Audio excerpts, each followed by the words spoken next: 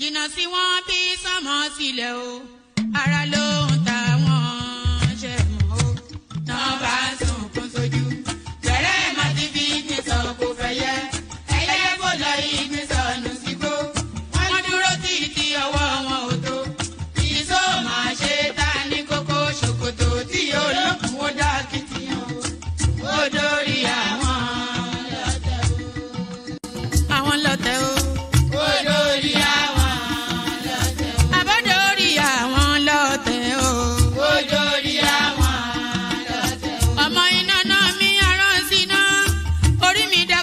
Ṣí mi lọ́nà o mo tẹríba fàdàgbà o àgbà ẹ foríjì ni ojoojúmọ́ ni mo pọ́n wọn lé mo ń ṣèyá sí àwọn àgbà o mi ò fojú tí rìn wọn láyé ọmọdé ẹ má fàgbà ṣe yẹ̀yẹ́ torí oníkọ́ tó yọlá ni ọmọdé ń bọ̀ wá dàgbà o màmá ń bọ̀ wá dàgbà o. Máa ń bọ̀ wá dàgbà o. Ọmọdé ń bọ̀ wá dàgbà. Ọmọdé ń bọ̀ wá dàgbà o. Ọmọdé ń bọ̀ wá dàgbà. Bọ́lájú kòkòrò bá pẹran nígbó tó bá fúnra ẹ̀ pín ló dára jù o. Kọ̀wé mi á jẹ́ tàgbà o. Èyí mo rí màrò ẹ̀kọ́ gbogbo náà ní ilé ayé. Sùúrù ní ṣẹ́gun ohun gbogbo. Ẹ má ṣèké mo ní ẹ má dalẹ̀. Forí wórí ìkìlọ̀ ló jẹ́ ẹ̀yin forí wórí yìí yóò ṣàbàmọ́ àwa ò ní ṣàbàmọ́ láyé o nílé ayé o àwa ò ní ṣàbàmọ́ láyé àwa ò ní ṣàbàmọ́ láyé àwa ò ní ṣàbàmọ́ láyé dẹ́bìtọ̀ rẹ̀ àtàrà ilé o àwa ò ní ṣàbàmọ́ láyé àwa ò ní ṣàbàmọ́ láyé àwa ò ní ṣàbàmọ́. Ṣòkòtò wọn múra wọn sáré kẹrù sọkọ o àyànmọ́ ògbóògùn o wọn ò béèrè lọ́wọ́ orí orí lọmọ mẹ́wàá lọ ìyàwó ohun tí ẹ wá lọ sí Ṣòkòtò ohun rẹ lágbo Ṣòkòtò mo sọ àkúnlẹ̀yàn ọmọ ẹ̀dá láyé kò lè yí padà mo ń tẹnu mọ́ o olórí làlá bàrò orí làlá bàrò olórí làlá bàrò mo lórí làlá bàrò olórí làlá bàrò orí mi gbé mi níjà o olórí làlá bàrò làlá bàrò olórí làlá bàrò oríjà jogun ìkànnì wọn rí má fi wá fáyé mu nílé ayé wa o olúwa àgbẹ̀ wa níyà o àmì nílé ayé wa ó tilẹ̀ jẹ́ pé ọ̀tá kọ́ ni wá ó tilẹ̀ jẹ́ pé ọ̀tá kọ́ lẹ́yìn ṣọ́wa nínú ọ̀pá wọn kìnìún ejò olóró àkékè ṣọ́wa nínú ìdàgìrì ayé dáàbò ẹ̀bùn wá fi ṣọ́rẹ́ ṣọ́wa o mo sádì ọba bá lókè mo sádì ọba bá lókè o mo sádì ọba bá lókè mo máa sádì ọba bá lókè o. Olúwa gbé wa níjà o. Mo sádì ọba bá lókè o. Kó má fi wá sílẹ̀ o. Mo sádì ọba bá lókè o. Olúwa má fi wá sílẹ̀ o. Mo sádì ọba bá lókè o. Àwọn ọ̀tá tí wọ́n rè rajọ ìbànújẹ́ ti bá àwọn ọ̀tá nílé. Àwọn ọ̀tá tí wọ́n rè rajọ ìbànújẹ́ ti bá àwọn ọ̀tá nílé. Àwọn ọ̀tá tí wọ́n rè rajọ ìbànújẹ́ ti bá àwọn ọ̀tá nílé.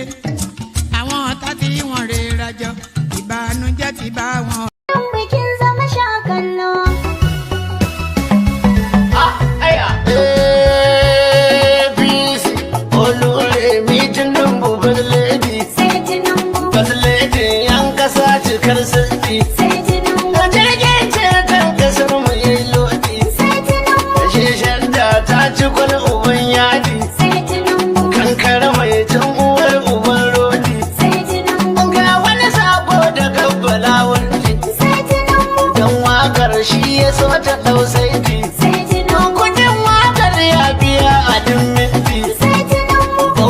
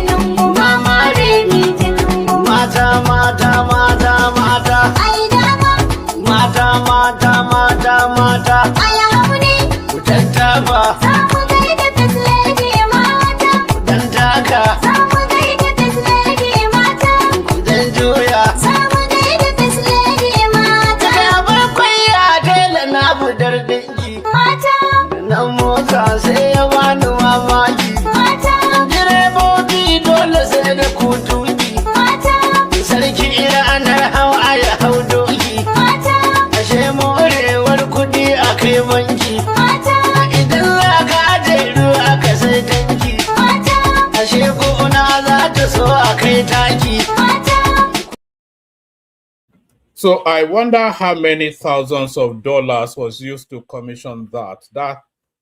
Because anytime I say all these things, I always put a dollar sign to it. And by the way, they don't spend naira in Nigeria. At that strata, that echelon, that level of society, they don't spend naira only because the transactions, the volume of because they do all these things in cash, and the volume of naira, it's easier just to spend dollars because that's also in abundance within the Nigerian space. So I wonder how many thousands of dollars, if not even millions of dollars, went into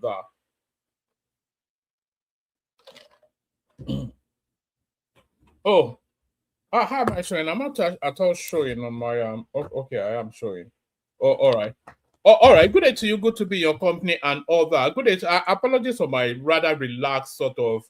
It's 7 minutes past 1 a.m. where I am. So what will I be other than be relaxed? So, and I'm amongst friends anyway. So why shouldn't I be relaxed? So good day to you. Good to be in your company and all that. Good day to you. Good to be in your company. And how are you? I hope you've had a wonderful day. So we didn't come out yesterday. We're out today, but we will be coming out more frequently as we build into the year, because of course this is a decisive year. As soon as we say Merry Christmas this year, that essentially by the time we wake up from Christmas this year, we will have either a new president or Tinubu continue. So we only have this year now as the buffer between now and the elections, because I think the elections cannot be later than March, almost certainly February. So really this year, very, very important. So we'll be churning it out. We'll be engaging in the conversations. We'll be having all the permutations. We'll be looking at the runners and riders as we already are doing, because the runners and riders are known anyway. I don't think the president of Nigeria come April, May 2027, I don't think the president will come as a surprise to anybody. We all know who is likely to be. It's one of three names, isn't he? Almost likely Tinubu, probably Atiku, and then by some quirk of distant chance, by a lottery win, it could be Peter Obi, most unlikely. But the president that will be announced is not going to gravitate out of those three names. We know it's not going to be Chowore. We know it's not going to be Prince Adewale Adebayo. We know it's not going to be Kwakwanso. So we know all of these things. Only then to know that the conversations we're going to be having is going to wrap around those three names: Atiku Abubakar, Peter Obi, and Tinubu. So we will regurge, align, realign, look at the dynamisms within the political space and see what that tells us to permutate. Because the last cycle of elections, that was when we started streaming, really, actually. Just round about the last cycle of elections was when we started streaming. And by all of the permutations, we got it right. We did all of the charts. We went through every detail and we land banked on how the results will play out. So we're looking to repeat that success story again. So, and by the way, if you're not already subscribed, please subscribe. Very, very important conversation takes place here almost every single day. Very, very important conversations with high-functioning Nigerians. So if that is your diet, if you have a taste for that sort of thing, then this is exactly the place to be.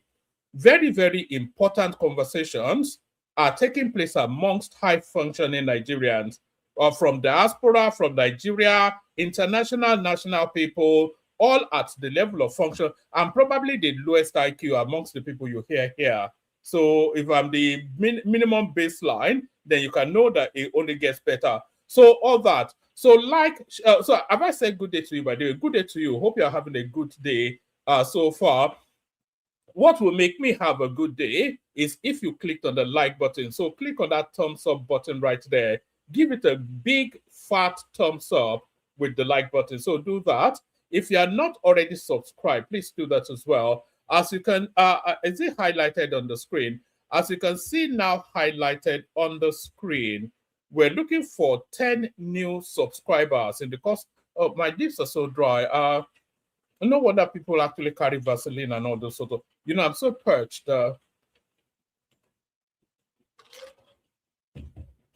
What was I saying? I didn't even know I had that level of vanity. Yes. What was I saying? Yes. So click on like, click on subscribe. Is really what I was saying. That's what I always say. I call it that so much. We want to hit real. We want to really ratchet up the platform this year.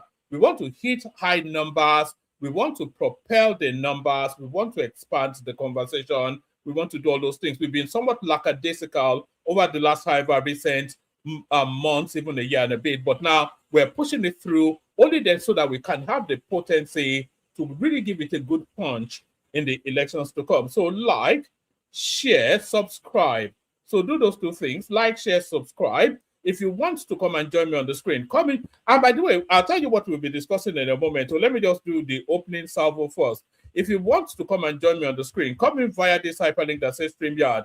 If you've never been on before, then we're especially looking for you to come on now. We're always and forever canvassing for new voices. So you be the new voice of the day. So we're always we're ravenous for what we have an insatiable appetite for new intelligent voices on the platform. So you'll be the new intelligent voice, the birds in the course of this session. So like, share, subscribe, click on the hyperlink that says StreamYard, share the links just as widely as you can, super chat towards the stream. We need to be seeing that as well, actually, because there's a, you know that I actually pay for this app that I used to stream. I mean, a lot of you don't know, but it's paid for. There's a lot of things that are paid for. I don't canvas much, but you have to make your own donations via the super chat because there's an expense to all this streaming.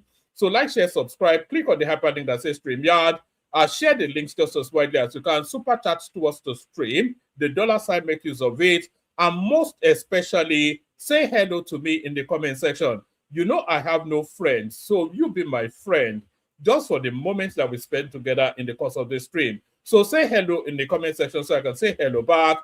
So that is Agbadoria and Omotinubu right there saying hello. The elegance that is Chioma right there, impossibly beautiful young lady. There she is right there saying hello. That's Michael Babs right there. Where hello with a thumbs up for man. So that's Michael Babs.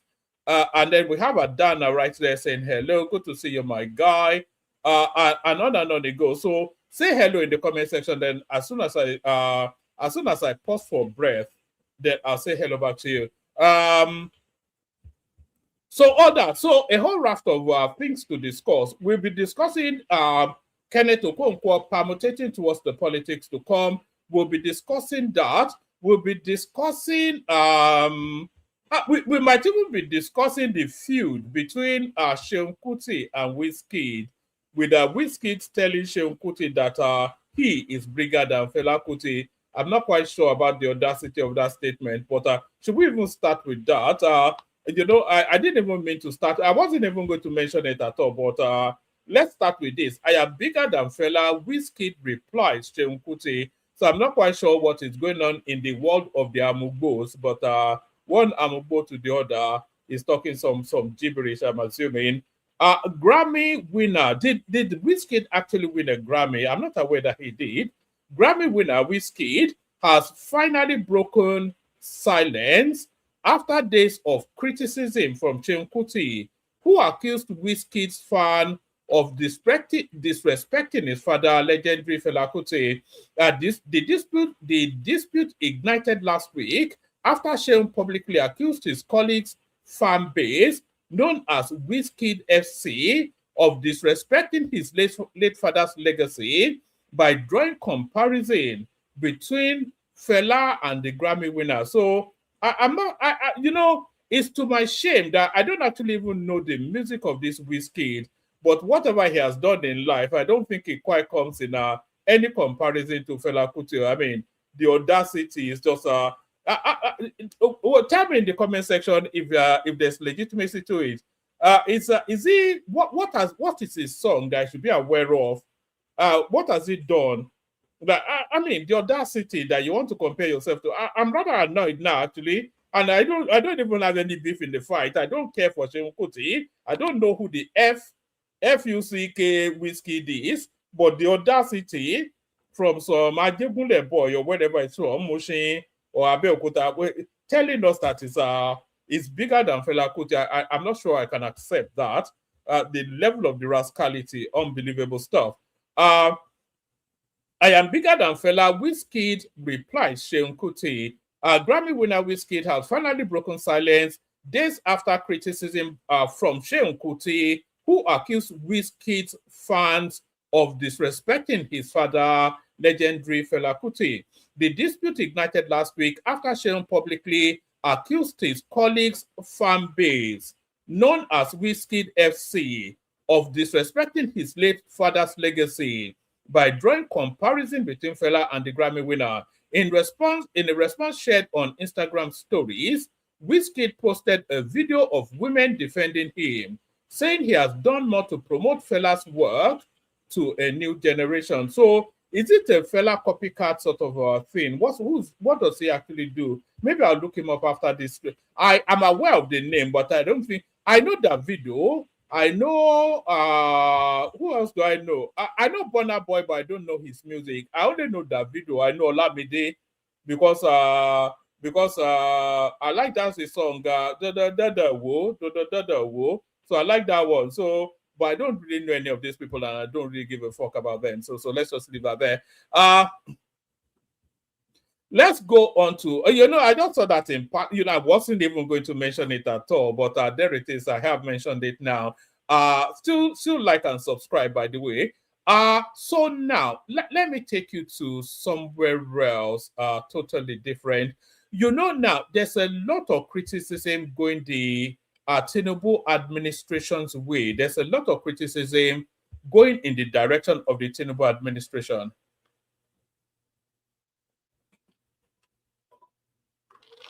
Says, how would you not know Wizkid? Because I'm an old boy now. I'm not in the clubs anymore, man. I'm a married man now with kids. So why would I know who Wizkid is?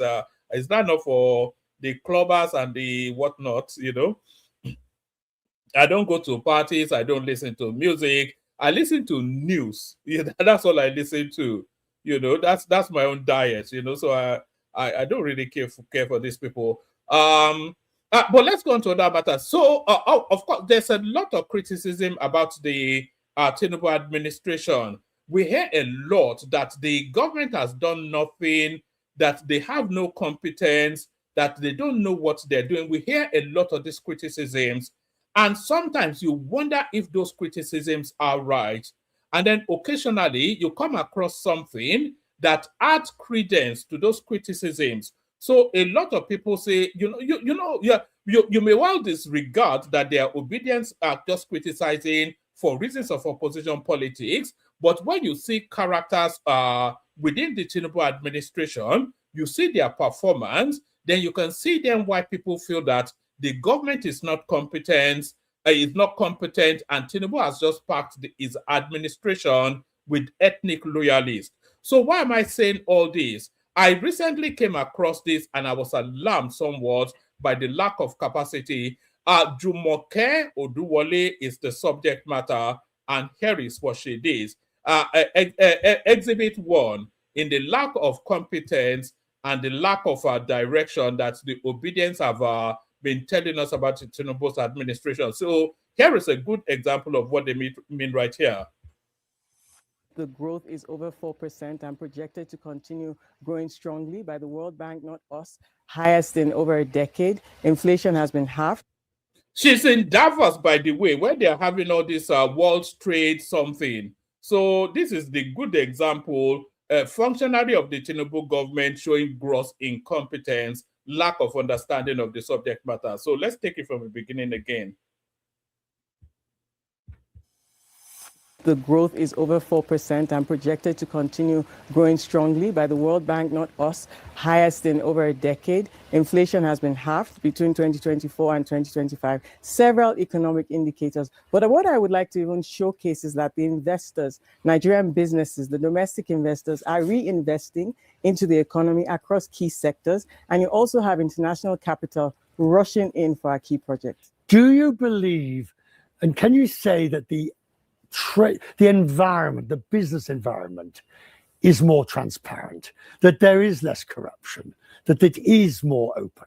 I can say that it's slow work. You know, I worked on business climate reforms for nearly a decade, so I know that it's a sustained intervention. Indeed, that's why I got this job. And so when you think about, for instance, trading through the ports, we have a single window project that's going live at the end of this quarter. When you talk about investors coming in, the decisions that they're taking are based on the fact that they can do business with an. Are you not alarmed by the lack of competence of this woman, who clearly doesn't know what she's talking about, if we're to believe the obedient space that tells us that the administration is packed with incompetent, clueless people? So if this is an example of an incompetent, clueless person, then more, please. We need more of this level of incompetence. She's in Davos, by the way, where decisions on global financial matters are made for the year. And Nigeria has a permanent house there now. And this is our public face at Davos. So you tell me now, if this is the face of incompetence, tell me if she doesn't know what she's talking about. Nigerians. We talk now, I mean, we cannot avoid the issue of tariffs and the United States and the difficulties. I mean, how difficult is it now for you? Well, you know, to be honest, we're staying the course. The United States remain our strong strategic partners. We launched a commercial investment partnership in June last year. U.S. businesses work very closely with Nigerian businesses. And, you know, businesses just want to do business. Do you worry the deteriorating global situation at the moment?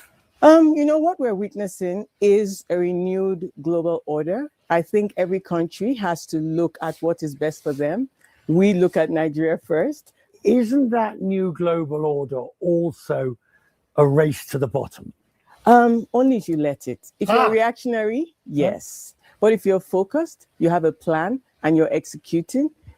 She's answering all these questions in real time. Oh, this is really why I'm bringing it to your attention. This is just a pure. So look at this woman right there. That is Jumoke Oduwole. Yes, I think that's her name. Jumoke Oduwole. Look at this woman right there. As impressive as she is, she's not even the best functionary in the Tinubu administration. As competent as this woman is, you have to say Taiwo Oyedele, the person that is oversighting the tax reforms, is at this woman's level, if not higher. You have to say the ZAC, something or the other, that is also within that financial cost, is of this competence or even higher. Festus Kiyamo Dito, David Umahi Dito, you know, Yemsin Wike Dito. So you cannot see at this quality of function and tell us then, you know, it is lying in the face of facts.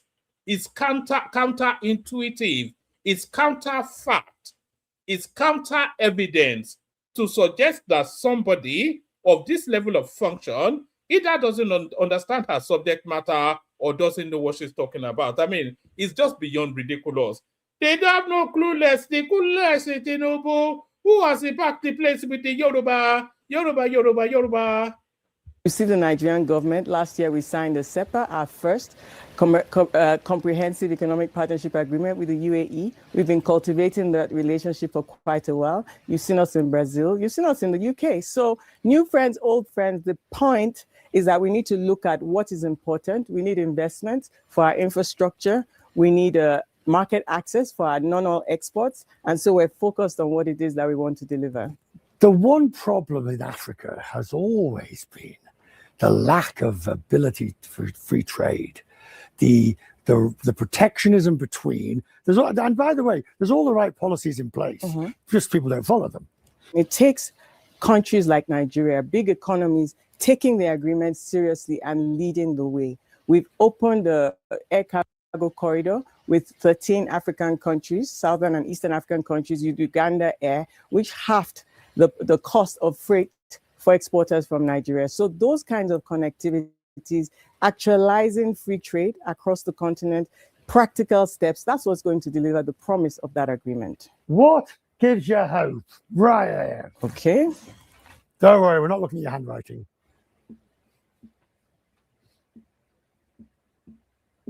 Oh, cheap shots. Yes, yes, yes. Cheap You shot, know, you asked me Minister. about Africa. What gives me hope? The African Continental Free Trade Area, Nigeria paving the way, Nigeria pushing on all exports. You and never on miss all the exports, opportunity, do you? 20% up. Yeah, I'm going to charge you for the advert. The growth.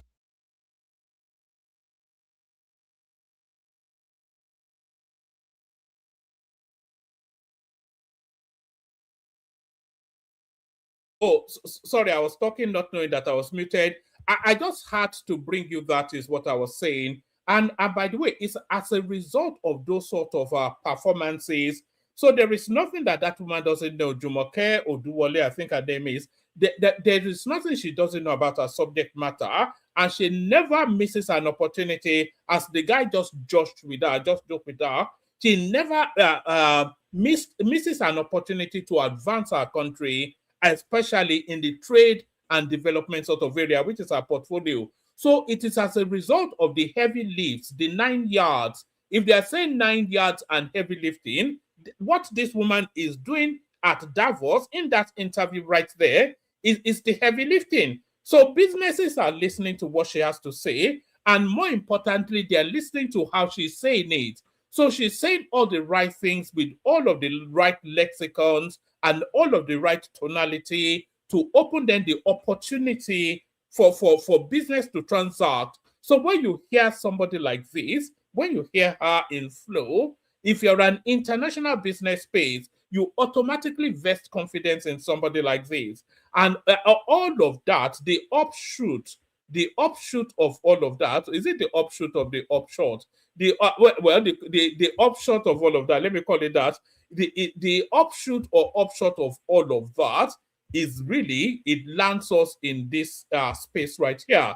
So here is now the latest IMF. And by the way, these IMF projections, they mirror so many things. So this is the latest IMF update on forecast for growth globally. So the biggest growth to come out of the United States, of course, Germany as well. And the percentiles, by the way, is to do with the size of the economy. So a 2.4% growth is quite massive in the United States. 1.2% growth in France, in Germany also, and the UK as well still. China, Japan, India, Russia, Brazil, Saudi Arabia, and who is in the top 10? So the top 10 growth projections, Nigeria is there. So this is as a result of all of those performances that you're seeing from that lady right here.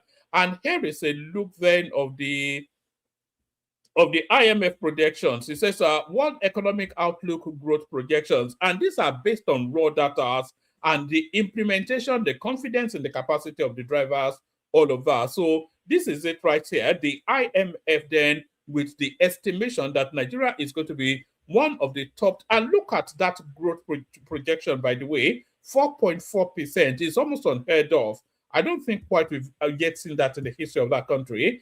And here it is right there. World Economic Outlook growth projection. United States, of course. So the World Outlook for advanced countries, United States, Euro area, which is the European Union, and then goes on. United Kingdom comes in there, Spain, etc. I'm not quite sure where Spain is experiencing growth, or Italy. And then emerging and developing. So these are the Asian countries. China at the top of that. Emerging developing Europe, Russia there, Latin America and the Caribbeans, Brazil, Mexico, Middle East and Central Asia, Saudi Arabia stands alone, Sub-Saharan Africa, your country and my Nigeria, of course, leads the way. So it's as a result of the sort of performance that we saw from that lady right there. Let me send the link in the comment section. We don't have an abundance in the news, so this is going to be somewhat a participatory sport. So if you want the conversation, then just follow the link and come into the studio, and then come tell me what your thoughts are. So we go back then to Nigerian politics, and we find out what are going in the Nigerian political space. What going? And by the way, sorry, can we have the numbers going up? Like and subscribe, if you will, please. We want those 10 subscribers. We were shooting for 50. Now we're reducing it to 10. So at least 10 is a reachable target. So 10 new subscribers, please be one of the first to take us on that journey. So here is now, we're back to Nigerian politics, and this is Akim Baba Ahmed, who is the older brother, by the way, of Dati Baba Ahmed. Some of you may or may not know. If you did not know, then know now. That's the older brother of Peter Obi's erstwhile running mate. And this is what he has to say about Peter Obi, his younger brother's boss. I don't know whether about party primaries, especially having to go head-to-head with Atiku Abubakar. That man seems to have a master stroke in winning party primaries. Talking about Wike now? Atiku Abubakar. And I'm saying whether or not Peter Obi needs to learn something from Nyesom Wike. Sometimes when you lose, you have a lot of wisdom to share in your loss. And I'm saying that for those who think Peter Obi, the only reason why Peter Obi will be in the ADC is because he's going to be the flag bearer of the ADC. And people are forgetting that there's a Rotimi Amechi in the ADC. Yes. People should ask Bola Tinubu who Rotimi Amechi is when he ran against him for the ticket of the party. Yeah. And perhaps you should go and ask Nyesom Wike the kind of dramatic political game Atiku played against him in the PDP 2023 political primary. And that's what I'm saying. It looks very dicey, but it looks like they are very strong candidate that could be the flag bearer. I think almost certainly, and I'm guessing now, if ADC goes to convention, and it almost certainly will, and it will only because that's what Vice President Atiku wants, he will get the ticket. And then I'm not quite sure that is breaking news to anybody. There is nobody that knows anything about the Nigerian political landscape that doesn't know that Atiku will get the ticket for the ADC. So quite why Peter Obi went there remains a mystery. The only thing that unravels that mystery is that he has a behind closed doors agreement that Atiku will give him the vice presidential slot. And it makes infinite sense because Peter Obi comes with votes. So Rotimi Amechi doesn't come with votes now. So there are three players in the ADCs, as we all know: Obi, Atiku, and Rotimi Amechi. So they are all vying for that ticket. And as we all know, the ticket will go to Atiku Abubakar. We all know that.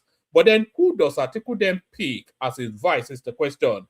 Rotimi Amechi has the money to run a presidential campaign. He sponsored the Buhari's campaign in 2015 that brought Buhari in first term. The whole of River State money, the whole of that election was run with River State money. So we know he has still the residues of that.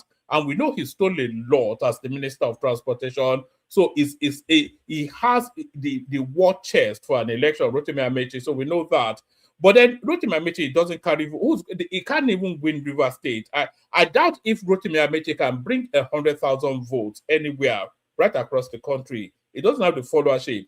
But Peter Obi comes with a guaranteed 3 million votes minimum because the Southeasters, at least, that's a voting bloc.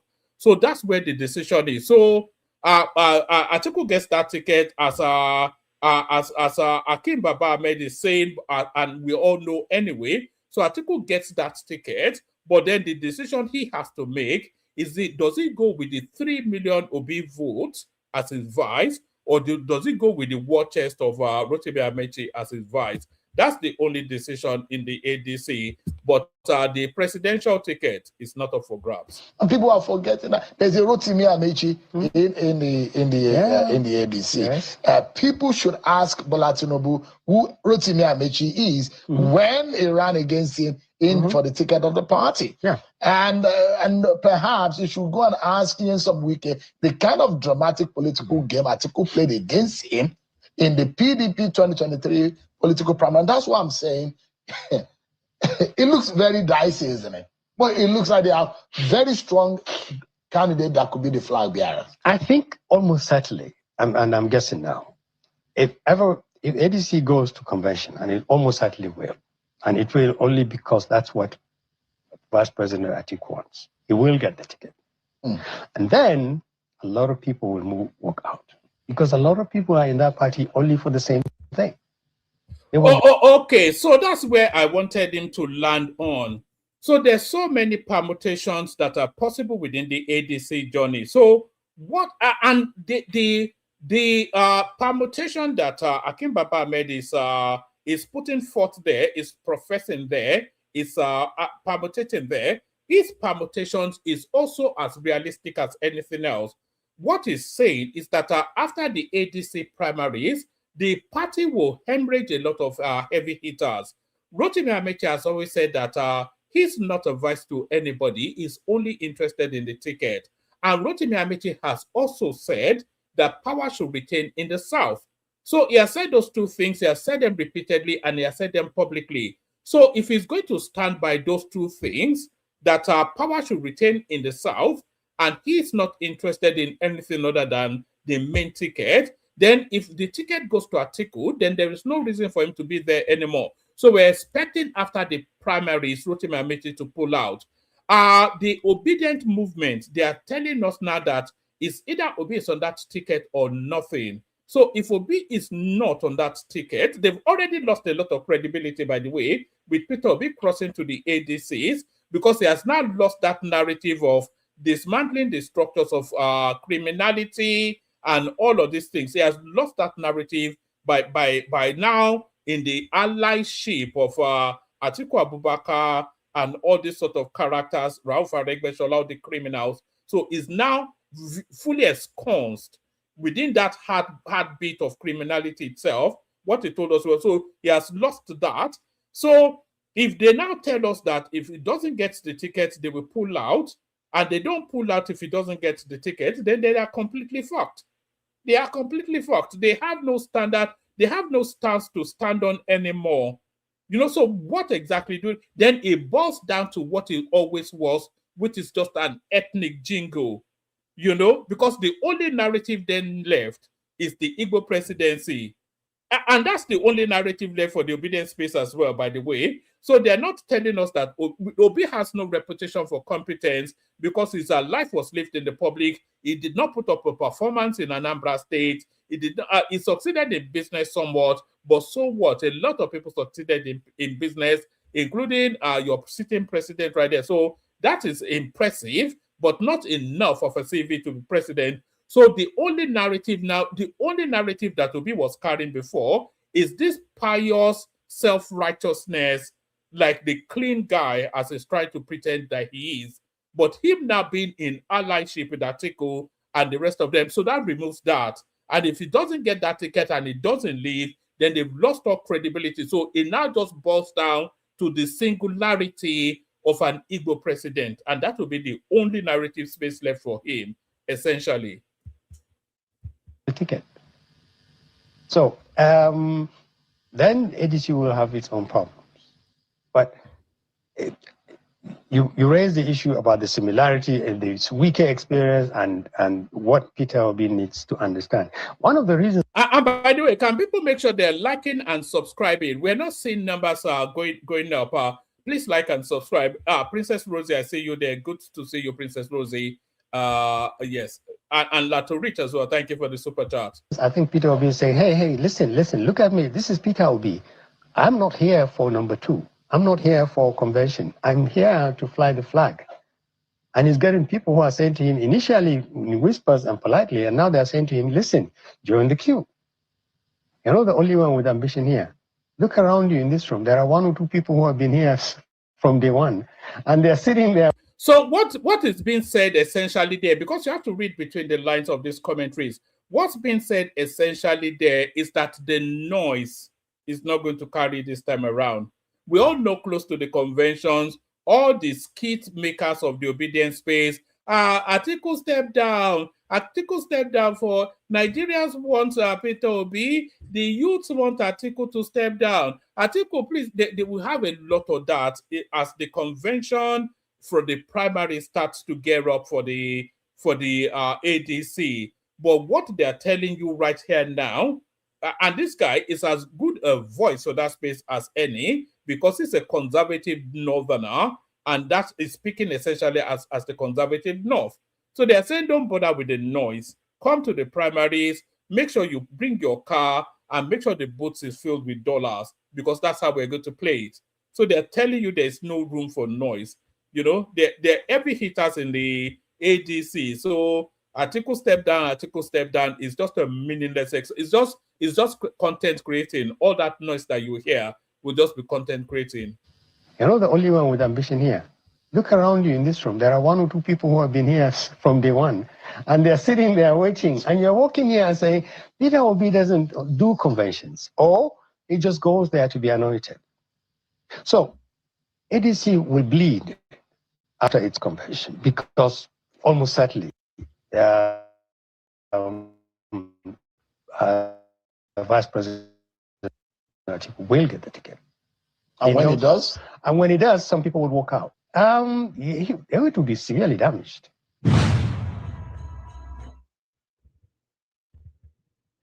Yeah, so there's nothing to disagree with in what Akim Baba Ahmed said there. There's absolutely nothing that I can disagree with. Yes, Atiku will win that ticket. I think universally we all know that. And a lot of people will hemorrhage from, especially at the top tier of it. We expect Obi to leave. And I expect Obi, by the way, to leave and then retire. You know, I don't expect him to leave and then go to another party. I expect Obi to leave and then withdraw completely from the race. You know, maybe he will endorse Atiku, maybe he won't, but I expect Obi to leave and then retire. Otherwise, he would lose all dignity, he would lose all respect if he doesn't do that. And Rotimi Amechi, equally, I expect him to leave and just retire. Because, of course, we don't have one power going to the north. Let me play you this. Yes, do I want to play you this? What else do I have for you? Actually, I did have the Kenneth Okonkwo one, but it's always heavy going. This Kenneth Okonkwo, it never stops. It just goes on endlessly, witlessly. The sum total of what Kenneth Okonkwo is saying is that he's slamming Peter Obi for joining the ADC, although he's inviting him to contest. He talked about Atiku and Amechi, so that's just what he has to say. What else do I have for you, actually? Do I want to bring you this Deji Adenyoju one? Let me bring you a little bit of this Deji Adenyoju something. Let's hear what Deji has to say. Commonize people's sacrifice and there's no way I'm going to support any politician you're supporting. Even Showore himself that's sitting here. Have you ever seen me openly say vote for Showore? All I said during the last election is that my one vote is for Showore. I will not convince you that you should vote for him. My one vote is for Showore. So the fact that I'm not openly campaigning for you does not mean that you should be my enemy. And lastly, let's even say that we are not campaigning for Showore. If we are being sincere with ourselves in this country, that we want a restart button in this country, that the reason why the country is this bad is because of how rotten the system is, that we want someone that can restart the country. Okay, the person that can restart the country is the person that is going around visiting and doing coalition with Malami. The people that can help restart this country are people that are mingling with the aerofiles of this world. See, Nigerians know the truth. Know the truth. But that is why I'm not going to put my life on the risk like Showore. Of course, it's a direct dig at Peter Obi. Like I said, he's lost credibility, and that's what the political landscape is telling us. So that's the Adenyoju right there, talking gibberish, as always is the case with him. Let me bring you this one as well. This is going on as Kwakwanso navigates his way slowly to the ADC. Kwakwanso to meet Tinubu as details of Governor Yusuf meeting with the president emerge. So we're still waiting. This has been the longest defection we have had so far. Is taking the Israelites route to join the APC. This is Governor Abba Yusuf of Kano State. And it's all the entanglement or disentanglement with the Kwakwanso narrative. Kwakwanso to meet Tinubu as details of Governor Yusuf's meeting with the president emerge. Let's just let's go through this one at speed. President Bola Tinubu has reportedly invited Rabiu Kwakwanso, the presidential candidate of the New Nigerian People Party, NNPP, in the 2023 general election after meeting with Governor Abba Kabir Yusuf of Kano on Monday, January the 19th. So, which was as early as I was saying yesterday or the day before.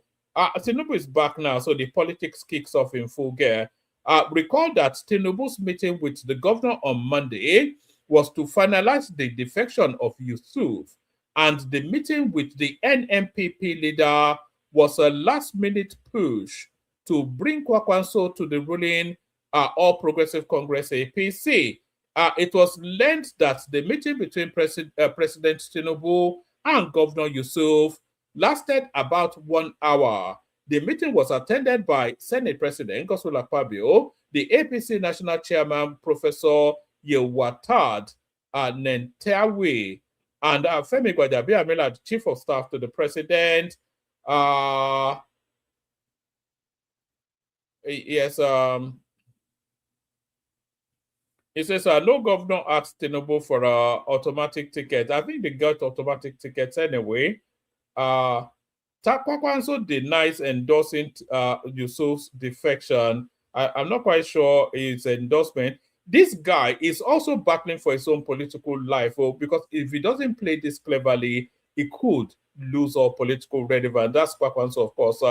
Says recently, Kwakwanso, the leader of the Kwakwansia movement and former presidential candidate of the NNPP, denied a report that he endorsed the reported defection of Governor Abba Kabir Yusuf of Kano from the party to the ruling APC. Kwakwanso, who was a former governor in the state, made the denial in a statement by his media aide, S. Hassan, on Tuesday, January 13th, saying the claim was misleading, false, and did not have any basis in fact. According to correspondents, the former governor reacted to the publication by some media, which claimed that he had supported the defection of the Kano governor from the NNPP to the APC.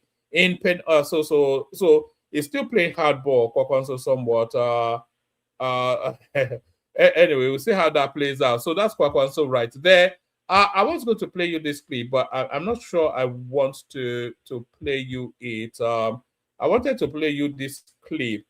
Let me play you a little bit of this clip. This is speaking to the value add that raw materials are now having. It says 50% of the $6.1 billion Nigeria's non-oil export heat is value addition. So I think that tells us all we need to know. Let me send the link again. I'll play the Kegite music. We'll see if we can tease somebody in to come and join us. We're still looking for those elusive 10 subscribers, by the way. If you haven't subscribed already, then please do that.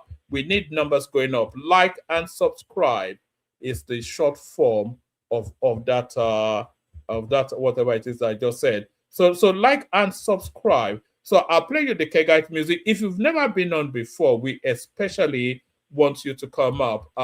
New voices, old voices, all voices, all welcome. One man went to mow. The eagle has landed. Only water, where they see ma.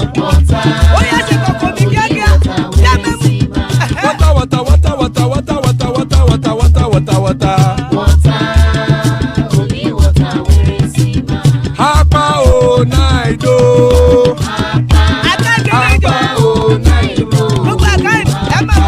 Hapa you don't come o.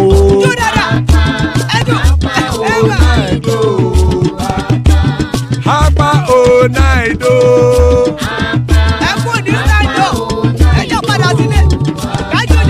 Oro kẹ̀kẹ́ ẹlẹ́mù yé o. Ibe sodi akẹ̀kẹ́ ẹlẹ́mù rẹ o. Bobby master kẹ̀kẹ́ ẹlẹ́mù rẹ o. Chief Waila ti kẹ̀kẹ́ ẹlẹ́mù rẹ o. Eruku lẹ̀lẹ̀ ẹlẹ́mù dé. Eruku lẹ̀lẹ̀ ẹgbẹ́ ẹlẹ́mù dòde ojàre o.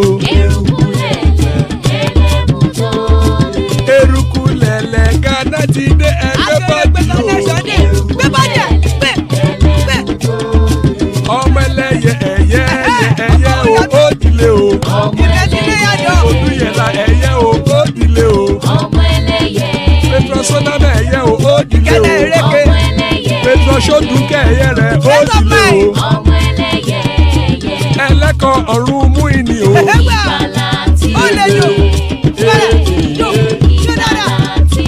àkùkọ ọ̀run mẹ́kọ̀.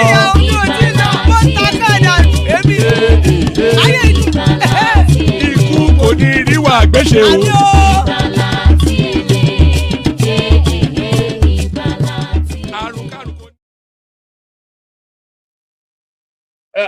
There it is right there.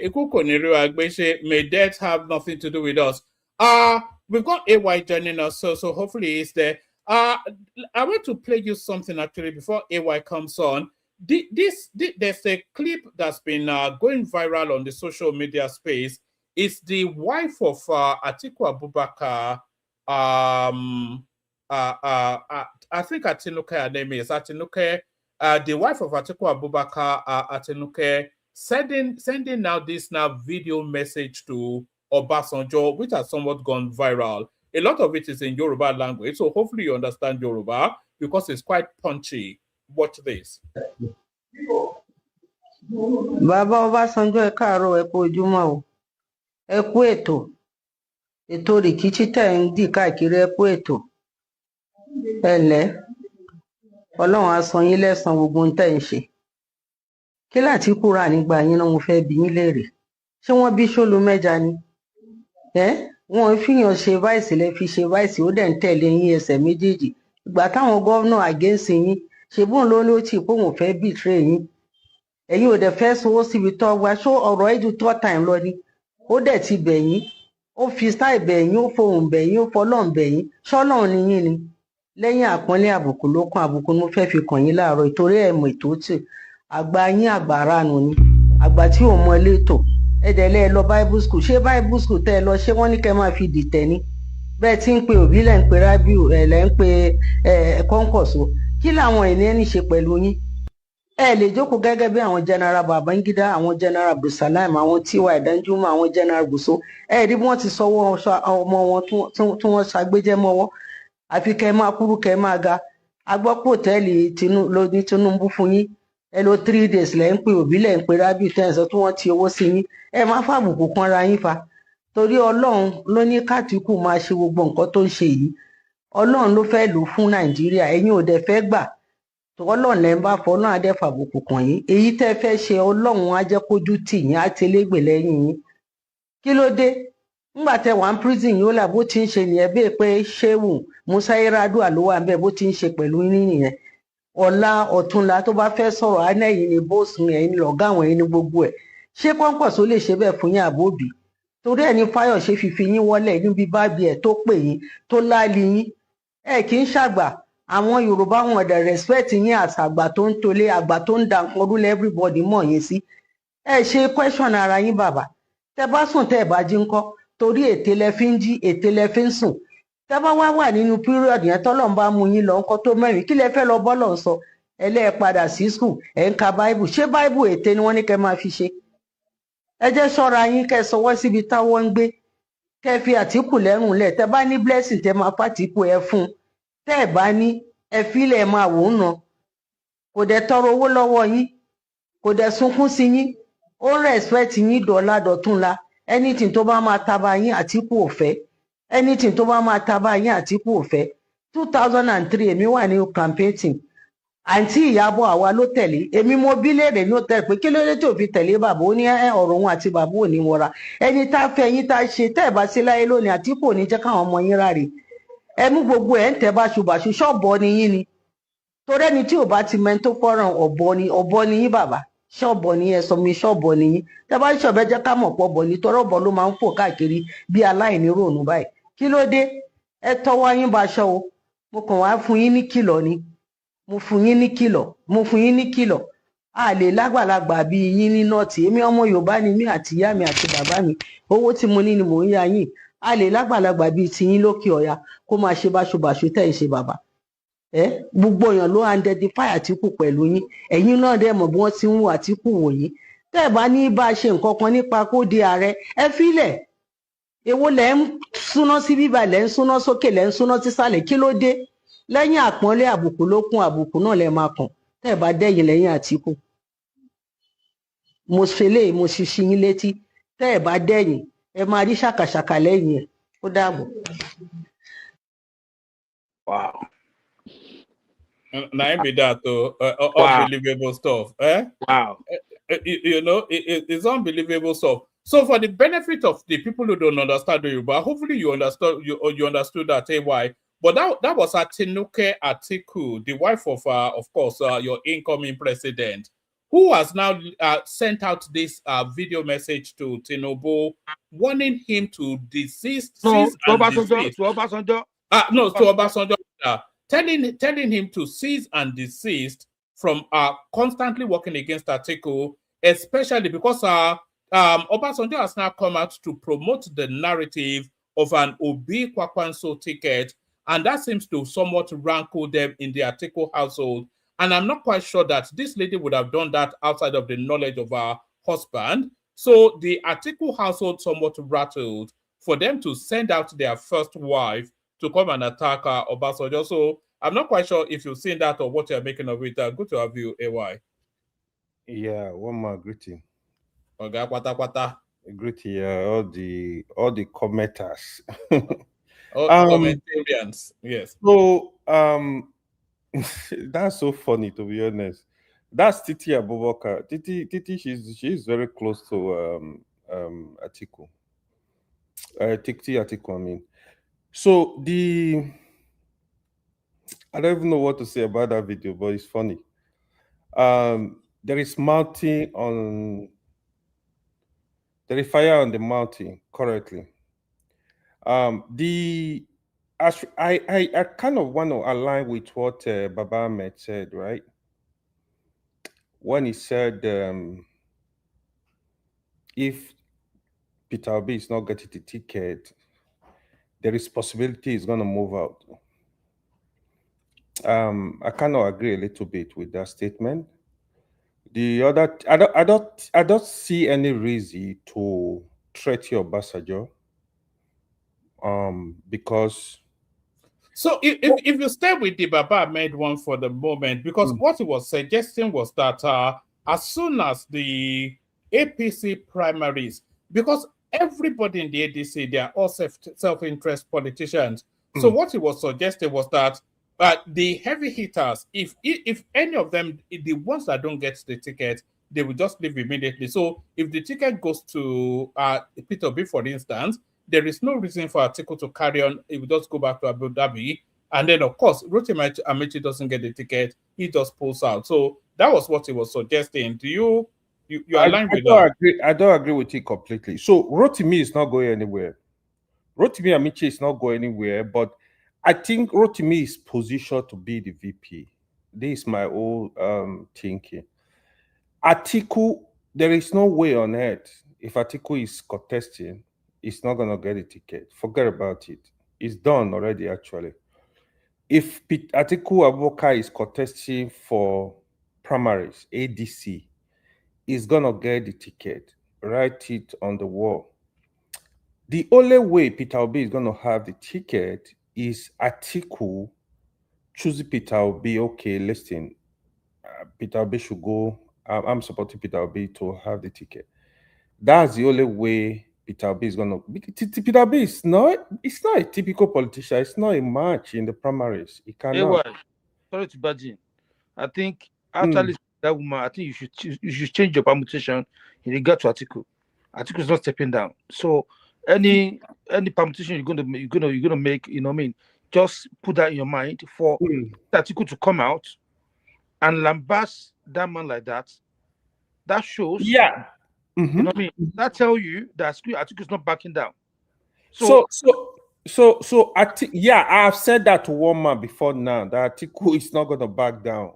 I know Atiku. If you follow Atiku, there is no way Atiku is going to drop for anybody, except probably real health reasons beyond his control. But should he though? What's the strongest ticket do you think against Tinubu?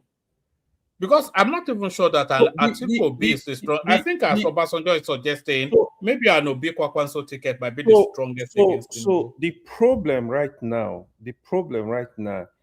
ADC, people are there with double mind. A lot of people are there with double mind.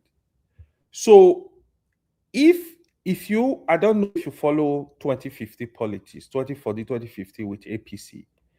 APC came correct with United House. That's the strongest alliance I've seen in Nigeria politics. It was so strong that even the president knows that my time is up. He knew he was losing the election. So right now, that is what they are not having. But however, Peter Obi, Kwankwaso would have been the strongest ticket, but write it on the wall again. Kwankwaso is not going to ADC. Kwankwaso will be a member of APC before February 8th. Write it today. Kwankwaso is not going to ADC. It's not going to happen. So, but Peter Obi Kwankwaso would have rattled Tinubu. Tinubu self will start shaking. That is why Tinubu is going to try and make a deal with Kwankwaso. Anyhow, it's going to happen. Tinubu will make it happen. This is Tinubu, I know. So he's going to give whatever it's going to take to allow Kwankwaso the card to APC. But the only thing, of course, Kwankwaso is not going to get the VP ticket in APC. That is not going to happen. But he will be able to have some, Tinubu will be able to give him, okay, promise this, promise that, probably for the Kwankwasia movement. That's the other one. But Kwankwaso out of the equation, in all honesty, even Atiku Obi ticket would have been a very strong ticket. Atiku Obi ticket can rattle Tinubu too, but here is the problem right now. Woman, remove the tip from the AY face now. You can't see a AY face there. Peter Obi is in a real dilemma. There is a too much pressure on Peter Obi from the obedient movement. Peter Obi, ordinarily, I strongly believe he would have been able to have a deal with Atiku and be the VP. But right now, the forces behind him is actually scared of the obedient movement, because obedient movement they are gonna eat him raw on social media. So if he made a mistake and go take the VP ticket, first of all, he's gonna lose half of the obedient movement. Half of them will go. They are not going to support that ticket. This is the dilemma he's facing. Except there is a way he can really convince them in form of telling them, okay, listen, there is an agreement. Let me ask you this question, AY. What do you think the Southeasterners want more? Do they want political relevance, or do they want the power to retain in the South? That's the question. So if they have Peter Obi as the vice president to Atiku, then they're still they still have the political potency of that office. Do they want that over power retain? Because everybody says power should retain in the South, power should retain in the South. But I think the Southeastern politics, it leans more towards being relevant. And I think you say he would lose supporters, but I don't think he would lose the core Southeastern supporters if he subordinates himself to Atiku, because they will get two things. They want Tinubu out because they hate him, especially the Southeasterners. They hate that guy they just hate him. So they get that, and then they also get political relevance. So I think he can sell that to the Southeasterners, and that is a guaranteed 2 million votes. Yeah, don't forget. Sincerely, don't forget. Let's remove Peter Obi from the equation. Even without Peter Obi, except Peter Obi is gonna go to a different party to contest, then he's gonna have the vote of the Southeasterners. But if Peter Obi withdraw from this election today, Southeasterners, they will align with Atiku. They are naturally for Atiku. So if you ask Tinubu and Atiku to contest an election, Southeastern majority will vote for Atiku. Atiku will win Southeast. That's settled. Now, if you have Peter Obi on that ticket, then it's gonna be like more vote. It's definitely gonna happen. The only problem Atiku is just that they destroyed the PDP, right? My fear for Atiku, I don't know. Atiku is just unlucky, to be honest. I strongly believe 2023 would have be it was just the time for Atiku to be Nigeria president. But he played very, I don't know, very childish politics. Because ordinarily, Southeast and South-South, these are PDP struggled. But here is the fear now. South-South is gone. South-South is gone to APC. APC are going to win South-South. So you have only Southeast to kind of like add to your northern votes. So this is where it become kind of tricky.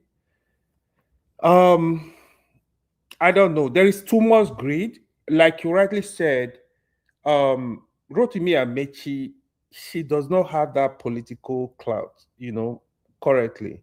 It cannot do much. So the two people to really, Rotimi Amechi will be a good VP to anybody. But when it comes to the presidency, the person that will be president in ADC, the candidate, I will say Atiku or Peter Obi. But for me, Atiku is too old to be Nigeria president. I don't think Atiku should People keep forgetting that. By the time we get to that election, his official age will be 80. Yeah. Even though his Mugabe age will be right about 90 or look something. at his son, Naibu, his son, just moved to APC. I think Atiku children should be playing politics, not Atiku. Atiku should rest, If at all Atiku want to really rattle Tinubu, he's just gonna give the ticket to Peter Obi. But again, there is something I'm not gonna say yet. Giving the ticket to Peter Obi is gonna be a different kind of kettle of fish because the dynamics is gonna change. That's what people don't know. Now you ask yourself, where will the northern vote go if assuming it's just Peter Obi and Tinubu? So there the northern votes will have to stay with Tinubu now. That is the difficulty. That's what they are not seeing yet. It's just that my fear is the country is going to be very polarized. But Tinubu is still the man to beat for now. It's going to be difficult. It's going to be really, really difficult. Except the only person that can defeat Tinubu is Atiku Abubakar, not because he's a strong candidate. But that's the only person that the North will vote against to remove Tinubu. They are not going to vote. I mean, we all know what's going on now. Peter Obi has 8 years. If they vote him in now, let me tell you something. They are actually be considering Goodluck Jonathan evil. The thing is, the North, when it comes to politics, they are fair actually. That is why the North might not even vote for Atiku. They might look at, let the South complete their 8 years. Don't forget the political interest, the big wings, their interest in the North too. For example, somebody like El-Rufai, somebody like Taboa, somebody like Okonkwo. These are people that have interest in 2031. They might be looking at option of listing, let the South complete their 8 years. So the power comes. They would prefer to take VP positions. So that they're looking for a way to oust Atiku, but Atiku is tough a bit when it comes to primary. He knows his way around. Because what happened with the ADC, Peter Obi was not playing the politics of ADC. He was just there. So Atiku men have hijacked ADC already from the almighty David Mark. They've hijacked the structure already. Forget, David Mark is not going to give you any free affair, anything. In fact, it's worse than Abacha. I don't listen to these people. They are jokers. When Atiku hijacked the structure already. So this is where Peter Obi is not really playing the politics. Peter Obi is playing politics of the former VP. What's his name? Osinbajo and Rotimi Amechi. The politics they played during Buhari, they were relying on goodwill. Oh, Buhari is gonna support me, he's gonna point at me. Meanwhile, Tinubu was doing the dirty job in the background already. So that's why that primary was difficult, because they were actually relying on the power of the presidency. So when Buhari did not, Buhari just like he saw what was coming, he just gave up, like whatever. So it's gonna be interesting. We are gonna see a lot. Beating Tinubu in this election. You know, I'm looking forward to it so much. AY, because if not for the enthusiasm of the opposition, then the election will be boring, because you've just described it. So there's no point in anybody repeating it. All of the permutations return Tinubu. The Northerners don't want Atiku because it will kill the ambitions of the ones ambitious to be president. The Northerners don't want Peter Obi because Peter Obi, he will tell you will take one term, but everybody knows that. Even Ruben Abati was slaughtering him that he should never say that again, because nobody believes it, so why even say it? So if Peter Obi gets there, he goes there for 8 years. So it shuts them even out more. So the politics of the North returns Tinubu. The politics of the Southwest returns Tinubu.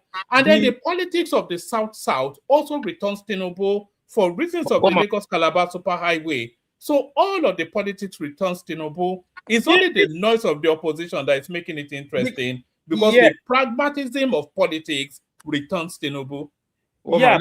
Because when you watch the South-South, see, when you make this argument, people are going to tell you, oh, the South-South, PDP were like the opposition were the governor in South-South in 2023 election. Actually, what you are going to see in the South-South is different from what happened in 2023. Reason is this. In the South-South, most of the states, they collapse all the political structure in those states into APC. This is where it's going to be very difficult. I'll give you an example. In Edo in 2023, you have PDP strong, you have APC strong, you have Labour Party strong. Labour Party in the presidential election was the strongest. Right now, you have all the politicians, the PDP, majority of the PDP, they are in APC. Labour Party, even the last senator is in APC. So this is where it's going to be tricky. In Delta, it's the same thing too. The PDP moved their structure to APC. So what you are going to have is, they are going to rig the election. This is the truth. They are going to look for anyhow, they will get the number out for Tinubu. So, all right, even if the party are gonna, they will have APC to contend with in the South Side. It's gonna be very hard. In Bayelsa, in Akwa Ibom, same thing. In Rivers, same thing. That is why. Sorry to say, that is why you see Tinubu is very careful with Rivers politics, because anywhere he goes is gonna hurt him. So now he needs to stay neutral and look for peaceful solution, because if he decides to support his minister Wike against the governor, he's going to have the people to fight. If he support the governor directly against Wike, he will have Wike structure. And you don't want to fight Wike, as Atiku found that already. Tinubu, you know, he's a rascal. Now you understand this. Tinubu is going to play safe in Rivers. He's going to play safe. He's going to try to look for settlement, because it's a win-win for him. So he is playing safe. It's a win-win for Tinubu. So now he's going to play safe and make sure he gets his vote out of Rivers. All right, brilliant. I think Kenny wants to come in. Kenny, and then we do a quick whip round so that everybody speaks as well. Kenny. Yeah, that's why, because I realized that your place is populating now. Thank you very much for the opportunity. You spoke very well. See, let me just, before I say what I want to say, let me just make this disclaimer. APC, they're not going to rig anything AY. Yeah? They will win with people voting for Asiwaju Bola Ahmed Tinubu, and that's a fact. So this mindset of people say they're gonna rig, it's not gonna happen. I disagree with that totally. Now let me not go back to Kenny. Kenny, you're so funny. Chioma, how are you? I'm fine. Do you know you're funny though, right? Yes, I know. Okay. Thank you very much. Yeah. So, listen. Let me say this first thing. Baba Obasanjo should behave as an elderly man. The man is just disgraces himself. Nobody have respect for him anymore. You know what I mean? Look at what that lady said. The lady actually mentioned the people that they are Babangida, Danjuma, the rest of them. The quiet, they are playing father figure.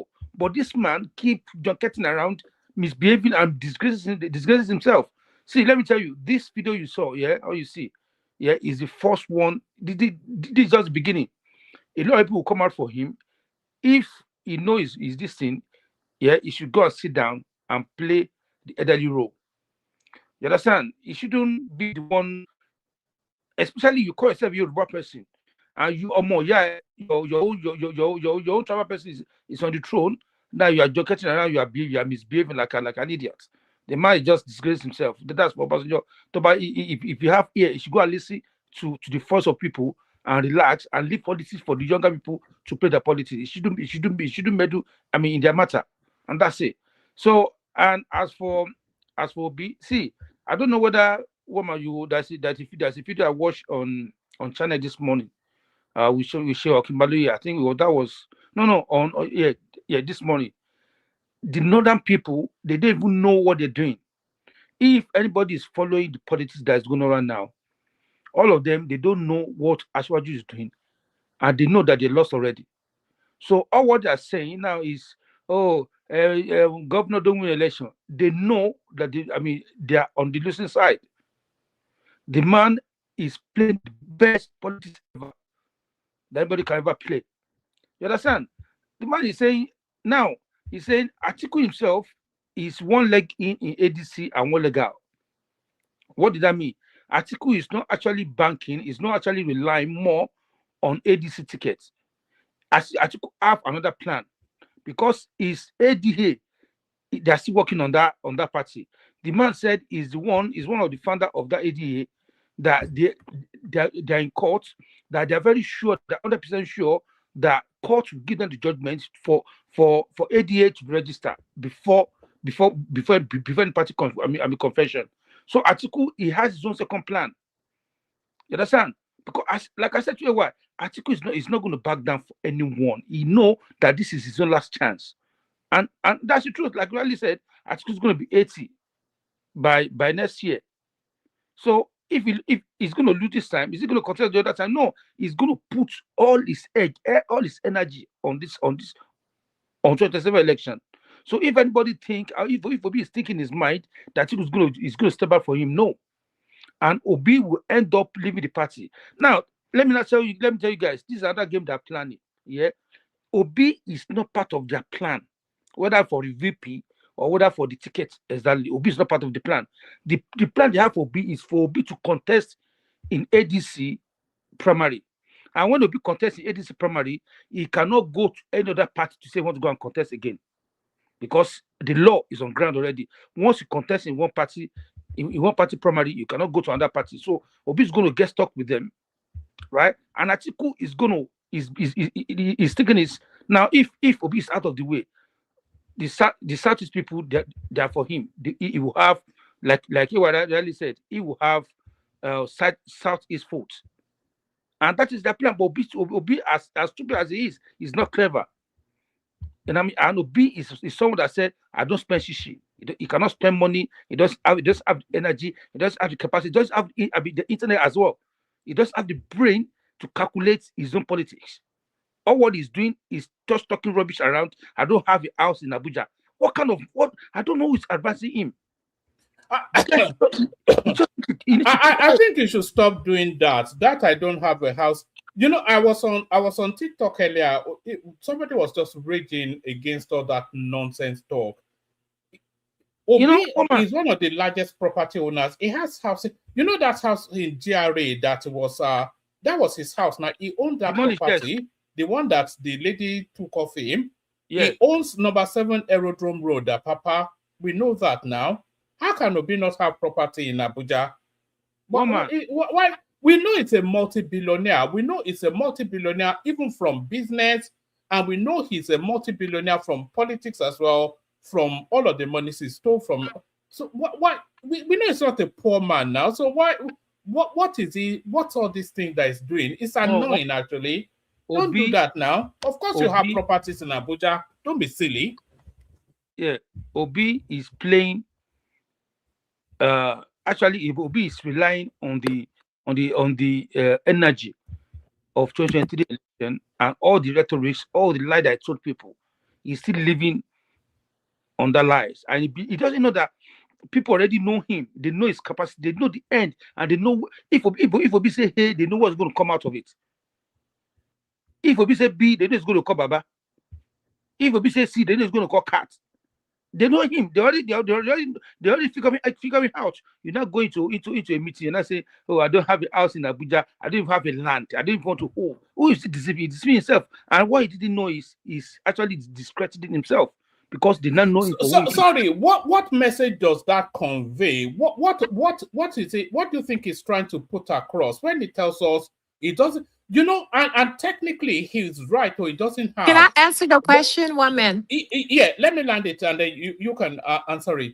Technically, he doesn't have a property in Abuja, Lagos, etc., because all those properties are owned by proxies under company names. So he can say, like, that's number 7 Aerodrome Road at Papa, for instance, or that property in GRA that the lady took off him. All of them were in next international names. So you can say, I, Peter Obi, I don't own a property, which would be factually true, but not holistically true. Because, of course, he owns, Peter Obi is next international. You know, so I don't know, but Choma, you wanted to come in. Yeah, I was gonna say, you say what message? Well, was he trying to convey? Right. I think it's because most of the Southeast politicians are actually governing in Abuja. That's where they are based. You know, so basically, he's trying to let you all know that he's still an Anambra boy. You know, and nothing will change. You know, he doesn't have a house in Abuja. You know, he's not afraid of insecurity in the southeast or, you know. Don't bamboozle. That's what he's trying to say. I'm telling you the truth. Who's arguing with me? That is a very conservative person. That's the straight. Exactly. That's he's trying to tell us he's a conservative person. So what's the difference? What's the difference between what you're saying and what I'm saying? No, there's a lot of difference. He's trying to create the impression that he's a conservative person. He wears one wristwatch. It's the Buhari politics, isn't it? He's trying to play the Buhari politics. Exactly. Only one shoe, only one wristwatch, only one. But our main problem with the Southeast governors is that most of them are based in Abuja. And we use them. Is he actually based in? You know what? Before let me finish. Let me just. He lives in Anambra. Joma, just give me 1 minute. Let me finish my this thing there. I can leave you guys to battle out. You know what I mean? I don't actually have much to say, but I'll be now. Let me just say this for the last time. Yeah, there's nothing. There's no formula in this life that can take Ashwaji out of that power in 2027. I don't say it. Unless God call him, God will not call him at this time. And I pray for him. Right? If you like, merge Atiku, with Obi, with El-Rufai, or with anybody. If merge Obi with Kwankwaso, they will not vote for them. Atiku, even the northern people don't like Atiku. And the north, they will vote for Ashwaji massively. I can tell you that, and I know that for sure. Right? Because the northern people, they don't want to wait for a long time. You understand? And if anybody think the south our eyes are open, even the middle belt, they know that they're not part of the north. The middle belt will vote for Ashwaji massively. You understand? So if you think all the bidder, you think, oh, Obi has 6 million votes last time, now you're not bringing that this time and thinking that all those people that vote for you, all the permutation you guys use in 2023 is going to work. You're going to work this time. It's not going to work this time. The table has changed. The game is changing. The football they play this time is no more white, it's red. You understand? The color of game has changed. You understand? The man who knows how to play the game is on the throne. And no one can take it out of him. And for the Southeast, I'm not going to say Ashwaji is going to win the whole Southeast, but I can guarantee you, with what I'm hearing, what I'm saying, Ashwaji might win 1 or 2 states in Southeast. Whether it be on the ticket, whether it be not on the ticket, and that's it. I'll stop at that. Thank you. You were doing so well. I don't think Tinubu is winning any state in the southeast, though. So Woman, go and mark it down. Tell me, say I lied to you. Go and mark it down. I saw you win 1 or 2 states in southeast. And people that are mentioning Jonathan, please don't even include Jonathan in this game. Jonathan is finished when it comes to 2027 politics. When it comes when it comes to 2027 presidential election in Nigeria, Jonathan is done. It's done politically and legally in Nigeria. It's not going to happen. Thank you. All right, brilliant, excellent. I disagree with you, but I want everybody to speak and then I'll disagree some more. But before we go on to the next voice, can you please make sure you are liking and subscribing? We need 10 new subscribers in the course of this stream. So be one of them by subscribing, like as well.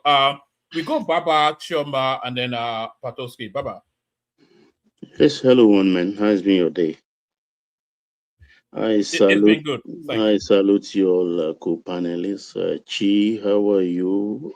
Patoski, AY, and Kenny Mighty. Yeah, what caught my interest actually is Alaja's video she put out. When I first saw that video earlier in the day, I was going to hide under my desk because that's what we all think in our head. Of a woman to come out and say it, I say, yeah. If I say 20% of what she said there, they go beat me for house. So, they go beat me for house well. But I think what brought up the angst of the Atiku household was the trip Baba OBJ took to Mina Hills yesterday to IBB. Actually, we spent only about 30 minutes with IBB with a very thin file, which he handed over to IBB and then left in a private jet back again. We don't know whether he visited Abdul Salam or General Theophilus Danjuma. You know, Baba goes around, he's trying his luck, but the anointing is that he doesn't know the opinion these people have of him.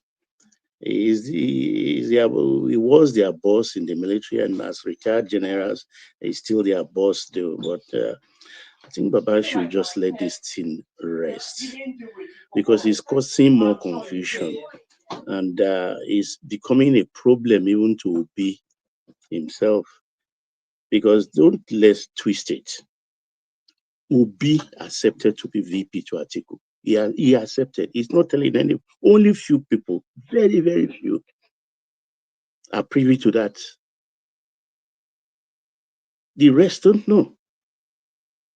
And his aim, like it's not his normal cunning way, is if he goes there, he will just feign things, and then Atiku gets the ticket. He makes him the VP.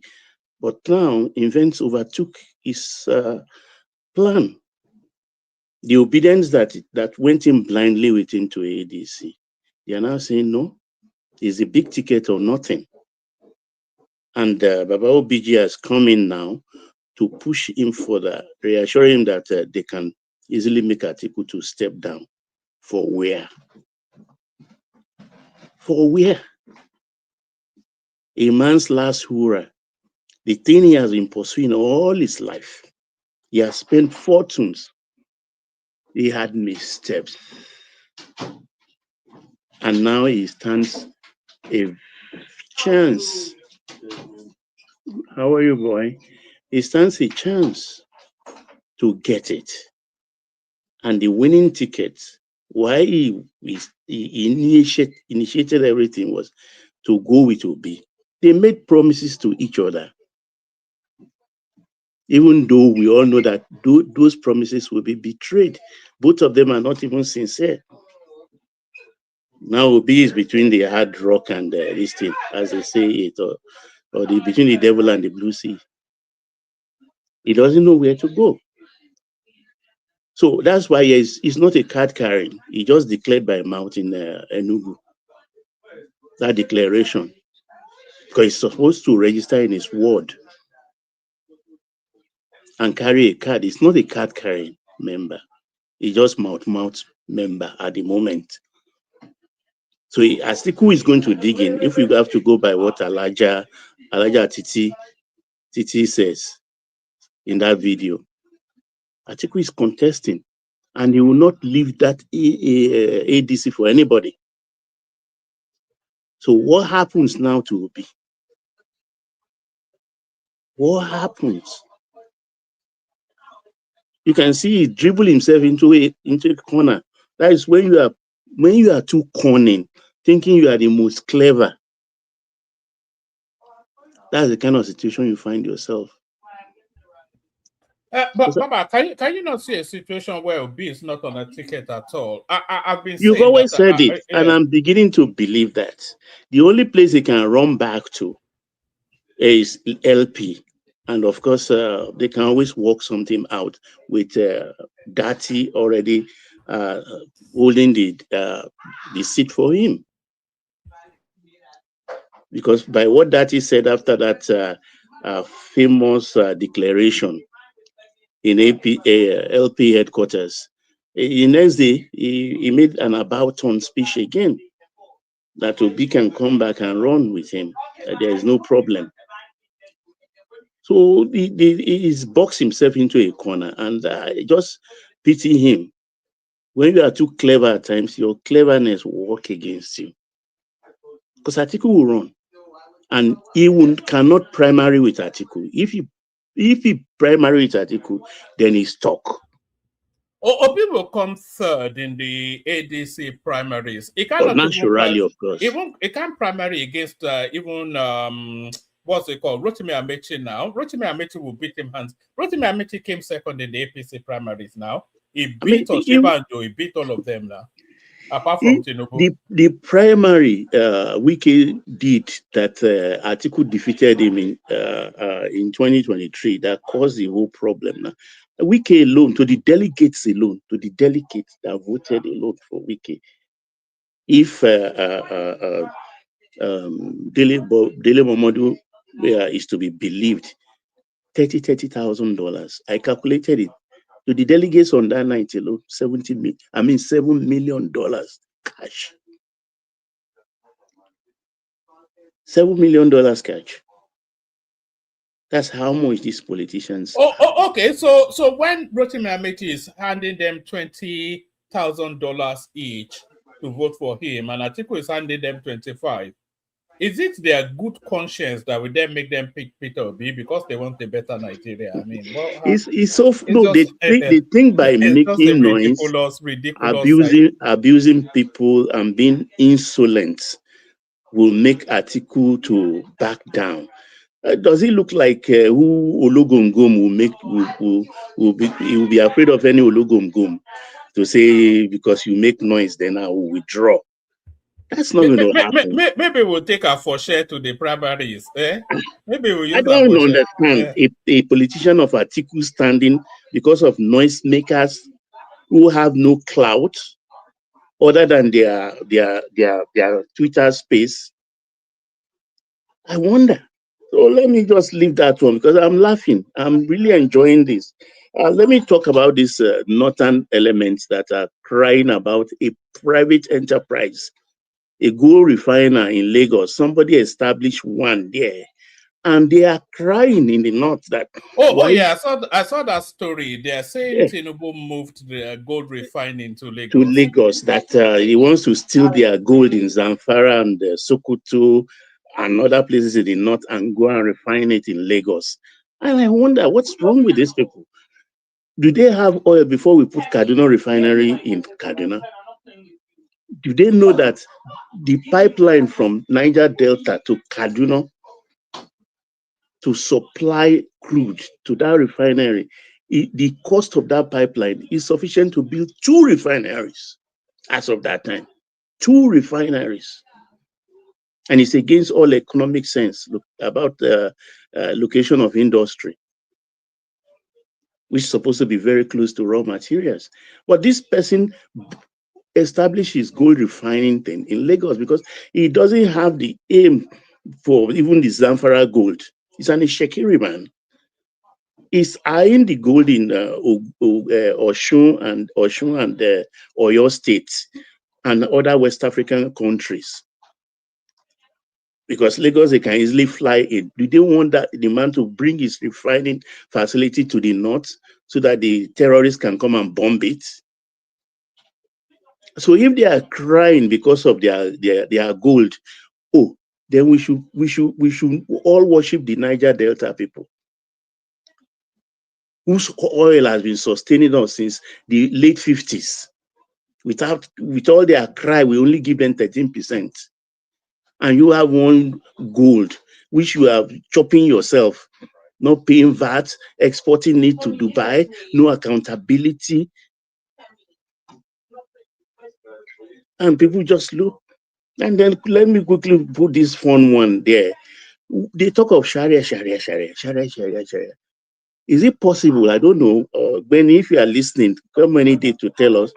Can they charge people like Malami to Sharia court, where if found guilty, they have to cut his head or his hand or leg? So let's start trying these people who propagate Sharia with Sharia law, in Sharia court, with Sharia jurisprudence. So I yield, woman. All right, brilliant. I was going to go to Patoska. He's dropped. Choma's disappeared as well. But let me ask you this: did you see the Jumoke Oduwole? Anyone can pick it up. Did you see the Jumoke Oduwole performance at Davos? You know, I'm insulted that you are just discovering her. No, I've always been aware of her. I thought she was in the wrong portfolio. Actually, I thought her talent was suited more. He's a brilliant egghead. He comes from a family of academicians, and the father, I think, is a medical professor, and the mother, I can't remember now.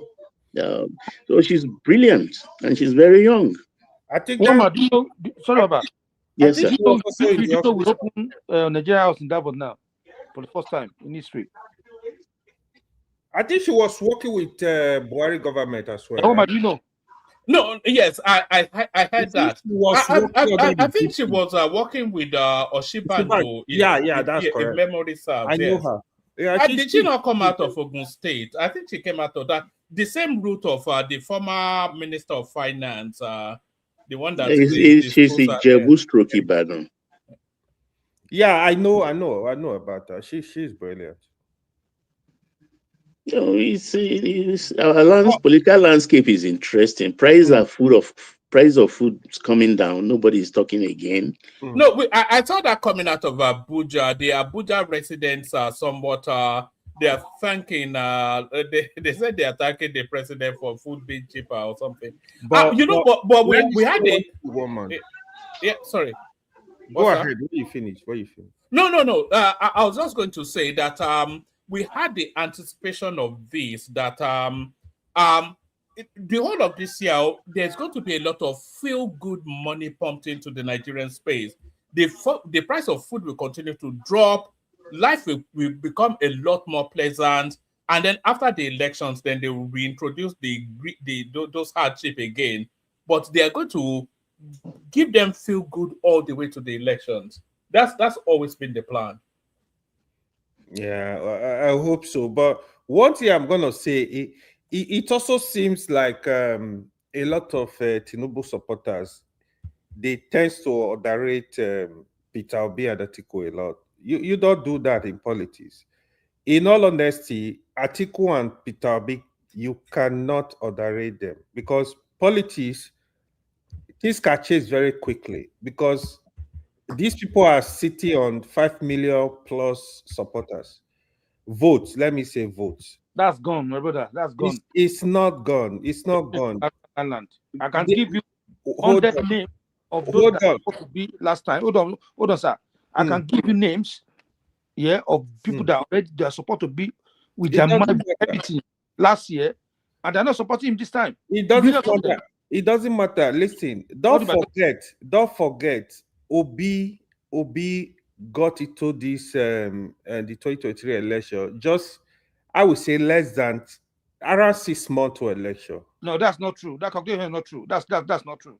What is not true? You When guys when did you always say, start listen, hearing the obedience? you guys always say Obi got election 6 months. That's a lie. Obi contest with Atiku before. People know Obi. Yeah, that is and what people know Obi. People know that Obi wants to contest in PDP. So his name already there. we are not So when discussing people say emotions. he started with parties. Hold on. Before, Okay, that's a lie.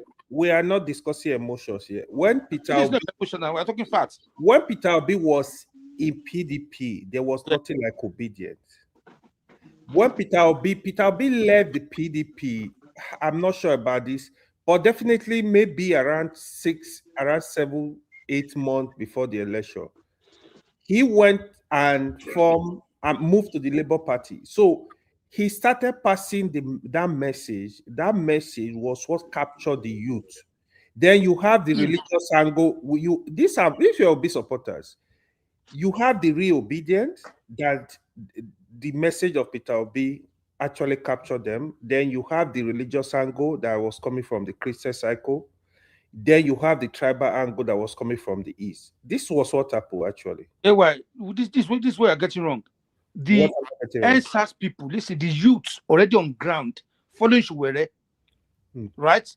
And Shuwere didn't do the right thing by carrying them along properly. So those guys already on ground looking for where to land.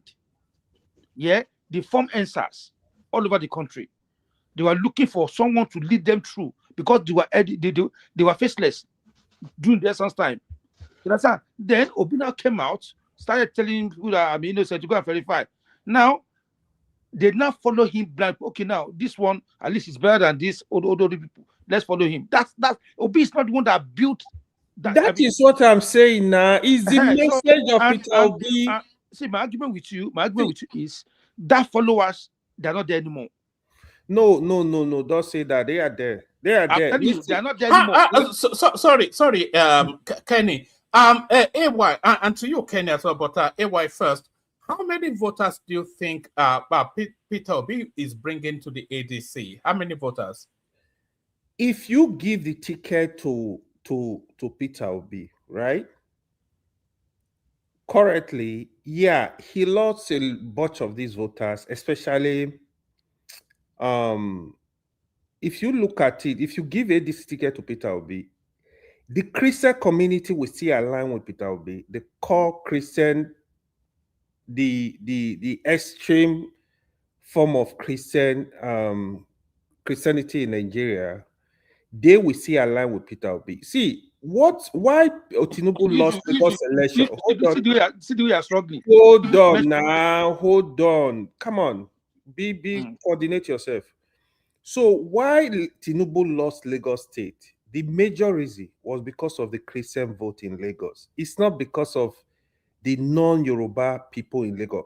Even the Yoruba Christian in Lagos voted against Tinubu. People did not understand. And do you still think in 2027 that same, let me using your word, Yoruba Christian will still vote for Obi? So why I use the extreme Christians in no answer. I just asked you, think they will vote for him? Let me just quickly answer you. Yes, the extreme end of the Christians, they will see align with Peter Obi. In Lagos, right? In Lagos, everywhere. I'm talking specifically of Lagos now. Out of your love for Obi, that's a lie. No. I don't discuss emotions. So I'm discussing emotions. Hold on, Kenny. Let me please. No. You still have the floor, but I'm not quite sure that people are grasping what you're saying. You have fundamentalism in the religions. You have the fundamentalists, you have the liberals, and then you have the. What AY is saying is similar to the hardened Islamists in the north. They will see not beyond Atiku Abubakar, because that's the and that was the sort of votes that also Buhari was commanding, extreme fundamentalism. So the fundamentalist Christians, they would not vote for anybody that's not a Christian now. Baba, and Peter Obi is the only Christian on the ticket. Is that not what you're saying? Can I come in? Let me quickly say this. Let me say this. Sorry, Baba, you come in. Let me quickly say this. One of the reasons why Peter Obi actually won Lagos again, and a lot of the South State, because he was underrated. The reason why Peter Obi will not win in Lagos in 2027 is because people are not fully Okay, aware. They will drive do safe, okay? to make sure he will not win the state. It's not going to happen. This is the difference. So Okay, even Baba, in the South, I remember telling people Peter Obi was going to win some state in the South. Some people will argue with me. I said, Hey, well, I disagree totally. Let Baba come in. But before Baba comes in, you still not answered my question. How many votes do you think Obi will be will be bringing to the ADC? How many votes? Just as president or as VP? As a candidate. As a candidate, I would say minimum of 4.5 million votes. Oh, all right.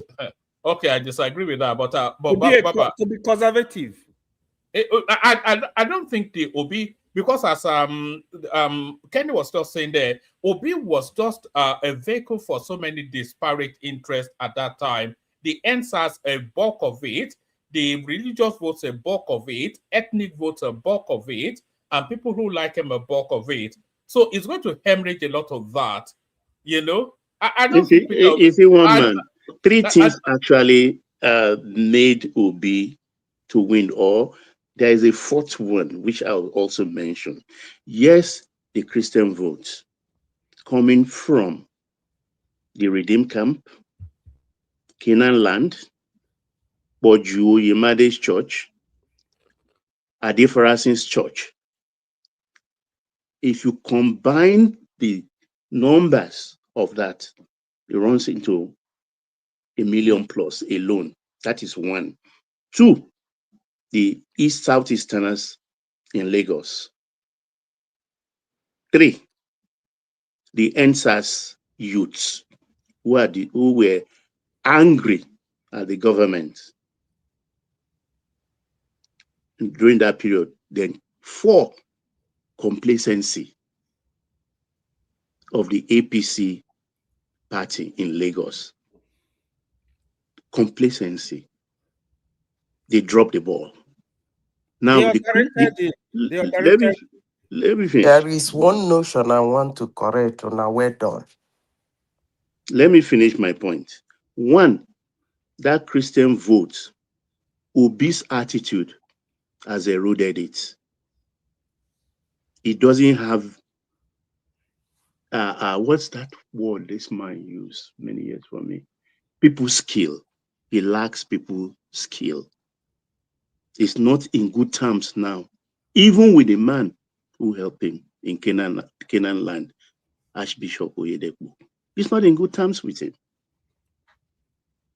A man who Okukwe fell out with. Okukwe was sick, dying. He met Okukwe in the aircraft. He will be walk past him as if he never knew him. There are several other examples. He lacked people's skill. So he has himself killed those votes, at least a high number of them. Those votes are not available anymore. That was why we contested it here when we were to do the Lagos local government elections, 51 local councils. I said it here is going to be 100%. Oh, the Vuvuzela went to town. By 7, 8 o'clock in the evening, results were announced. 100% score. Because that local government election is a reflection of how the general election will be. And I want to go on record quickly. In 2027, if Obi gets 100,000, votes, we'll party on this platform. You mean in Lagos? Yes, if you get 100,000 votes in Lagos, we'll party on this platform. Let me just put it in my okay, start arranging your budget. So because Obi will get a lot of votes. Kenny come in, and then Zita. I think Zita wants to push All back right. against something, but Kenneth Zita. Yeah, you see, but Mama, you see, this is why I push hard and I disagree in totality with what Ewa was saying. Is Sorry, Kenny. Can people please like and subscribe? We are not seeing numbers go up. Help the industry, help the ministry. We want 10 News Club subscribers, as you can see on the screen. If you're not already subscribed, please do that. And whilst you're doing that, please like as well. Kenny. Yeah. So, like Baba Ali said, yeah, the last election, even the one they did in Alabra, Obi lost his own polling unit. His own people, they are not following him anymore. In Alabra, where he come from, not talk of Lagos State, people's eyes are red, people's eyes are open. Even those churches Baba mentioned that give him and support that time, is not going to happen this time around. And the reason why, yeah, Baba actually mentioned it briefly. The reason why APC lost Lagos State is because of the people, the party themselves lost they lost the election, not because of it. If the party stand on their ground, yeah, and they do what they need to do, they will not lose it. And what is the margin of losing that we're talking about? What is even the margin? Not up to 10,000 votes. You understand? Despite that, they didn't put all their energy on that. On that vote in Lagos State, we lost by 10,000 votes. Coming 2027, at least one man, I will say again for record, Obi has lost 70% of his followers. People that vote for him in 2023, he had lost 70% of them. Edo State is an example. Edo State used to be the headquarters of obedience. Can you boldly tell me now of today that Edo State belongs to Obi now? That the people there now are now Obi follower? No. His own candidate, the person who raised his hand during the gubernatorial election, he lost woefully in Edo State. So if anybody is coming with their own thinking that Obi is going to come with the mindset of 2023, you are in La La Land. The game has changed. I'm telling you, it's not going to happen. So even in Abuja of today, yeah, I can bet you again, mark it down. Local government election is coming in Abuja. APC will do marvelously in Abuja. So all those areas, even in Kaduna, you're talking of Christian, the call Christian. In the Southwest, we don't do fanatic religion. We have our open mind. We are not fanatic Christian. We are not fanatic Muslim. We are not fanatic traditional people. That's who we are in the Southwest. I don't know about Southeast. So you understand? Kaduna, where Edova come from, go to that state now. They are singing praises of the Christian community in that area. Are you telling me they're going to vote for Obi because they blindly voted for Obi last time? It's not going to happen. So go back. All right. Kenny, answer the question that I put to AY as well, and then we hear from Zita. How many votes do you think Obi is carrying into the ADC? Because I don't think it's more than 2.5. But how many votes do you think Obi is carrying into the ADC? Good morning. No, hold on now. Patrick, you have to stop doing that now. Can I come in? No, you can't come. You've just don't do. I've told you too many times that you can't do that. So please don't. Just. I said I want to say something. Oh God. Oh, sorry. Carry on, Kenny. Now Obi is going to come with minimum or maximum 1.8. One man, can I contribute? Not yet. Carry on, Patrick. Kenny. Obi is coming with 1.5 to 1.8 million, and that's it. That's what's go. And those others is digest. Allow me. Majority of those 1.8 million are Igbo people. 80% of that 1.8 million I give you are Igbo people, and that's it. Thank you, sir. I think Obi's votes are more than just Igbo people. Zita, you wanted to say? I said majority. Yeah, no, majority. That's always been his base anyway. Well, do you know why? Do you know why I say that? See, for them to go to the American people and cry for Trump and rejoicing that Christian are buying this thing is going to work against him in the north. They're not thinking about that. You think not? They forgive. They don't forgive like that. That's the only good point you've made tonight. Yes, that will work against Peter Obi in the north. I agree with you. That's the only good point you've made. Okay, that's I'll be making good point. That one alone it will work against him massively. So if they're not permutating or they're not calculating, they should go and sit down and calculate that this thing very well. they go to America and open their camera and they are rejoicing. Hey, we are the one who they should come. Even at that time, even when see another one, this is why the Southwest is not for Obi. Let me tell you, when this banditry, when they go to Kwara, do you know what they are saying? Some of the people are saying, they say, "Thank God, yes, God don't catch you. The bandits they are coming. Lagos State is the next." That's what they're saying. You think people don't know?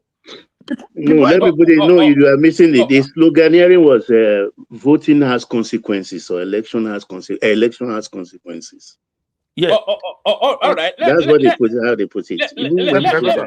Let me ask you this question. Is anybody here looking for a wife? Why? Yeah? Why you asking? No. Answer yes or no first. If anybody else looking for, I'm looking. Okay. If you are looking for a wife, can I point you in the direction of Chioma's village in Mbese? One man, can I contribute? Guy, no, this guy is just too much on that. No, hold on. Let me point you in the direction of Chioma's. Hold on. Mbese is Mbese. Hold on, everybody, hold on, please. So, if you're looking for a wife, can I point you in the direction of our Chioma's village in Mbese? If you want to know why, this is why. So, they have a lot of, especially if you like those light-skinned sort of Igbo beauties. So, this is Chioma in our village reporting.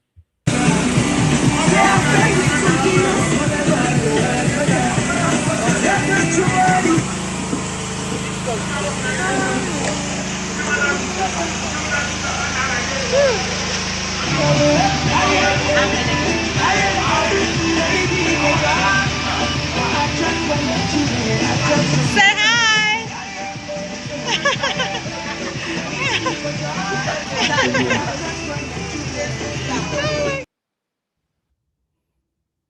So that's Chioma right there advertising women from our village. One man, can I come in? What is wrong with this guy now? Relax now. I don't know, but you are talking long time, man. Since I was here, you talking long. No. Mike, you are talking long time. Allow others to talk. Hold on, Patrick. Let allow others to say one. Allow others to contribute. My guy, I don't want to remove you now. Let Chioma speak, and then you come after her. Chioma. Are you selling those babes? Wait, one more. I have question for Baba. I want to ask question. Guy, I said let Chioma. I want to ask question. I'm just going to remove you if you don't stop now. Let Chioma speak, and then you go after her. What's all this now? Don't do that now, please, Chioma. I'm like the halftime show, to give these guys a break, to diffuse the whole situation. But yeah, the video would have been nice if the gen was so loud. Did you hear the gen? At least I heard the music, Kiss Daniel. I love that track always. So that's my copyright strike right there. But that's my best Nigerian artist anyway. Kiss Daniels. Yeah. He's he's very responsible. Yeah. I don't know any of his songs, but I will have to go and listen. Hey, go and listen to Mama. Listen to the collaboration with Davido and all the rest. You guys are not patronizing me. You're not patronizing my music too. My woman. Yes. No. Hold on. Do you know that that Kenny Mighty here is one of the exciting Fuji artists emerging out of the UK. Juju music. Did you know that? Is this your third album that you are promoting now? Yeah, this is my second one. Mayo Mekun is the hit track, isn't it? That's being played everywhere. Mayo Mekun. Yeah. It's on Spotify. We have to get the link and put it up. You should. And if you're having your parties, if you are loaded with dollars, that's your artist right there. I'm his agent. Just come via me. It's only $100,000. It's $100,000 a show, just cheap at the price. It'll be only $100,000.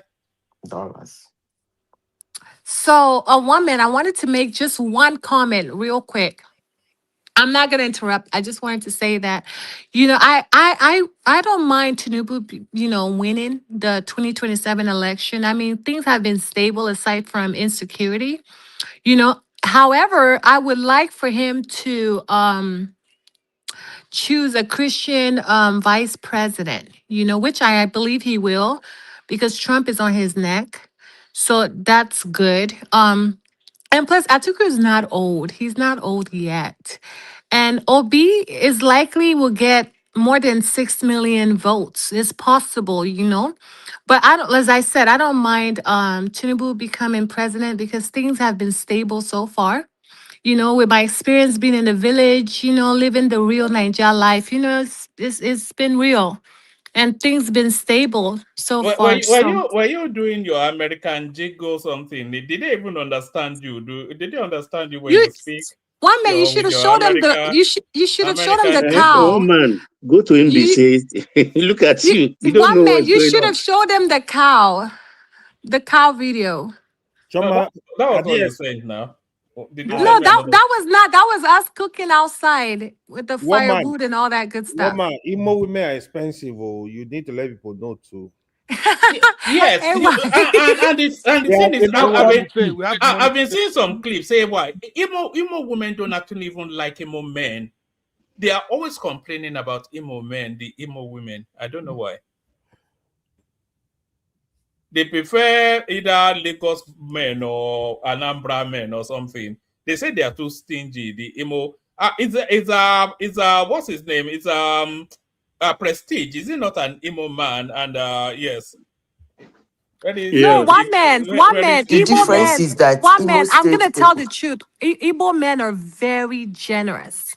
No, There's no issue. emo, not Igbo. Emo I men, think No, Igbo different. men are one man. The Well, I, issue I, they I have don't have with that experience though. Igbo men are a lot of women are praisable men. They are generous. They take care of Yeah, their most husband. Igbo men are very generous. I never have issues just going through their wallets. I've really literally go through their wallets. I don't ask for money. I just go through the wallet, just taking You my just own grab. share. Yeah, and swipe. Yeah, I don't. I don't even have to Igbo ask. men are It's a very given. generous. Yeah, Generous Very but with their generous human wife, being. their but women. how come they are isolating people from emo then? Even the emo women are complaining about them. I one don't man. know. One thing you will understand is that Imo State is kind of different From from Balam. the other 4 states. They are highly learned. In I'm fact, they are the not most learned now. learned. Let me finish. Come on. They are the most learned state in Really? Igbo land. And you see, when you make your money out of academics, like you're a professor, you're a medical doctor, you're a lawyer, you don't really lavish money. Like, you be prudent with your money, quite unlike somebody who is in business. When he hits, they eat. One man So is that's say the after difference. Shoma is me now. You change your topic now. So that is the Why you not difference, give me one that man. chance? It's You not say that they are after Shoma stingy, is me. but they are, I say I want to ask one man, question. they You are not allow me to ask prudent. question. But this woman now is Do talking you now. understand? No. Hold on. Firstly, Huh? her Why name are is you not. doing They are this? not stingy, they are Hold Why prudent on. you with their allow? money. Why you cannot allow? Patrick, I've only put you to the back because you are disrupting. Firstly, you know her name is Zita, so it's not this woman. So a little bit of respect there. But let her make her point, and then after that, you ask Baba your question. But please don't disrupt this. It's been going so well, so let it continue in that fashion. I'll bring One you back man, they up. are prudent, they are not Yeah. stingy. So don't use the word But Why you stingy. not give me that chance Please. to say one or two They things? are Oh God. prudent, they are not stingy. All You say right. after Shoma is me. Oh, okay. Go on. Ask He your can drop question, me. He can drop me. guy. Ask your question. I want to submit now. Not I want to say it's my turn now to. Okay. You are in the last stage now. How is it your turn? I came here No, before why? you, so why should it be your Well, turn? I even came before Chioma, so Yeah, why is it Madam your Peter turn? was here before you. but why are you talking? It's not your turn. Why are you talking? It's not I your came turn. Why here are you before talking Chioma. now? I came here Why before are you. you So talking why is now? it your Now, turn? All right. So sorry, with your permission and for the One man benefit of remove this peace. baboon from here, No. Joe. Let him just have a say. Yeah, allow him. And it had better be something meaningful. Or after forcing your way in, You better have something meaningful to say. I carry on. Let's hear it. P2B. Yeah, good day, everybody. Well, it was before you One came man, you in. see, because I came here because of Baba and Mike Abi, say Peter Obi can never get 4 million votes 2027. You see, politics is not a Omona meeting where you will gather two or three people I didn't say that. discussing. I talked about Lagos, 100,000 Okay, Peter Obi cannot get 100,000 votes, Abi. in Lagos. You see, politics is not for mouth, it's for action, you know. Vote, I vote. Then after voting, then you can count the votes. Now, the same thing you guys saying 2022, 2023. You continue saying that again in this coming election. Let me tell you guys, you see, before end of this year, 2026, most of governors, senators is saw now decamping to APC. Most of them will decamping back. Politics, well, let me finish. Politics is not now that. After primary election, you will see what's happening, whether Tinubu will win or not. Never drink wine now. Just calm down. You know, Peter Obi, accept Peter Obi is not candidate of ADC. If Peter Obi became candidate of ADC, Peter Obi will win that Tinubu 2027. Go and mark it. That thing happened 2023. It will be small. Things is coming front now, but all of you now will never see it. I'm here in ground now. You know, if you say 4 million votes, Anambra, if you Anambra really votes, Anambra have more than 4 million votes, but they no votes. But now they still got BBC That's now. not. Do you know how many they have on the Wait, electoral register? I going somewhere. I going somewhere. Now I told you now they got him BBs. Go and check now. All my family now already got that voters card. Waiting for you guys. Wait for ANEC to tell you how many people got BBC in Anambra State. Wait for that day. You will see it. So politics is not that any longer. Accept Peter Obi doesn't get that ticket 2027. They can share the vote going to Atiku or going to Tinubu. But if actually they give on that ticket, leave matter for Matthias. Do you know I don't that? understand. Do you know that just Kano and Katsina cumulatively they return more votes than the whole of the Southeast? Okay, Kano and Katsina, how many votes they got in last election? I can bring the figures out now. How many Kwankwaso got in Kano State? No, I'm how talking many about Tinubu got in Kano State? Hold on. Tinubu got a lot, you know, but Tinubu got.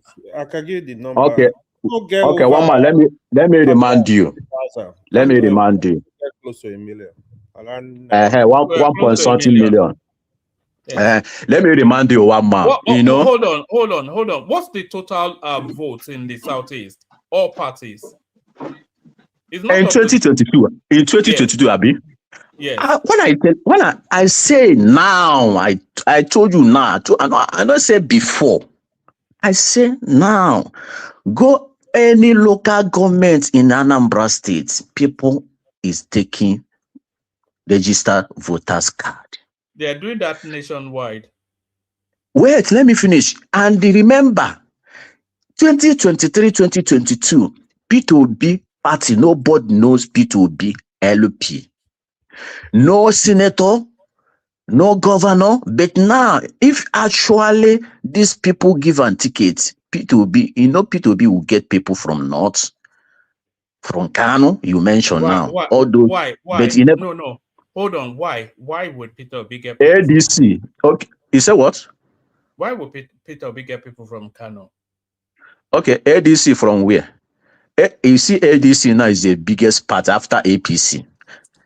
is the biggest party in that country. If they give her that ticket, Who Peter controls Obi will get much weight. Hold on now. You can't just talk in abstracts. Who controls the vote in Kano? Kwankwaso. Right. So If he, okay, do you know? Hold on, just hold on.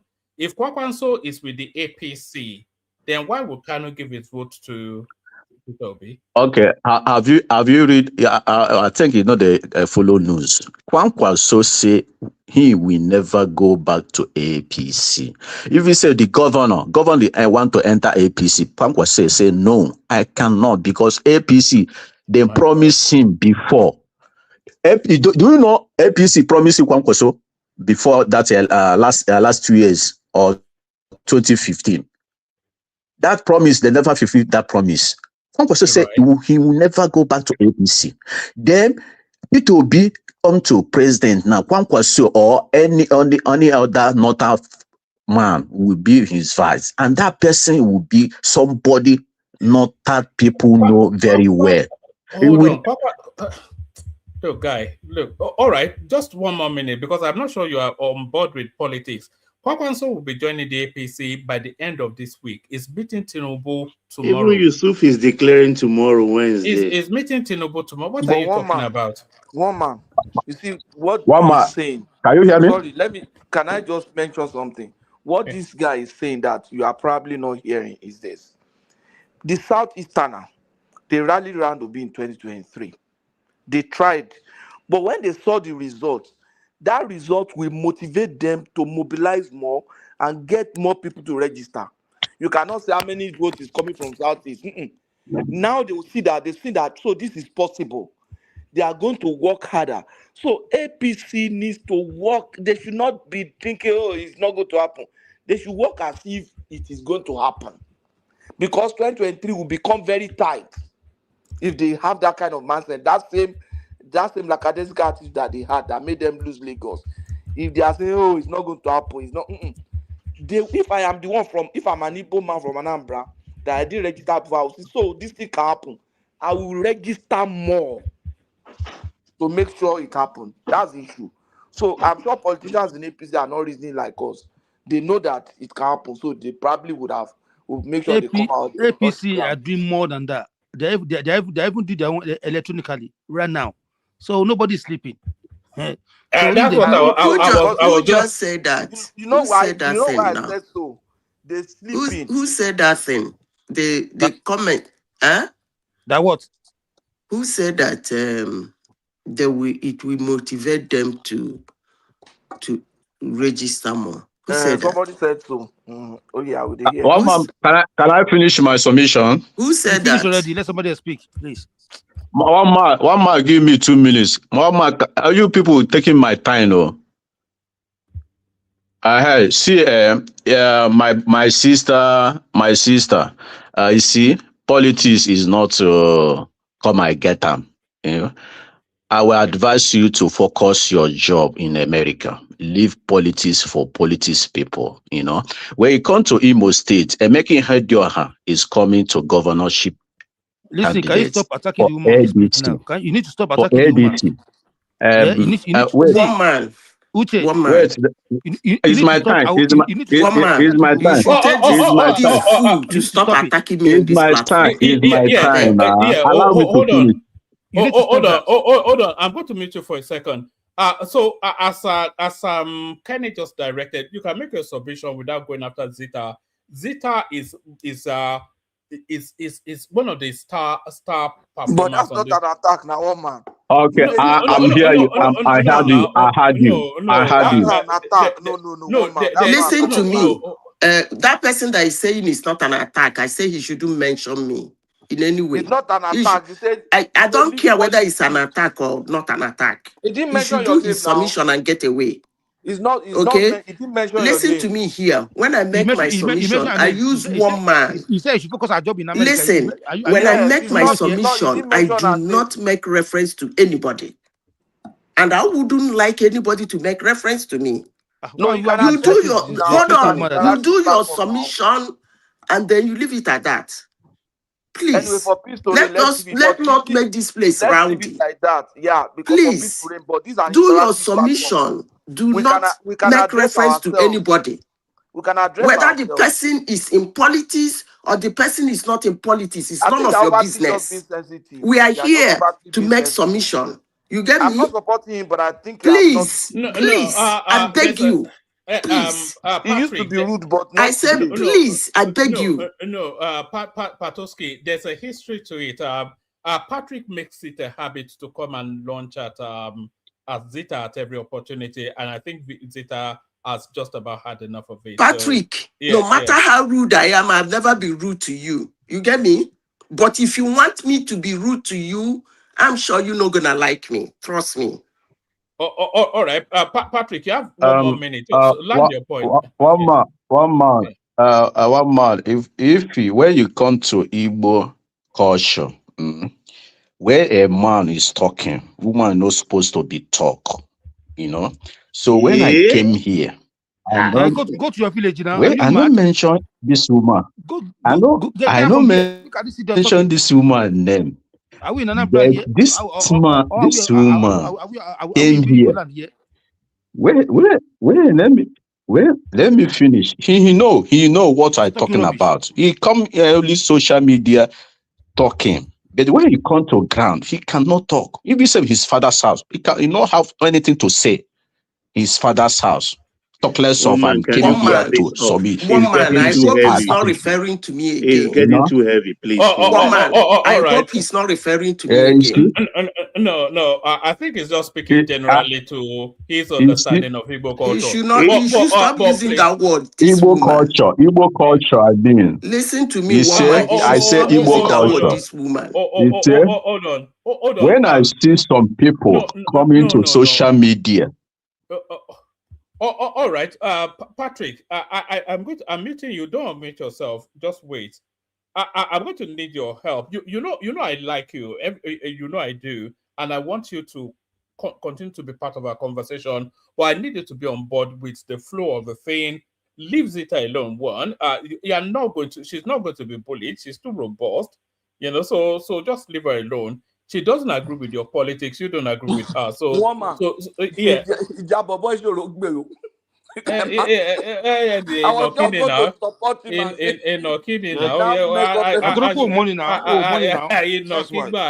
But so just leave her alone. We know you want to champion Peter Obi, and then we go to Zita after you. But please leave her alone. She's had enough of it. So let's just let it be. Carry on. Okay. But when I say in my culture, I not mention anybody's name, So 2027, I was say before. I'm come to Imo State. I don't know whether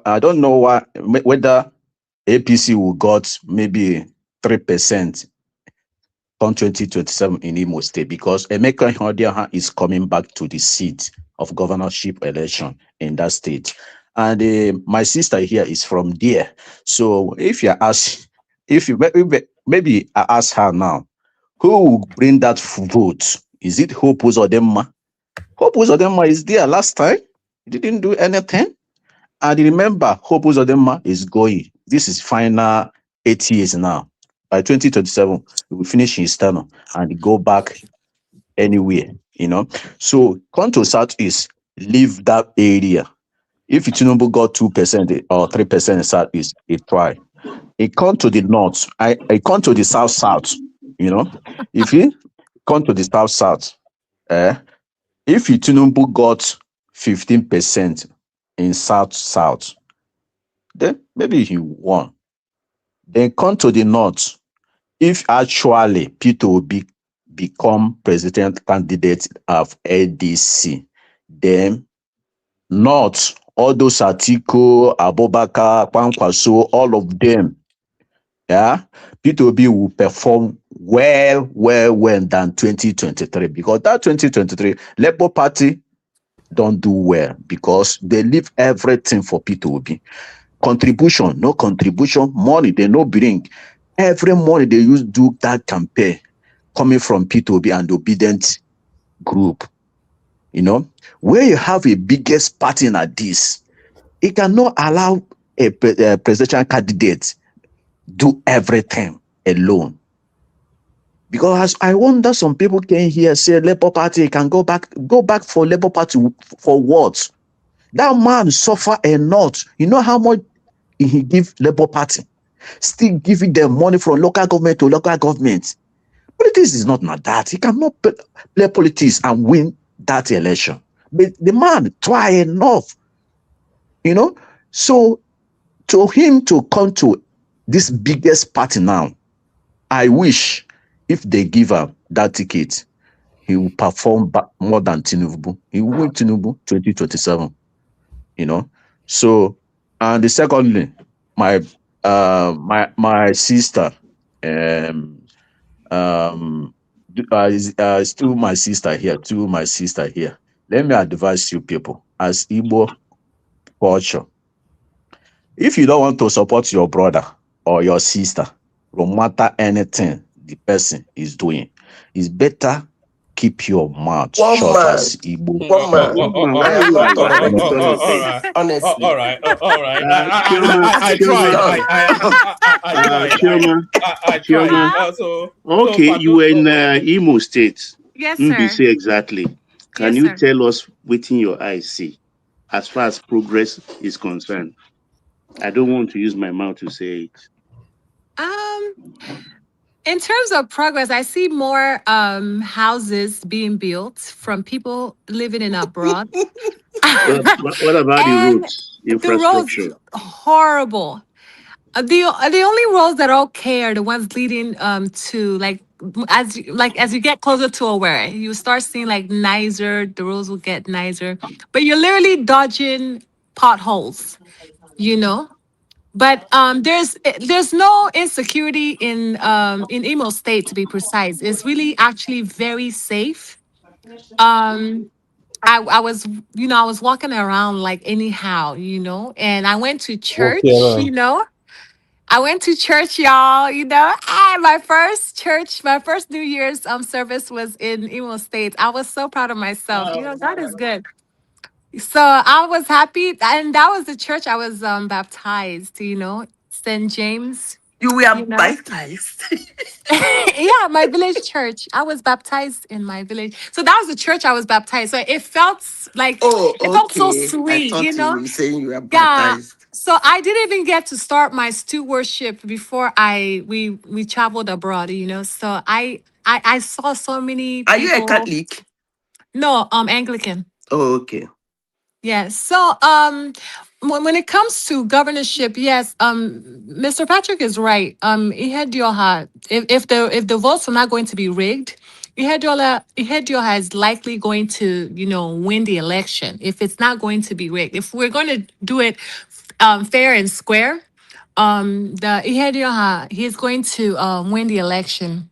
But so far, everywhere is like calm and quiet in Southeast. No drama, just peaceful. And I was just so happy being there's Chioma, nothing like he being had in your the Hannah village. Green Hat man. I don't which one is Green Hat? Is that not his name? The man with green hat. I Yeah, guess. correct. The first half. That's Yes. true. That's true. Emeka Yeah, no, but I've Ihedioha, seen him Continue. before. Many people like him. Continue. But yeah, there's nothing like being in the village. It's so wholesome, so organic. Everything is just the breeze. Oh my, this. Okay, so Lagos is actually hot. Village is cool. Like the weather is so cool in the village. Would you live there? No, so I wouldn't Ah, live in a village look at because him. except for like Udara, like all the fruits, all the local delicacies, I will enjoy it in the village, but it's just not my style anymore. I've outgrown the village life. But and Did then you go to the river to carry bucket on your head and all that? I didn't care. I went to the stream. I went to the stream, got there. I didn't go all the way down. So I just watched them bring the water.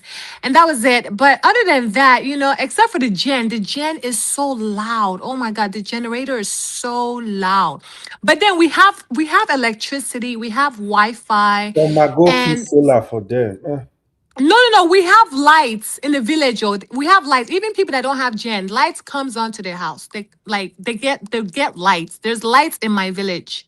Aside from the gen, there's lights, but it's not constant. So like the gen is so loud. I've never been so annoyed by generator. Oh my goodness, that You took your boy. You yeah, took, you know. that was risky, wasn't it? You took your boy. No, it was not risky. It was an experience. And guess what? He wants to What go what was back. what was the journey from Lagos to the village? How was the journey? Well, yes. Was it with trepidation? Were you anxious? What was it? Did you feel unsafe? Believe it or not, one man, there's a lot of Oyubo people in nowhere and in Imo State. There's lots of Oyubo people. I don't know what's going on, but there's lots and more like the family. They're related to like people there, you know? You mean that Yeah. live there? I'm noticing The- that some Oyinbo girls are living in the a lot of southeast. Yeah. yeah, I'm saying like even older generation, like grandparents, they came for the holidays with their kids.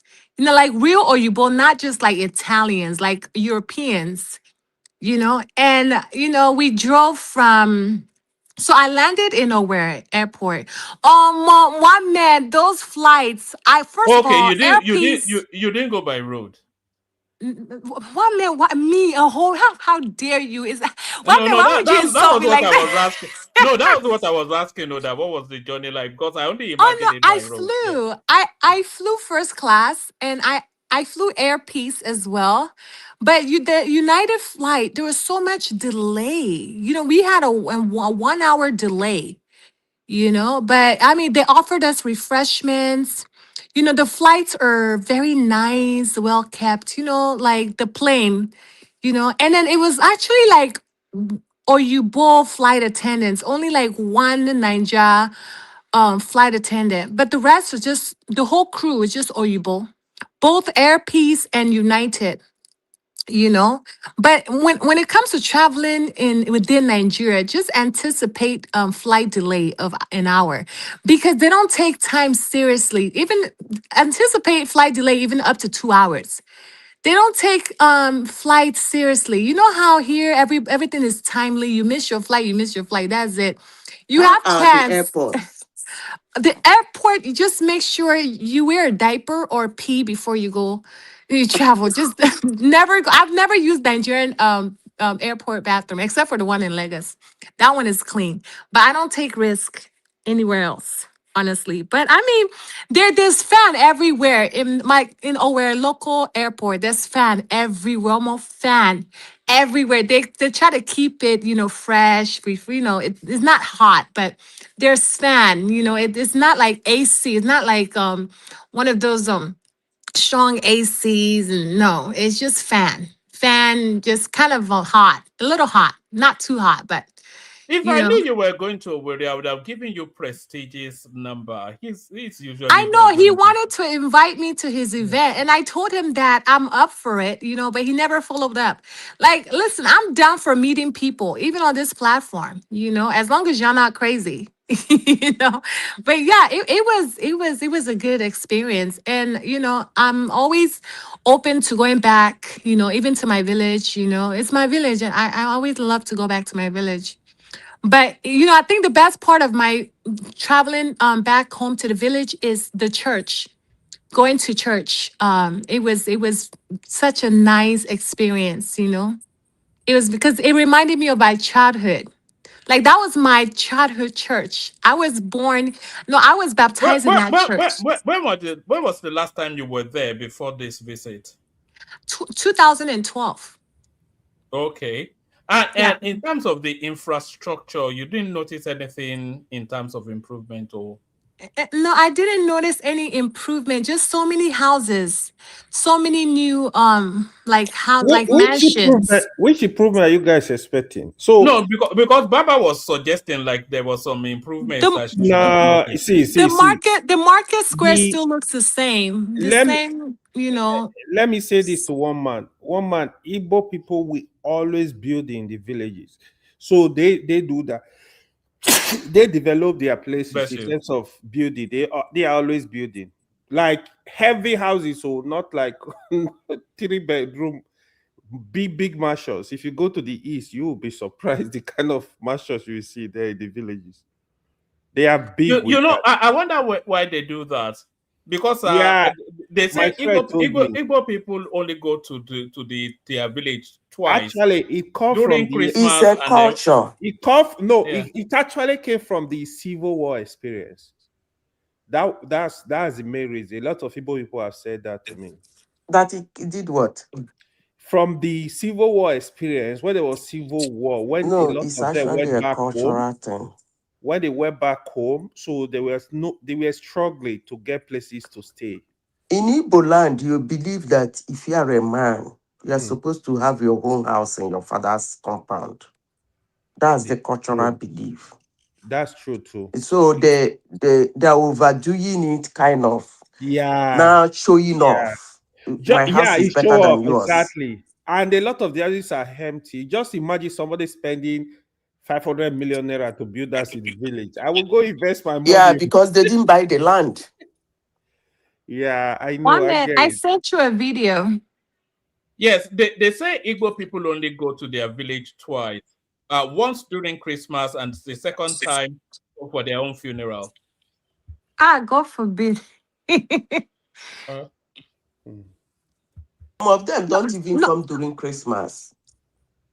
no, They only village come for life their own burial. is very Before the nice. insecurity, Igbo used to travel a lot during Christmas and New Year. A lot. East is You full. want carry me enter Nnamdi Kanu now? It's my turn, no. Don't bring The Nnamdi Kanu here now. the Because weather in the what village that is guy very did to nice. Igbo land is unforgivable. Leaving now the Kano alone is yeah, one mad guy in London. It's one mad guy in London. Choma was saying it's quite safe now. So Nnamdi Kanu did not reach Imo State. So they're having a jolly time there, according to Choma. Yeah, I felt very safe, traveling around, the village, And What was your and conversation? What was your conversation with the locals? What were their apprehensions? What the were they thing is, anxious about? they automatically knew I was from the US. Even when I bought something, they would say, bring out the dollar now, Nemo. They how they kind of ginger you, Yeah, when you are speaking for how would they not I attack you for try dollars? not to speak, because I'm not trying to spend money. And I don't want to bring so much attention to myself. So I was wearing t-shirt and hairnet. I like to look a little local and blend, but man, these people are smart. They just know. They know. You can't fool Naija. Even in Lagos, It's they knew I actually was from your from the skin. US. It's the Yeah. skin. It's When the they look skin, at your yes. skin, they know that you are not in the tropics. It's the That's skin. Even just the in truth. Lagos, one man, even in Lagos, upon all the fine babes in Lagos, they just knew I was from the US. It's crazy. And then the way they will stare at me, they just knew. I mean, beautiful girls, they were just staring at me like I was some kind of a goddess. It's interesting. And So oh, one now, man, now, which one is one goddess? man, I saw rappers, like literally international rappers in Lagos. Like, You sent me the picture now. What was that one you sent me? yes, that was Wale. And of course, so many celebrities were in town. Wizkid, Anthony Joshua, so many. But I was literally, I saw Wale. You saw the video of me, Wale, right? It didn't acknowledge your presence now. One It didn't man, look. don't be a hater. Don't be a hater. Okay? You wish you were Uh, there. let me show You you. wish you were Let there. me show you, Choma. Let me One show man, you. no. Don't show that video. No, show the goat. I mean, show Yeah, the cow. let me show you Choma's boyfriend. Like, this is goat meat. Oh my God. It's still alive. This baby is going to die in a few hours. May your soul rest in peace, bro. Aw. May your soul rest in peace. They're going to That kill this must be baby about in the next 1.4, few 1.6 hours. million. What a pity. Oh. He's going to be in my stomach very soon.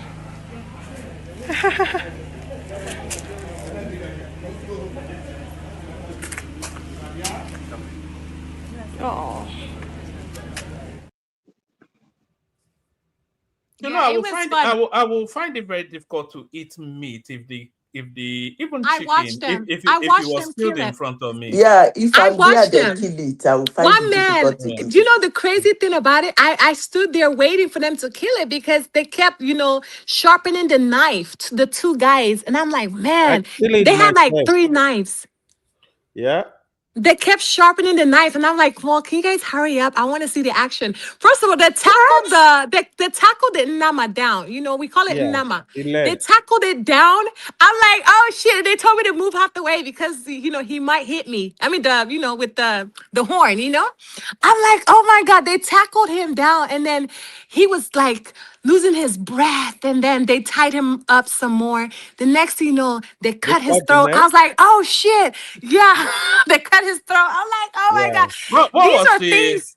What was Mhm. the occasion? What was the occasion, or is it just for Christmas? I'm gonna just keep it personal, All but right, I'll tell okay. you later. But Is it was did your Normal fun. boy witness introduction. that? Normal introduction.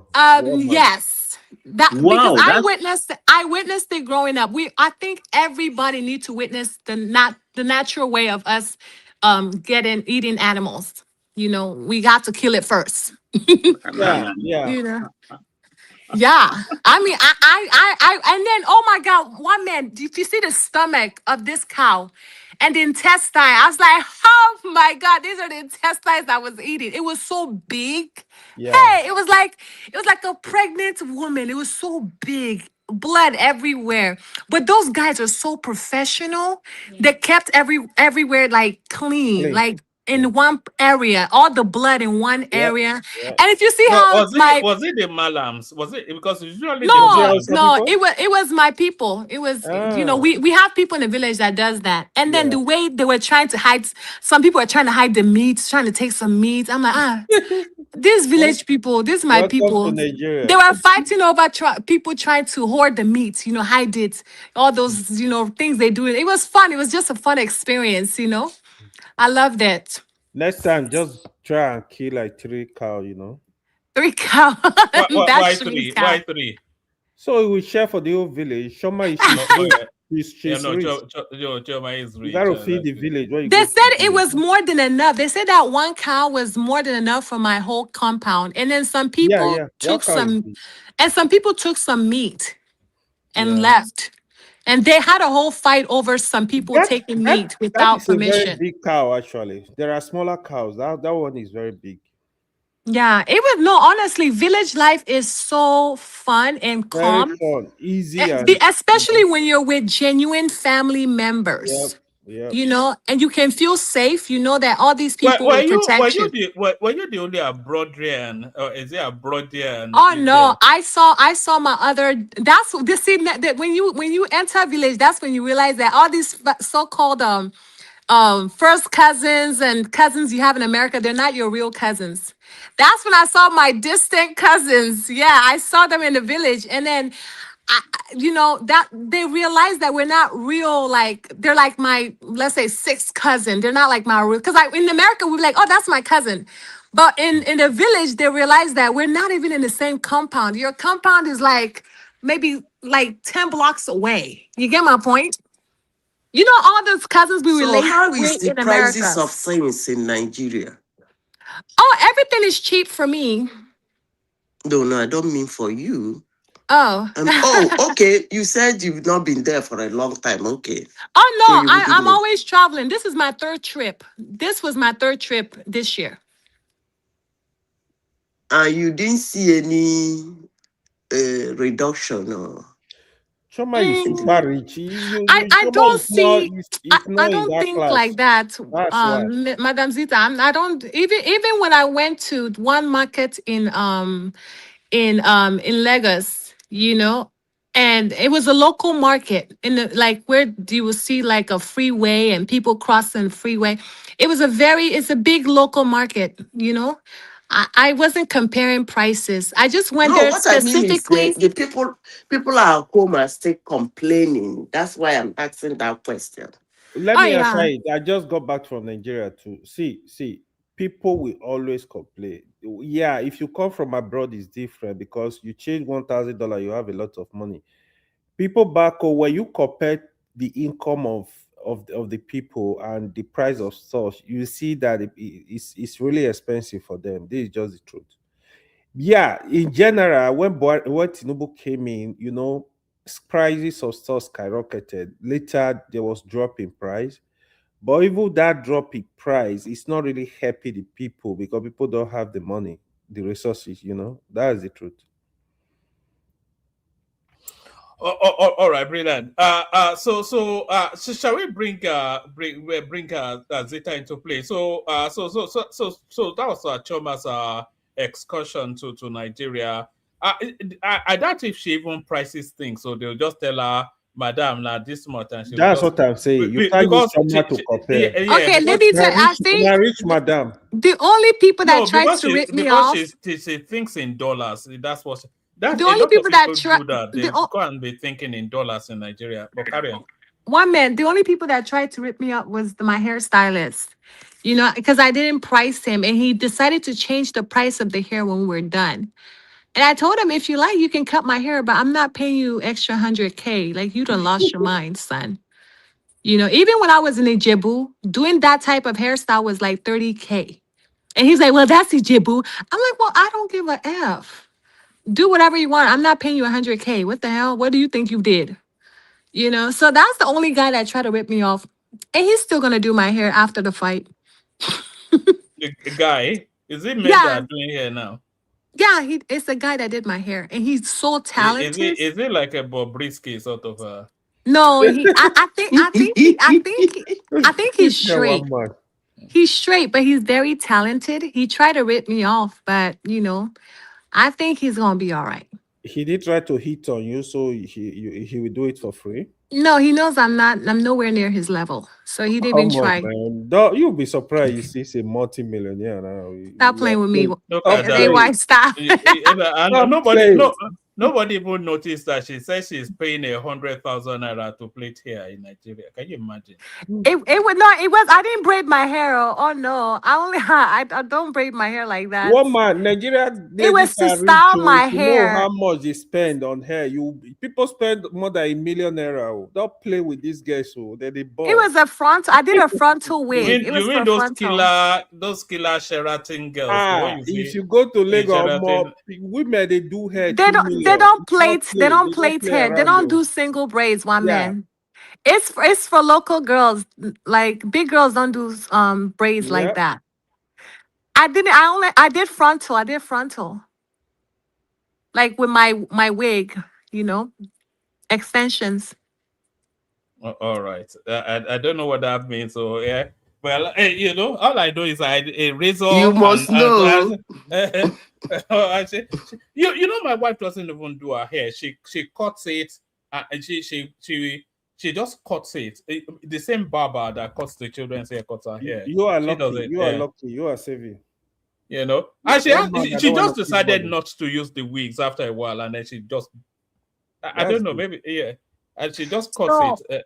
She cuts it Grace Jones. You know that Grace Jones cut, yeah.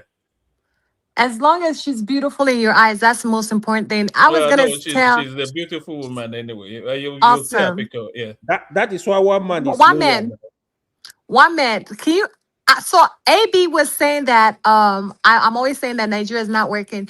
Nigeria, I always say that, even though it's my third trip to Nigeria, right? But it's because I relate to the common people. Look at this girl. So I understand the people's plight. She's a grassroots babe. Period. Spending 100,000 naira on hair, she relates to the common people. Period. And the common people, they don't even see 100,000 in a year. Never mind. Look at this girl. Anyway, Choba, do you want to land it? Then we go on to Zeta. We still got Prince Daddy as well. Patrick is there as well. I would like to land it by saying that, I have come to the realization that I feel like Tinubu is doing well so far. And I don't mind him winning the next election, like the 2027 election. I don't mind him winning as long as he changed the Muslim ticket to Muslim Christian ticket, so that, it can, it's just the right thing to do, you know. Yeah, but I'm very proud of our first lady. I like educated first lady that are very outspoken. Remi Woman, Tinubu is that is the other educated. thing that Yeah, she's educated. When did she become educated, Remi She's Tinubu? very classy. That's the only, honestly, that's the only Classy. reason I like President Tinubu or She's his always wife. slapping people. When did she? Because No, she's always slapping. She was no, fighting with Dino Milaya at the House of Rep. no. I Tearing like each her. other's for me, it's clothes. not classy, Joe. I Remi like is not her. classy at all. No, she's She's like classy. I an like Igbo. her. Do you remember when she said if they don't vote for her, she will set the Igbos on fire? Do you not remember? When she No, said she will use them to worship she's Ogun? human. She's human. She's gonna say what Woman, she want to say that at a certain somebody time. is brash doesn't make that person classless. Please. Exactly. Oh, She's a no. classy woman. He exactly does that See, now. one man, to be fair to Brash is Remy, the opposite of she has class now. improved this period, during Yes, this now well, 1 year of now she's Tinubu gotten what she presidency. wants. But that woman, she That used to woman feel break behave bottle. like If this they say to she the break women. bottle for ground, And I don't that's know. actually why I like her. Me She too. break She I used to love behave like her. that Oh, to I the love women. Remi Tinubu so much. I love Yeah, her. Like she I be, can relate I with really her like so people much. who are brash. Me Honestly. too. I love them. Oh, one minute. I didn't tell you my experience, Miss Doopsy. we play the clips here now. Your Miss Doopsy Yeah, something. I was gonna tell you she's awesome. Oh my goodness. Miss Doopsy is and she's very classy, she's so fun, Was you that her know. house? Did you meet her in her house? I can't say anything other than that. No, I can't say that. I can't give you more information on that, like not publicly. But you But sent me yeah. the clips now. I saw the I clips. know, but I We, can't we tell played you it. where if it was her house or not. It's not my Okay. business to say. But she's a very nice lady in person. Like she's awesome. I love her so much. Her sons, oh my God. Miss Doopsy's sons are the best. They're so well mannered. They sound so articulate, so prim and proper, so bougie. I love them. And then she has an older son. He's so cute. Oh my God. I love her whole family, her husband, everybody. They're just awesome human beings. I love them. Oh, all right, that's brilliant. So there it is. I shall be charging you commission so many people. Who met Uptown? Was it there was somebody that went to Nigeria and met Uptown. They sent in clips and then you met a Kenneth, which you didn't meet this time around. You used him and dumped him and all that. I was busy. He wouldn't like that. And then I think Joel met Solly in Amsterdam. So a lot of people meeting a lot of people. But there it is. I've never met anyone though. So that's What the man? funniest You're thing. gonna Yeah, meet me soon, hopefully this year. Me and you, yeah, we yeah. have to meet. Yeah, coming over. Yes. That By that the will be special grace of God. Yes. that would be Hopefully. great. Yes. Come here, man. We'll make you pepper soup. And Yes. then all We right, can we brilliant. can, we can shoot video together. We can do the one man show together. One man is going to make Megiri for you. Don't mind him. Yes, we can be in your studio. All right. Do you want to get back to the politics, or are we just free funking Yeah, let's go now? back to the politics. Sorry. Yeah. One man, actually, when I think it was I was trying to correct some notions, like now, nobody will say they are not in the race. Obi, Tinubu, Atiku. Nobody will, even Kwankwanso, you can't come and say they are not in the race because they have not said they won't be in the race.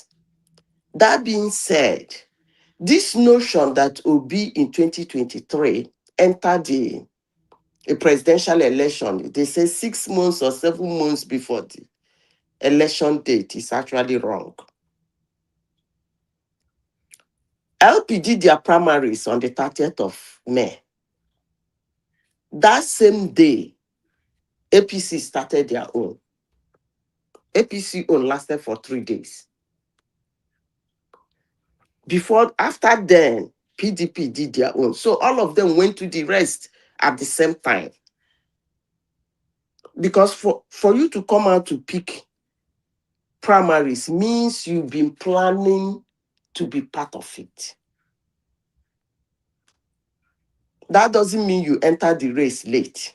The moment you pick the primary ticket, they have a timeline when everybody picks the primary ticket. So all of them pick that primary ticket almost the same time. So they enter the race the same time. So I don't know what they mean by he entered the race late. Anyway, that's by the way.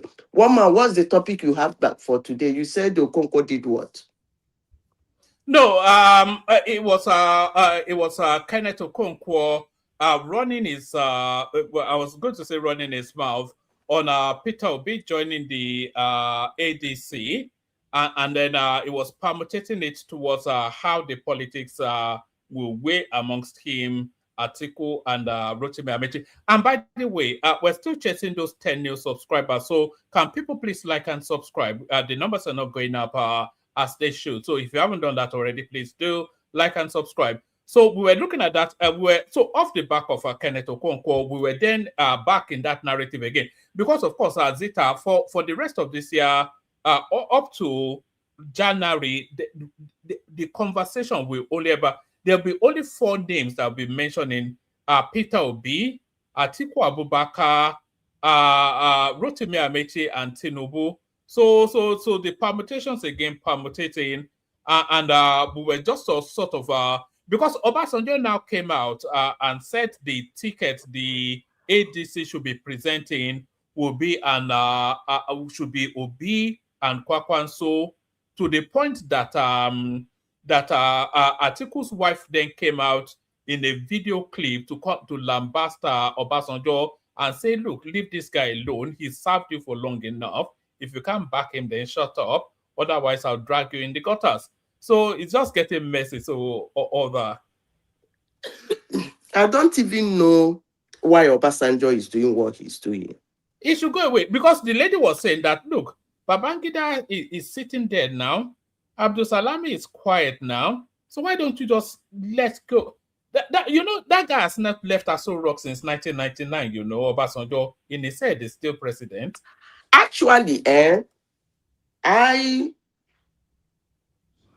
if he wants to continue running around, he's one of the presidents of Nigeria that I respect. I won't take that away. I respect him. But there is something he's doing now that I am struggling to place my hands on why he's doing it. Unless he come out to tell us, because is he telling us that he just discovered Obi? Or he has discovered Obi before now? Because this Obasanjo in question has the powers in his hands to make Obi the president of Nigeria. He didn't do that. It was in his hands. Because as at the time, Obasanjo was looking for a running mate for late Musa Yar'Adua, Peter Obi was crying about running from one court to the other for his mandate, a claim taken from him. If he knows Peter Obi that much, he would have just tapped him and said, come on, guy, forget about that governorship. Come and be the vice president to Musa Yar'Adua. And Musa Yar'Adua died, Obi would have been the president of Nigeria. So why didn't Obasanjo do that?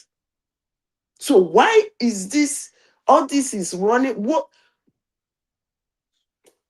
Obasanjo is cunning. And most times, what is behind what he's doing keeps me uneasy. And I don't like it. Honestly, sincerely speaking, he has opportunity. In fact, he has everything. He should have made Obi the president of Nigeria. I don't know why he didn't do that.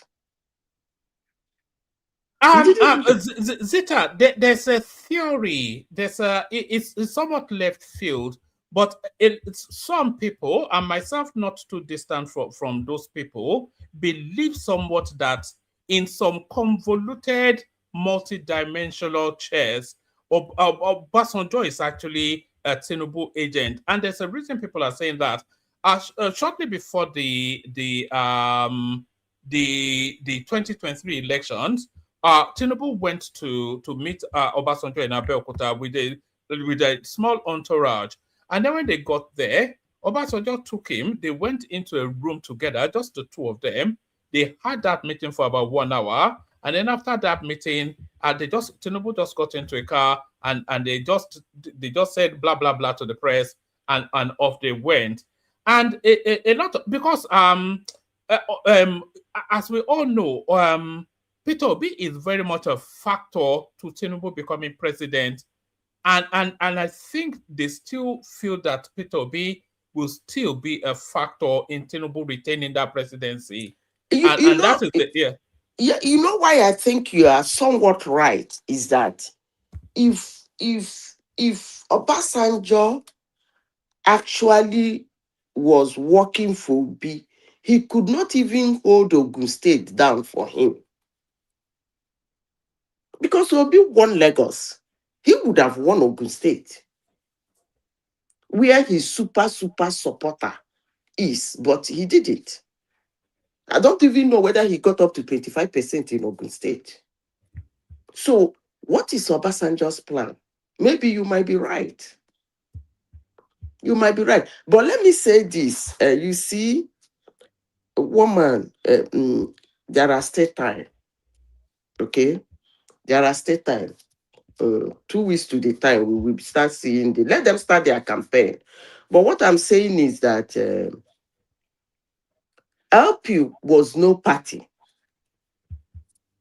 in 2023. It was a party that had governors. But saying that LP is no party is actually ridiculous. Because ADC, I don't think they have produced a governor. Please, if I'm wrong, you people should correct me. Hello? No, they've not produced. You know, they are actually even stopping them registering it, I think in Ekiti State or something. I think there's somewhat of a kerfuffle going on. So they're trying to prevent them from registering. Then we get out of that. What I'm saying is that if anybody think LP is no party, LP has produced, I think, 2 governors. ADC, they have not produced any governor. So if LP can struggle, what about ADC? That I'm not even sure they are. Anyway, according to them, they said the PDP is collapsing into ADC, right?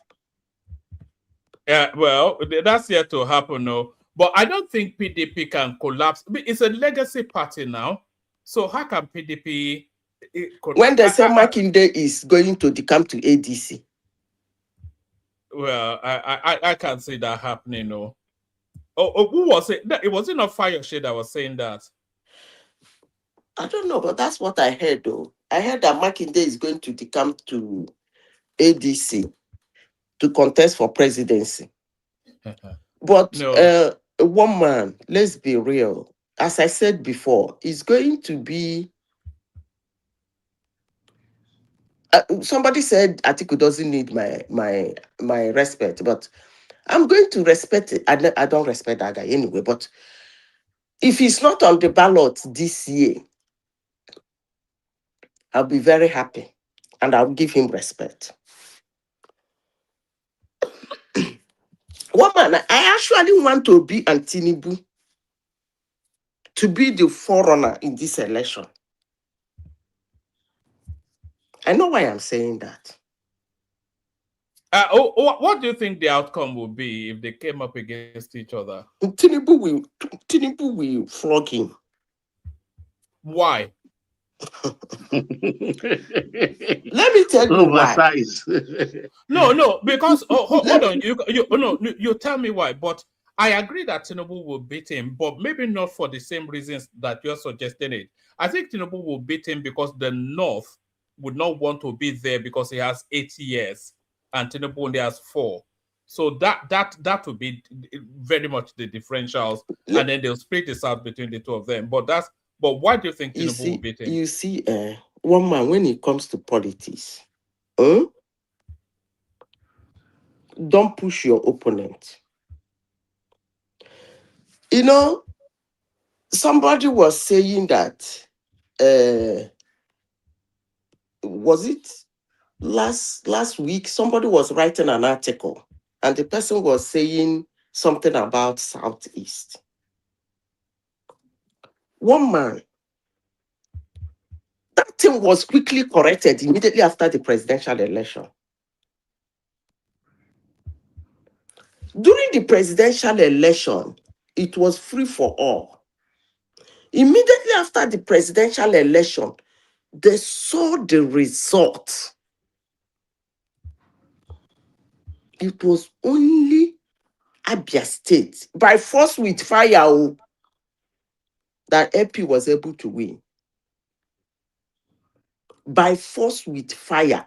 Lagos State flogged them. Boom, boom, boom, boom. You see, the moment it is two of them, that is what when you people will see what is called politics. And I want Nigerians to see what they call real-time politics and politicking. I want Nigerians to, woman, this idea of after election, they talk about rigging, they demeaning our institutions, they disrespect our law enforcement agencies, they insult our legal system. They don't just do it by doing it within us, the Nigerians. One man, maybe you don't like reading. If you see what these people put out in the media houses, and when I mean media, I mean both mainstream and then social media. When I mean mainstream, I mean by newspapers and everything. It makes our interest not good. Our financial interest not good. So I want two of them. If this article will help us, if he can calm down and hand over ADC to Peter Obi, and let Obi look for one northerner, maybe Herufai as his vice, or probably Kwankwanzo Or Tambuwal. I want Nigerians, if they will watch, because they don't watch, if they will watch, they will see what they call Chicago style politics. I've been mentioning it here for over 3 years now. One man, they will see what is called real politics. At the end of the day, who win, they will not say the person truly win if they will watch. I actually want that, because when they do it, I don't like this fact that Tinubu is not having real opposition. Because what I am seeing now, if he this hands, they want to come and meet him, trust me, he's gonna lose them. Gonna whoop them. So I want that person they will bring, and people will say, hey, now let's start. Honestly, sincerely speaking. So that Tinubu will play I too would like to see just a one-on-one sort of. Yes. Either straight up Tinubu versus Atiku, or straight up Tinubu versus Peter Obi. And then the rest are just people like Showore and, But I mentioned it the other time about 2 days ago. One man, I want to ask her a question.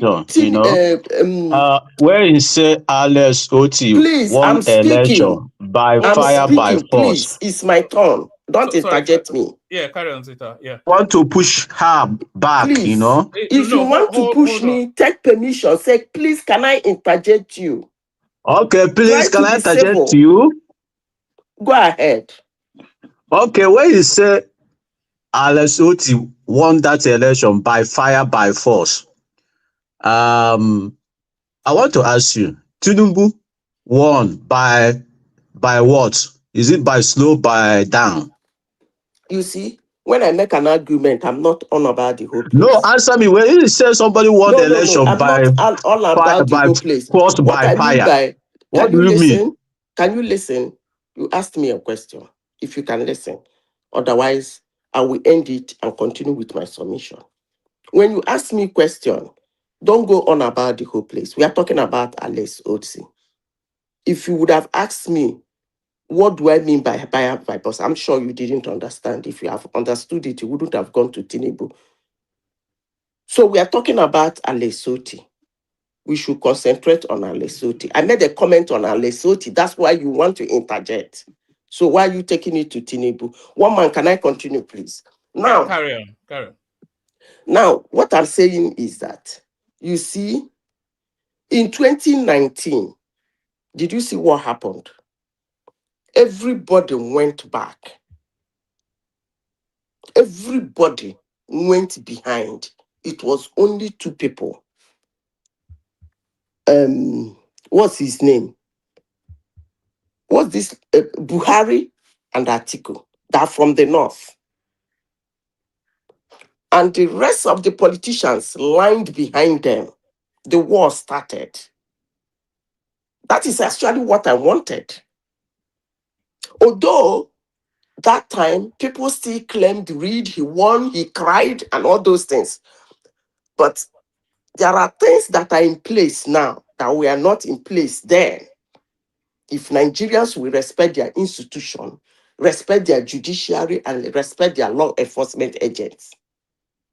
I want that same scenario in a little bit of more organized electoral process play out now. The scenario of what happened in 2019, where nobody came from, Showore was a political content creator, so he was running around creating his content. That was okay. I'm not saying nobody came out, but I'm talking about real, serious-minded candidates. Nobody came out from the South. Nobody came out from the South, Southwest, or Southeast. They left it for the two Northerners because they believe it was their turn, according to Baba. Atiku picked the ticket. Buhari was still holding it because he was the president. And then the war starts. That's what I want to happen now. I want the whole Northerners to hands off. Let Peter Obi come out. First, Tinubu, and let all the politicians in Nigeria. It's going to be a real ugliness if it's just Obi versus Tinubu. It's going to be very ugly. That is what I want. It's going to be extremely tribal, very, very ugly. Yeah, that is what but I do you want. know what? Listen, It is easier than Tinubu Atiku. That ticket will be very easy. I want it to let them, everybody play their Dambro Bachege. Let Tinubu play his worst politics. Let Obi play his worst politics. With the If you do it conglomeration like of that, politicians Peter Obi will behind win them. Tinubu 100%. Try That is it like what I that. want. That is what I want. Because at the end of the day, anybody that survives it, in 2019, when Buhari won, I think he won him with 3 million votes, I think. 3 point something million, right? And he went to, Yes, thereabout, yes. Yeah. In one article with 3 point something million votes. And then when they went to the court, from one court to the other, when they got to, I think, appeal court, they brought evidence, but that was not enough. The result, where the alteration or whatever they think wasn't enough to overturn the election. Why Woman, I have a Take some paired water. voice. Yeah. Woman, why am I saying this? What happened in 2023 is still like a nonsense to them.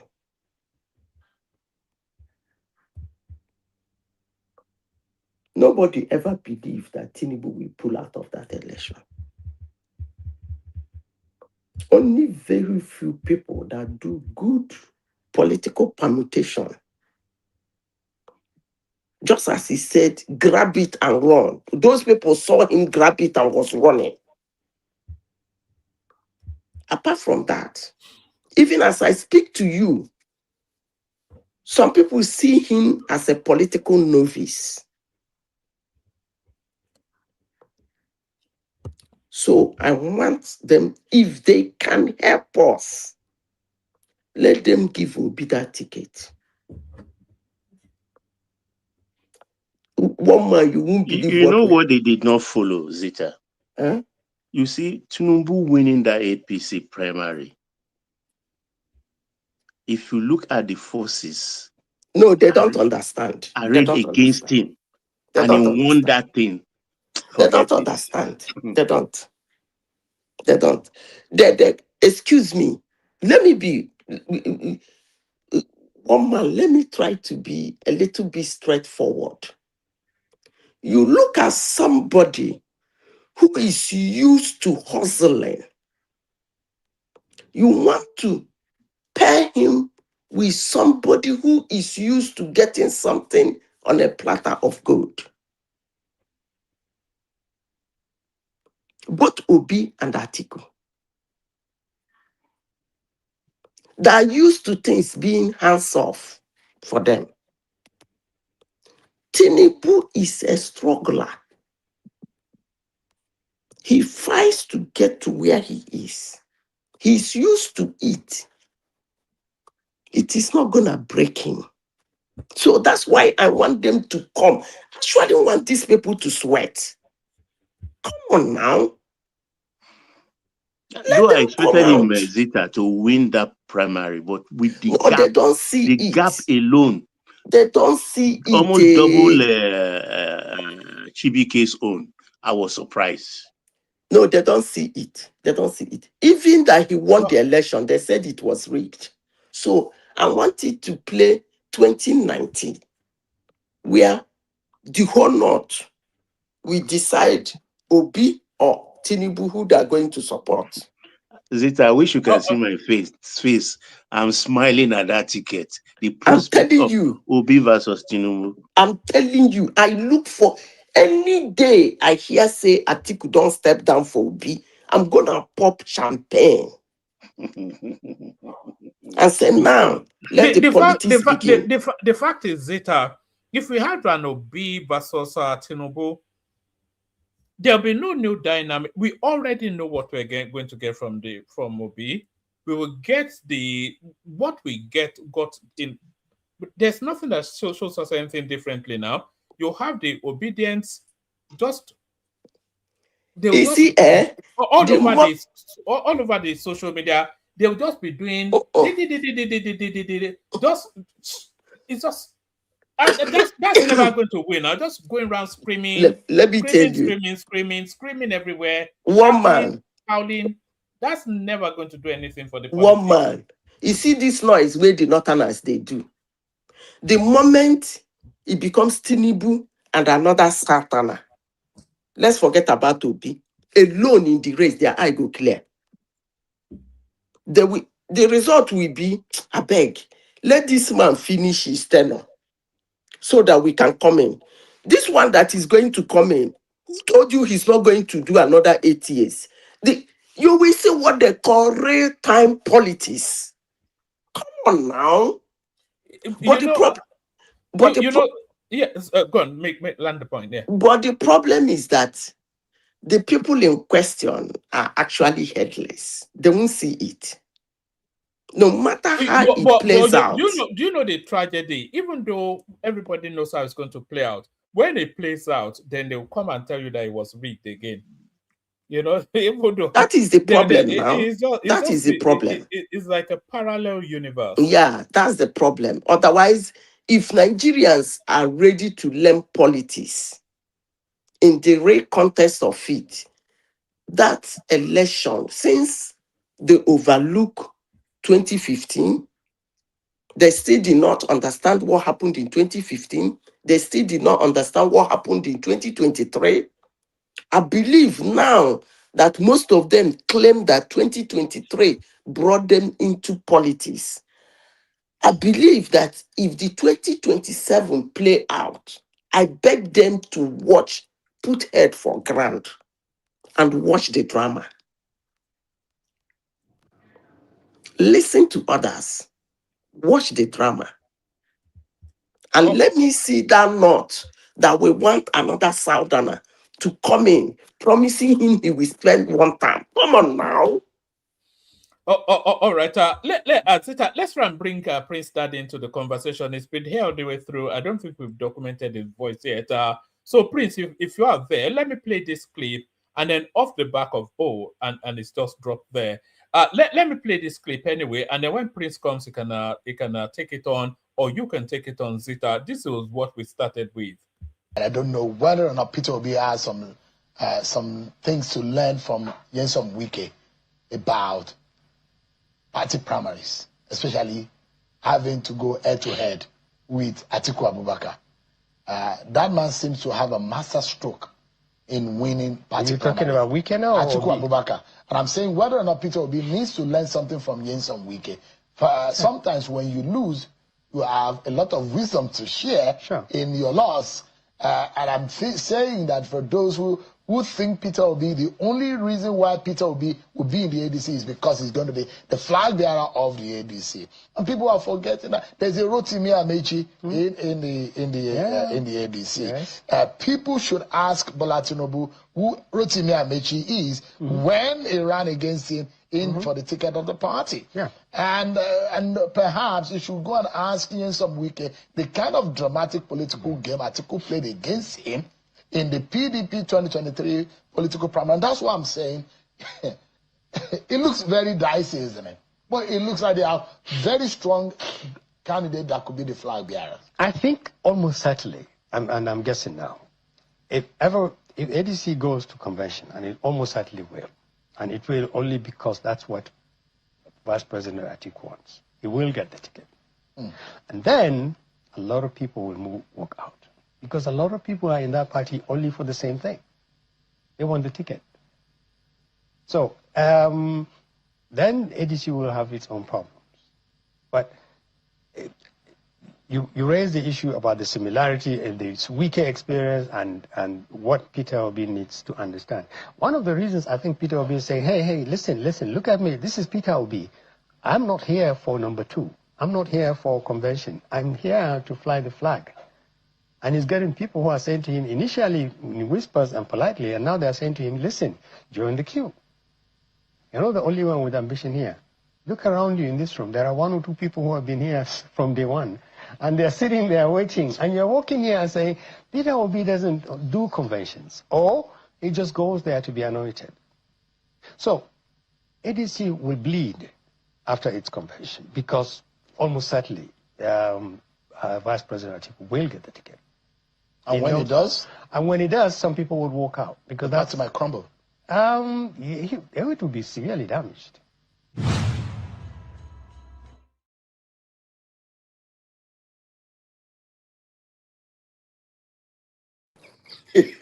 So that was Akim Baba Ahmed, the older brother of Dati Baba Ahmed, speaking to politics as he really does work, that vested interest, personal interest. And by the way, can people please subscribe? We're not actually, we only want 10 new subscribers, so you can help us with that if you are not already subscribed. Please do that. And the like figure, please push up the numbers. We're getting reasonable views, but it's not reflecting in the likes and subscribe. So please like and subscribe. So that was Akim Baba Ahmed, the older brother of Dati Baba Ahmed, speaking to the realism of politics, that at the core of it is just self-interest overarching everything else. And what he was saying there was that after the ADC primaries, that party will hemorrhage a lot of its big hitters. So whoever loses, only one person wins that ticket, and the people that lose that ticket, they will simply just walk away from the party. Rotimi Amechi, Peter Obi, especially. So that's what he was suggesting. I'm not sure if Prince is ready for us or Zita wants to take that on. We've got Ola here as well. Me again? Yeah, No. no. Huh? Are you at a game, Prince? Yeah, I'm at the game. Yeah. It's a little. Is she? No,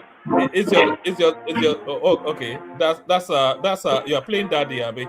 So that's all right. That's Prince Daddy.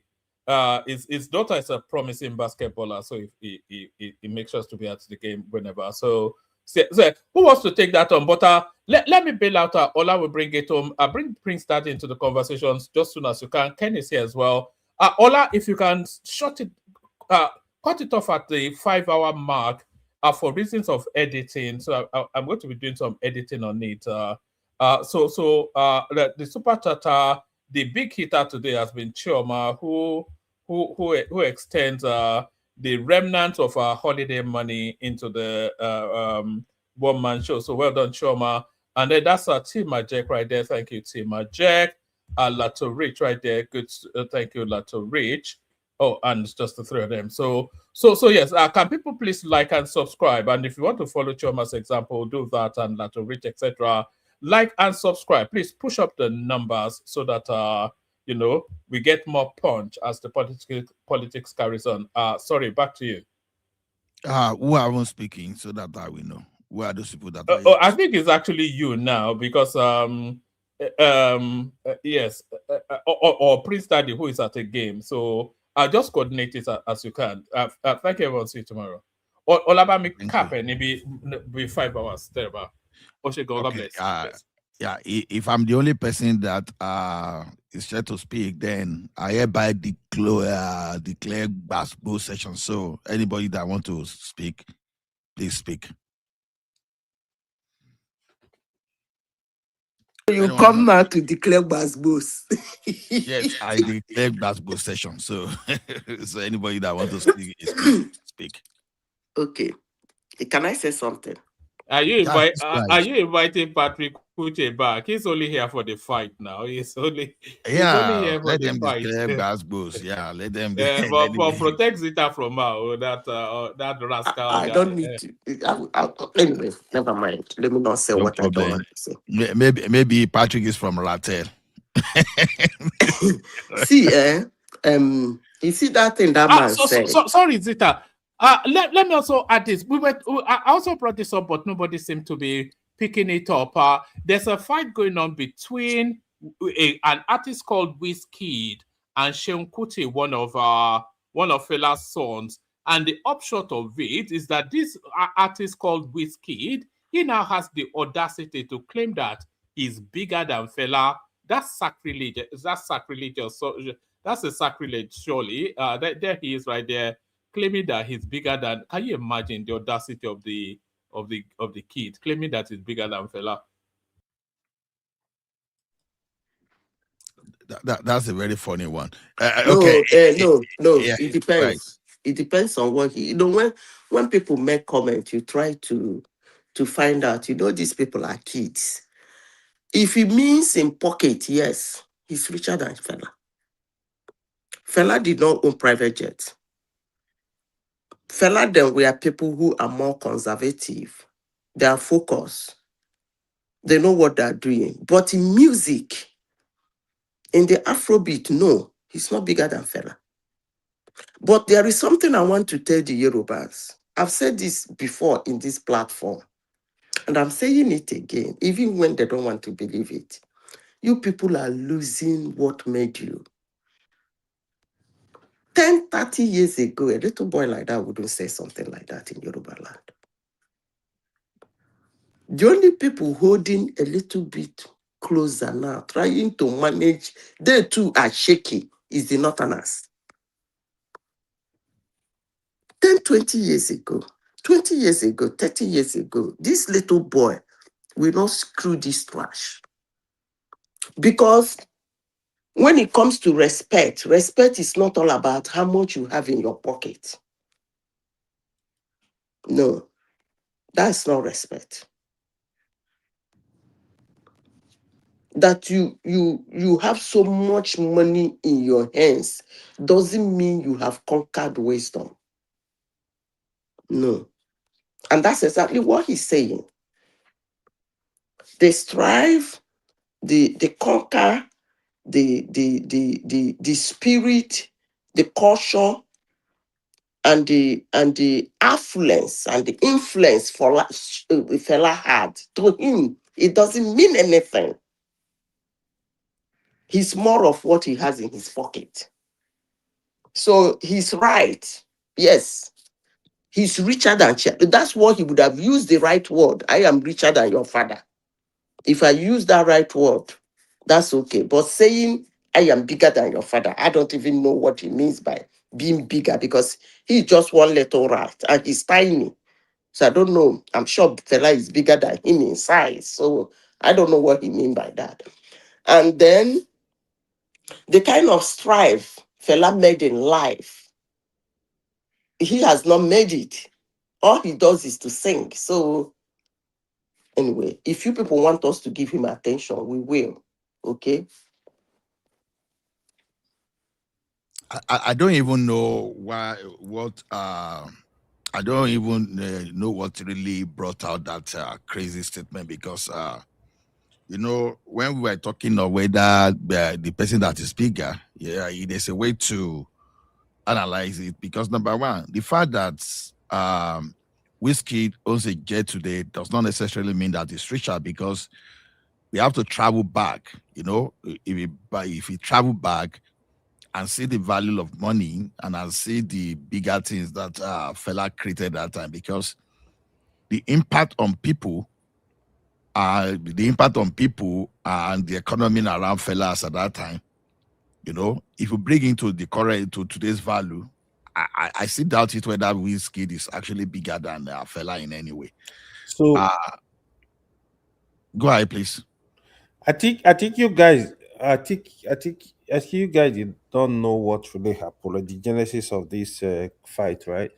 I think what's his name? Shehu. I think Shehu is the problem. Is the one that created this crisis.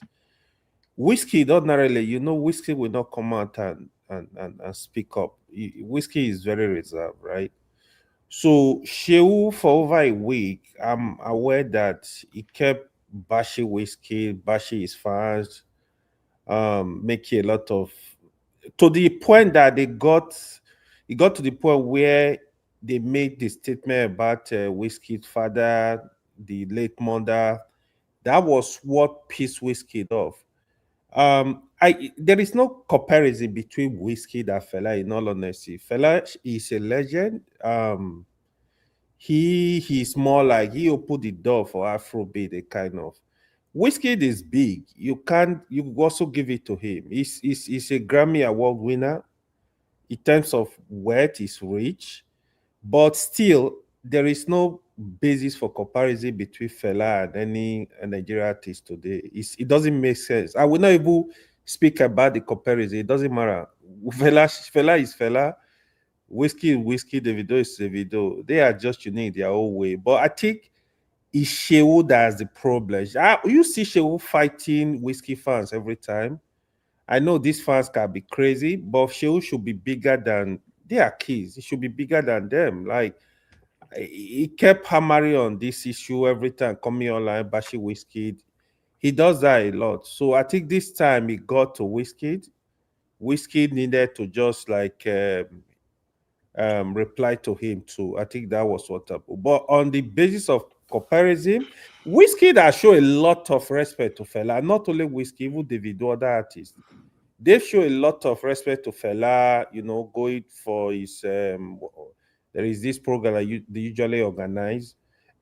To be honest, they've given a lot of respect to fella. People know the work fella put in,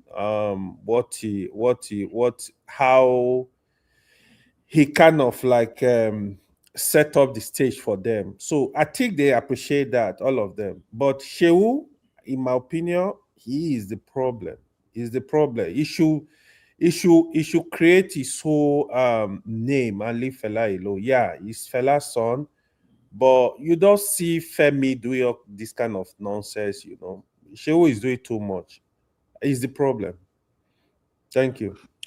Okay. Yeah, you spoken well. Now, this is just my own. Is that sometimes someone can provoke you, but at least more often than not, we should be able to manage our hunger or how we respond, because sometimes people might just focus on the response. I would not even try to know where the issue was coming from. Like me, Yes. to be honest, I never knew. I don't even know where the issue was coming from.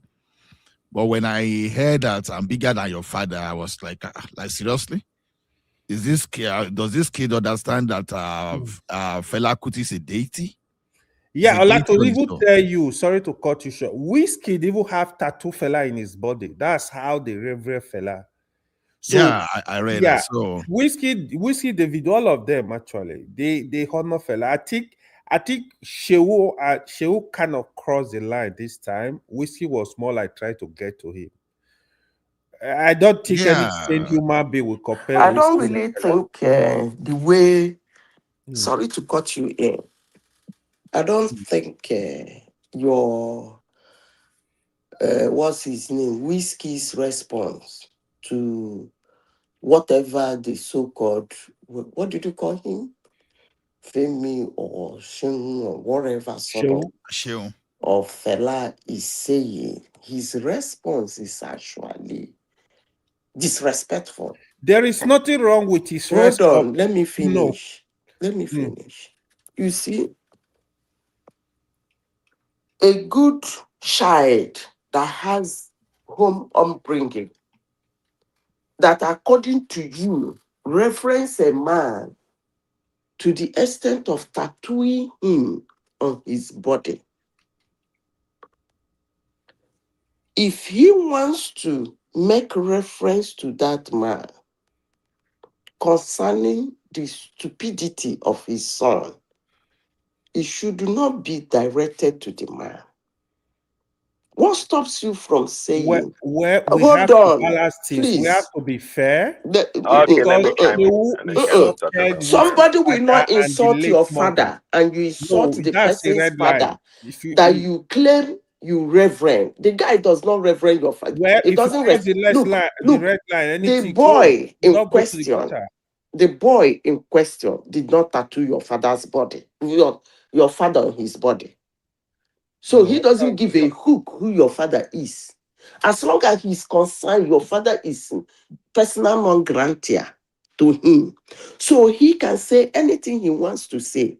But for you to leave tattooing your own father on your body and decide to tattoo the idiot's father on your body, keep it as so. Okay? That's why people don't like me. And that's why people like me.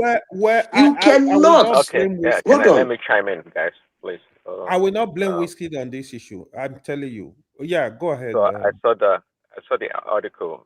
Nobody even told us what the article itself said about what Whiskey said. What did the article say? That it was richer than Fela, or is more popular than Fela? What did the article say? Do we know? Okay. Um, I like Whiskey. No, it's a nice, mellow guy. And just like as AY said, he has Fela tattooed on his body. Okay, fine. And just like is the AY talking, I think Shu might be the problem. He's always looking for trouble, always talking, insulting people. Yeah. So I'm not sure the genesis of the problem what He started is. it. But by the end of the day, Wizkid is a human being. Sometimes Yep. no matter how reserved somebody can be, sometimes something can push them over the edge. So let's not make him into a god or an alien that doesn't have any feelings and he can misbehave. Anybody can misbehave. It Absolutely. doesn't matter. Okay, Absolutely. so I'm not gonna blame Wizkid for going all the way. Of course, I don't agree that it's greater than Fela. Being great has nothing to do with money. Keep in mind, Einstein was not a rich man, Yeah. right? Yeah. And is regarded as perhaps the smartest person ever. Even when he won the Nobel Prize, that is Einstein for physics, I believe, he gave the money to his wife. He didn't care about money. So money is not about if you're popular or if you're smart. Not at all. There's no way Wizkid. I love Wizkid. I love his music. Music is great. I love him really, really. I mean, I do. But it can never occupy Fela's shoe. I mean, you guys live in the West. You guys live in the West. I go to places with a bunch of white people, and I went to a place one time they were jamming Fela music, and I asked the guy, "Do you know what you're playing?" He said, "Yeah, it's Fela Kuti." Yeah. I said, "Wow, bunch of white people." So Fela is great. I mean, he's great.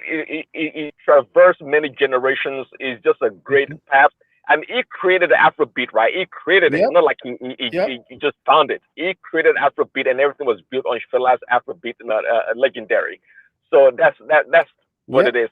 Again, so the issue really is, come on, we are human beings. Sometimes you are one person, you guys are, you guys are going back and forth, then you say something just to hurt the guy's feelings. You don't really mean it. Yeah, You don't mean exactly. it, but saying that, that's gonna really hurt Fela.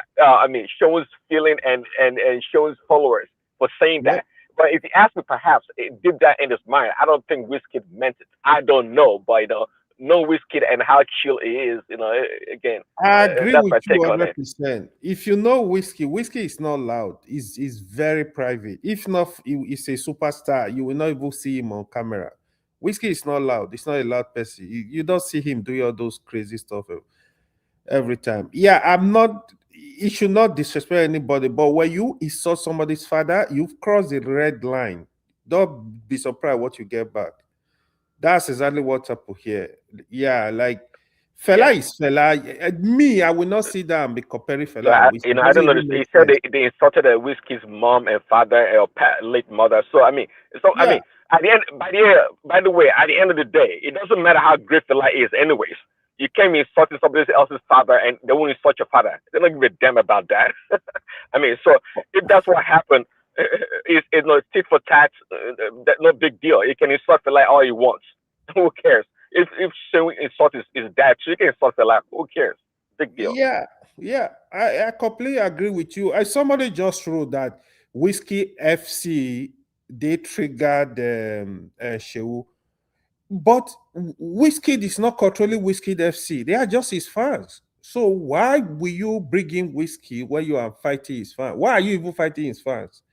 If you are a serious person, just ignore and just move on.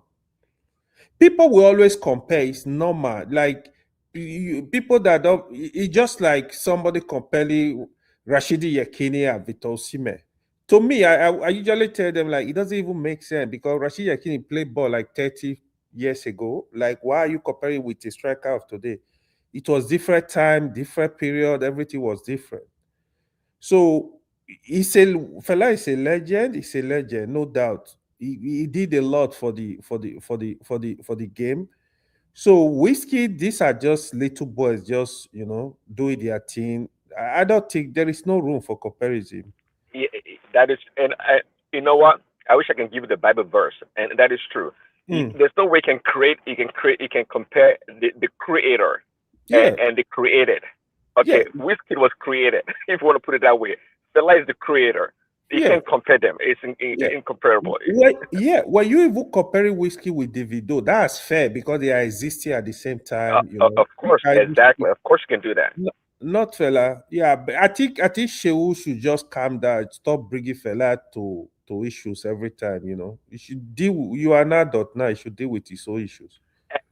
Sorry, and by the way, actually, Fela, Sean, I like his music. I've seen him perform live. Is pretty good actually. Is very much like his dad on stage. He was nominated for Grammy too. I think twice even. He's good. He's good. Nigeria artists, they are doing very well. Why are you fighting yourself for nothing? Why are you fighting Yeah, yourself? there's always beef, like the rap game, the rap music. There's always beef amongst these artists. But Sean, I don't know what Sean's beef is. I like Sean too, right? But I'm not sure if Sean's fans are I'm not sure what Shinwo has to do with whiskey. Quite frankly, You know, I don't know where they cross paths. I don't know. let me tell you, whiskey. When you hear Whiskey FC, you don't get to see them, but they are very tough. He has the biggest fan base, the most loyal fan in Nigeria, in all the artists. You don't get to see them. They are tough online, man. They go after you. They're gonna slaughter you. Whiskey FC can change election in Nigeria. I don't know where they are. You don't get to see them, but they are a lot. They are in their millions. They know how to attack. They come for you. You go for it. That's what they do. Yeah, they can, fast can be very troubling. Even when you hear fight between Davido and Whiskey, most time it's fast that we try to like hit this one head against this one. Oh, it's better than you. It's not better than you. You don't know how to play music. This kind of stuff. Yeah, Whiskey's fans are very tough. When you hear Whiskey FC, it's a very big pool of people. Yeah, I think. I mean, let should let fella rest. I beg. They should allow him to rest. Whiskey is big too. It's not that it's big, but comparison with fella, it doesn't even make sense to me. Whiskey is big. No, we just have to say it because, like I said the other time, fella is a deity, and when we talk of African culture, because there's no basis for comparison, like as you rightly said, because we are talking of someone that that's used to give a very big cultural and ideological impact, you know. His music is kind of like resistance to colonialism, corruption, and all about Pan-Africanism. Yeah. So then when you talk of his political influence, what that guy did alone, when he used to challenge the Nigerian military regime, he was jailed, beaten, censored, and this guy is even being studied in the universities, right? Just when you study music and you want to study something about Afrobeats, you will mention fella. So when you look at all those legacies, there's no way you can say such thing. Then, other than that, even the part of the work that fella did, his children are still getting the royalty.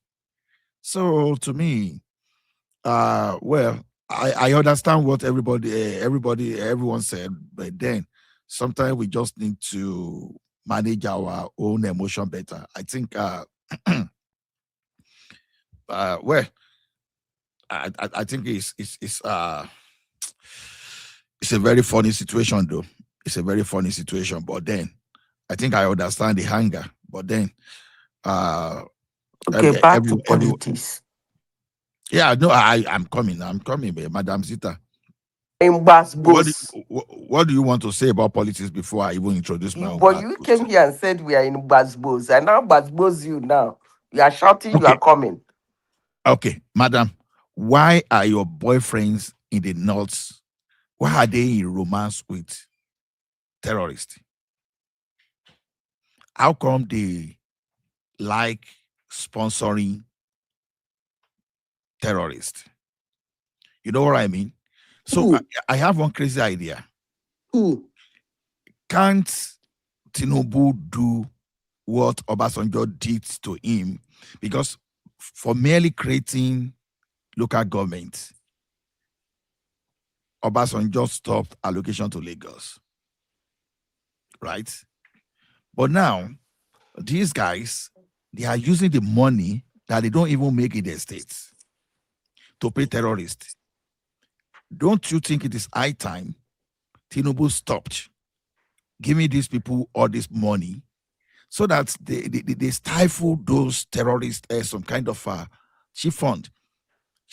Because the thing is, it looks like, not only looks like, it's not clear that some states in Nigeria are financing terrorism. What would you say about that? Yeah, like to what benefit? To what benefit are they financing terrorism? That's what we need to address. That's what we need to address because to me, the more I look into what is happening in Nigeria, the more I find it challenging to understand. Because the more you look, the less you see. How can a local government have a budget for terrorists? I won't use the word that bandit. That bandit is just another way to slow the rating down. So how can a local government maintain a budget for terrorists?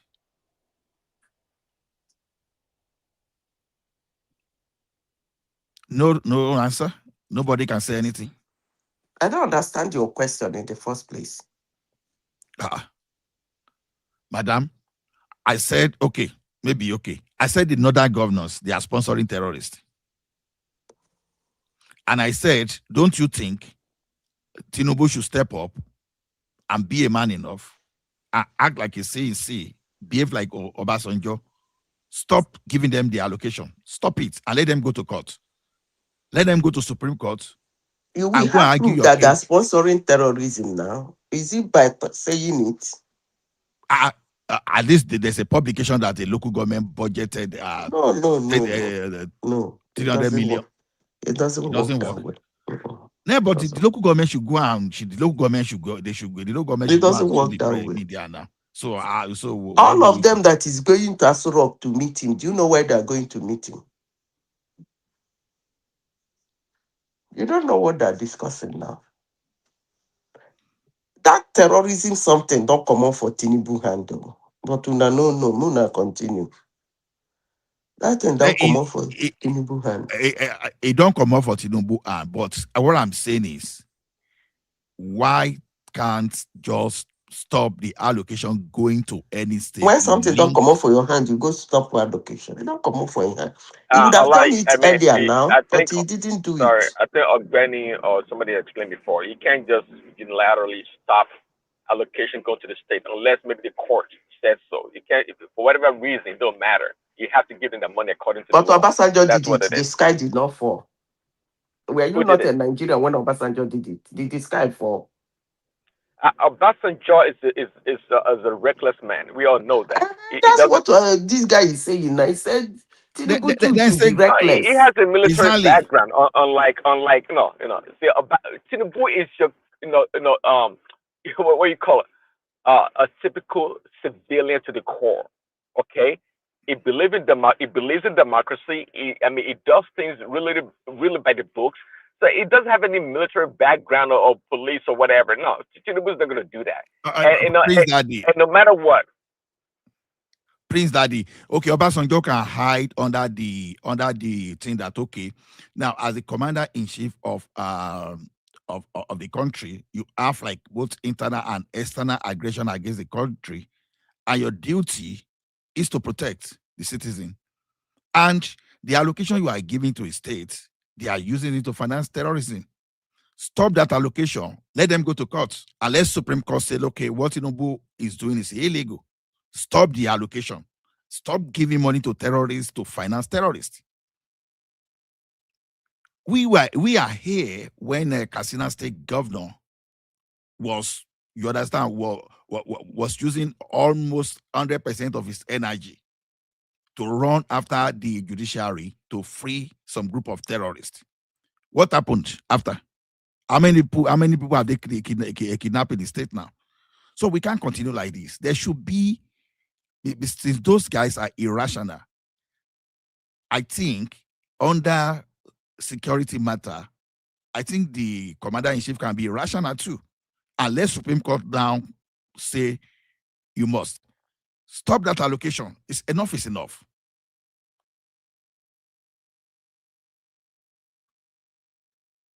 Okay, Bill, I say I don't like this topic anyway.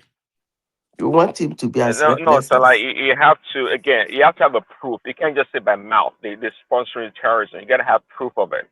They gotta take it to the court with the AG You have to go through the legal process. Again, Tinubu can't just unilaterally stop allocation to the states because he I thinks said they're financing Obasanjo terrorism. did it now. Well, forget about Obasanjo now. I mean, we live in Obasanjo. You said no, the word you are using, you said he cannot. And I'm saying you he can. Whether Well, it's if you see, Obasanjo, I'm not sure the law, madam. I'm not sure the law back then. But if Obasanjo broke the law, I'm not sure why should Tinubu be breaking the law too because Obasanjo did it. This is not breaking the law. This is counter-terrorism. Measure. See Ola and Prince. You see, there is it's good you separate these three things. Law, that's the legality.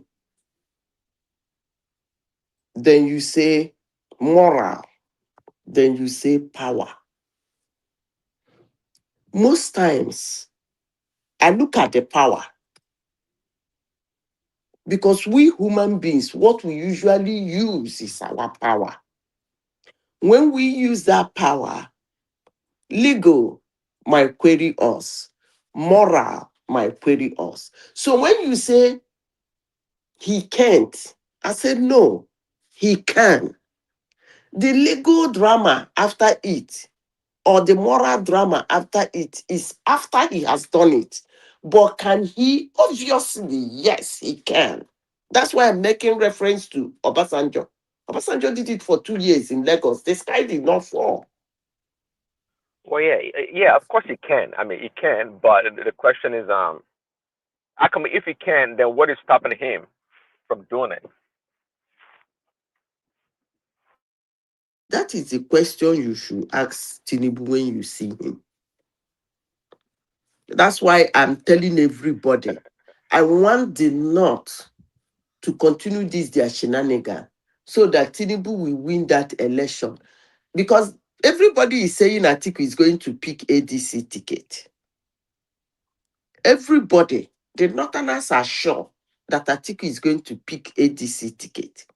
If that is what is going to happen, then the election will be kind of, I'll be praying for the North to lose their political goodwill.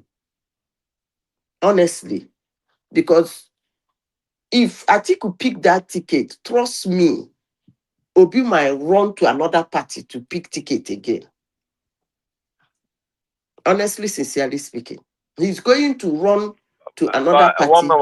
Madam, woman was saying earlier that I think Obi may have acquiesced or surrendered to be his VP at the end of the day, even though he's not saying it, nor making it known to his followers. You see, that is another problem. Because the people who wouldn't want Obi to be Atiku's VP in that ADC, I don't think they are less than the people who don't want him. The people who don't want him are not less than the people who want him. I think they're more in number. People who don't want him to be a VP, people who don't want him to be their flag bearer, people who don't want him to be that is the prince. The video one man showed. That is the coded statement the man is making. He's telling you that if Atiku pick that ticket, it's a lot of vested interest. Listen to the man. The man is not putting Obi in the picture. He's not putting Obi in the picture. He keeps saying he's in the queue. He should queue up with others. That's what he's saying. So that means that even the agreement that you don't know these people. You see, Ola, as I said before, what you people see in Obi, I don't think the politicians in Nigeria are seeing it in him. Honestly, if they're seeing it in him, they will hand over the ticket to him. Trust me.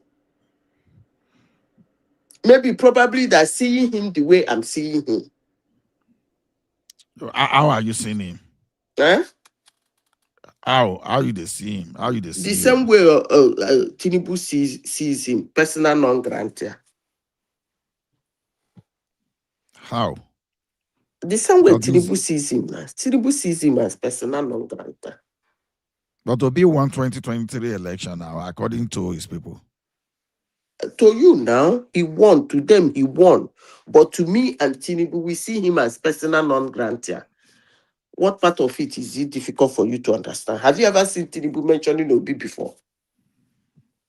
But he doesn't mention article either. So that He means does. He does sometimes. He responds to article. really? I'm Yeah, not aware. sometimes. During the election, when they were campaigning, he used to attack article. Me, I'm not aware. Can you Yeah, just go and watch their take me to campaign that? now. This thing? Attacks article. That's Obi, he mentioned Obi once. He didn't even give him the glory of mentioning his name. He said some people will come and be doing warehouse politics, warehouse economies, right? Mm-hmm. That's the only time I remember him saying something that relates to Obi throughout his campaign. So he sees him as persona non grata. That's interesting though. That's why they're not giving him the ticket. Now, what stops them from giving him the ticket? Don't they want to throw Tinubu out of that place? Ticket is not when you share your card. Every president has his own card. When they are supporting you, they support you with the card. So you share, Atiku, during the 2023 election, he has already shared his cabinet. Oh. He just felt he will win that election. What gave him that morale? I don't know. Atiku was already acting presidential. Remember, he went to Trump Towers and came back. There is nothing he did not do. Okay? You know that Trump Tower that he went to that he followed the Senate president go there now. So because Obasanjo has been saying can Atiku go to America, or how did he say that? Okay, that someone said he traveled. And he said to where? Dubai. So who was the Senate president then? I think who? Who was the Senate president? What's the name of that Senate president himself?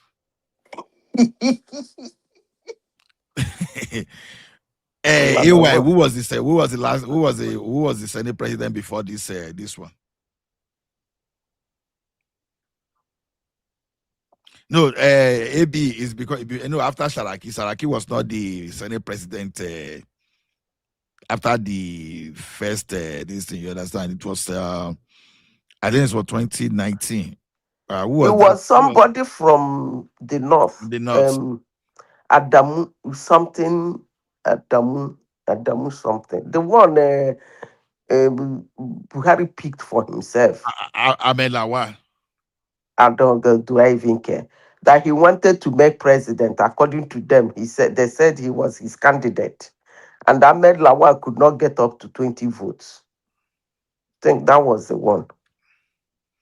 How you take no, madam? You could not get to 20 votes. How you and a big man you dey for primaries now? What was his position? Vice president. I think he came fourth or fifth. So it means that Amechi got more than him, right? Amechi came second now. Haba. Okay, Osibajo. So Madam Osibajo still got more than Elawa. Osibajo came third or fourth. Una don't forget. No, Haba. Osibajo came third. You know, say me, I get my focus. Now my focus, I focus on two people that time. It was only when those people missed. Who are you focusing on? Tunde Bakari and Osibajo. You are an awful loser. Come on now. I'm waiting. So for your mind, you believe say what makes you support Tunde Bakari? Why should I not support him? No, I just asked you a question now. Give me one reason. At least a new person, a pastor, so with his Tunde own Bakari ideology. new. You see, when you people say this kind of a thing, at the time, honestly, is it that you guys became new to Nigerian politics? Tunde Bakari was running mate to Buhari. You don't forget. How it can be No, new? no. Wait now. Tunde He said, Bakari has been in politics, lying hold on. like Now a him, lying machine, seeing he, unnecessary, ridiculous, never happening prophecies. So where did you say Tunde Bakari was new? was there anything wrong in me supporting him? No, it's No, new because it was a no, run. No, it was a running mate. It's different from becoming the president. no. The mission was to become the president, I not don't see anything in him. to the Bakari. Is new. I don't see anything in you Tunde Bakari has supporting never him. been a politician But don't like bring you that want. obedient stuff here. He's not new. Don't say because he's new. You can say you like him, he's this, he's that. I don't have any problem with you supporting anybody. But I've when you always supported Tunde Bakari, but you should be they laugh at me when I say at least should be now some people they support Shobore. Now the person I support be that Abi. make I shut up my mouth. But Not why shut I up. jump to your support? Why not? Why not? No, why not? Why not Tunde Bakari? Why not him? Why Why I not? jump to your support is because you said he's new. That's what jotted me up. He has never taken any political office in Nigeria, position in Nigeria before. Somebody will go do running mate, come do presidential candidate several times. Now you say he never take politics because he no win.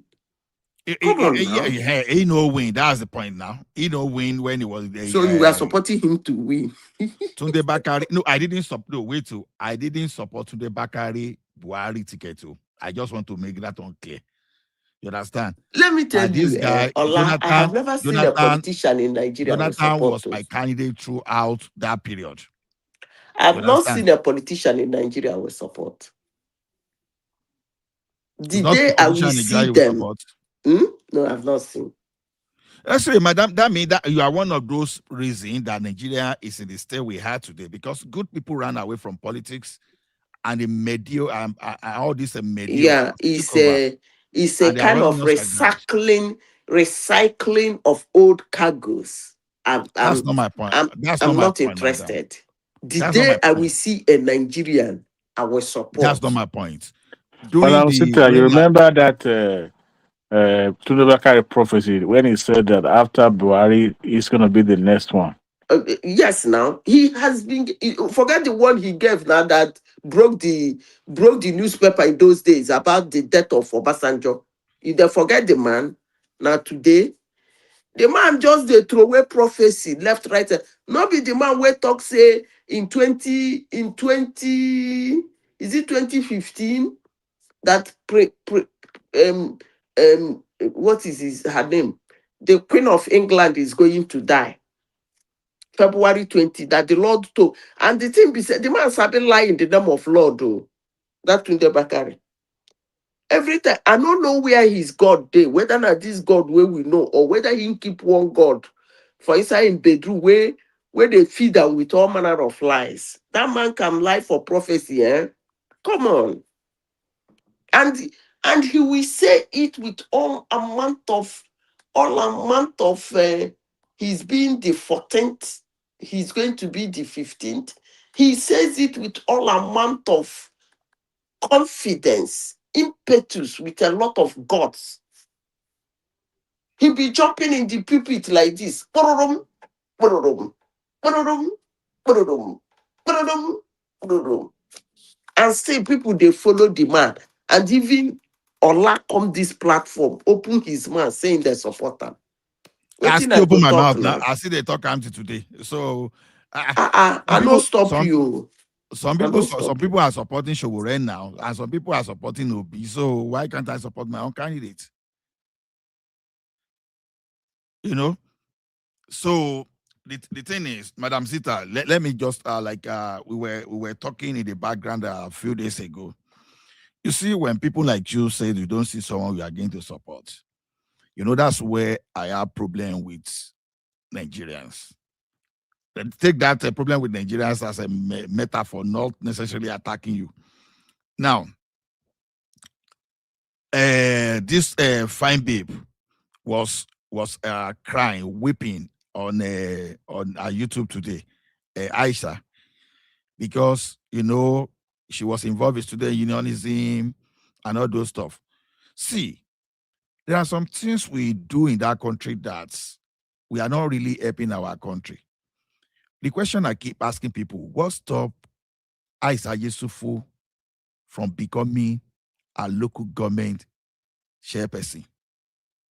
Because you, with such kind of brilliant idea, you don't have to focus on 250 million people at a go.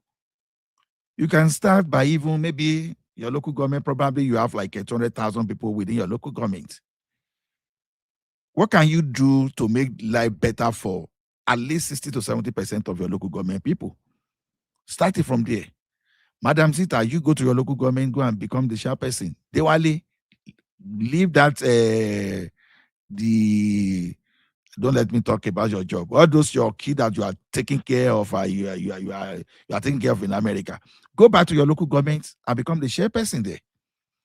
I want to become a Wujade. You're saying, how can you become a Wujade? How can a person become a Wujade, for goodness sake? Which kind of thing is this now? Don't worry, I'll find my way in.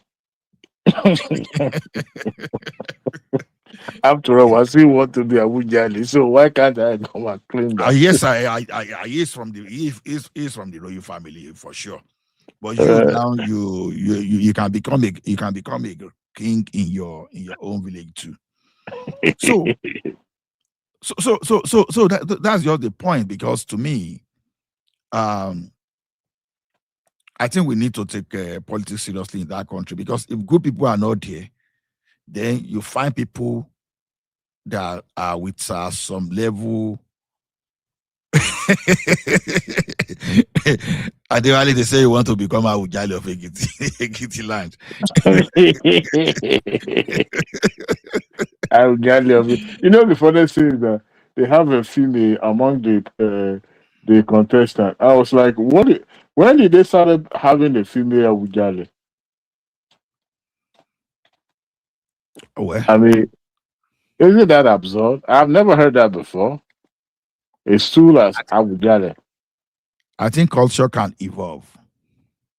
Well, Abatejo Show was from a female line, and she still become the king. So, no, exactly. Culture can evolve. There was a time that people were using their leaves to cover the body.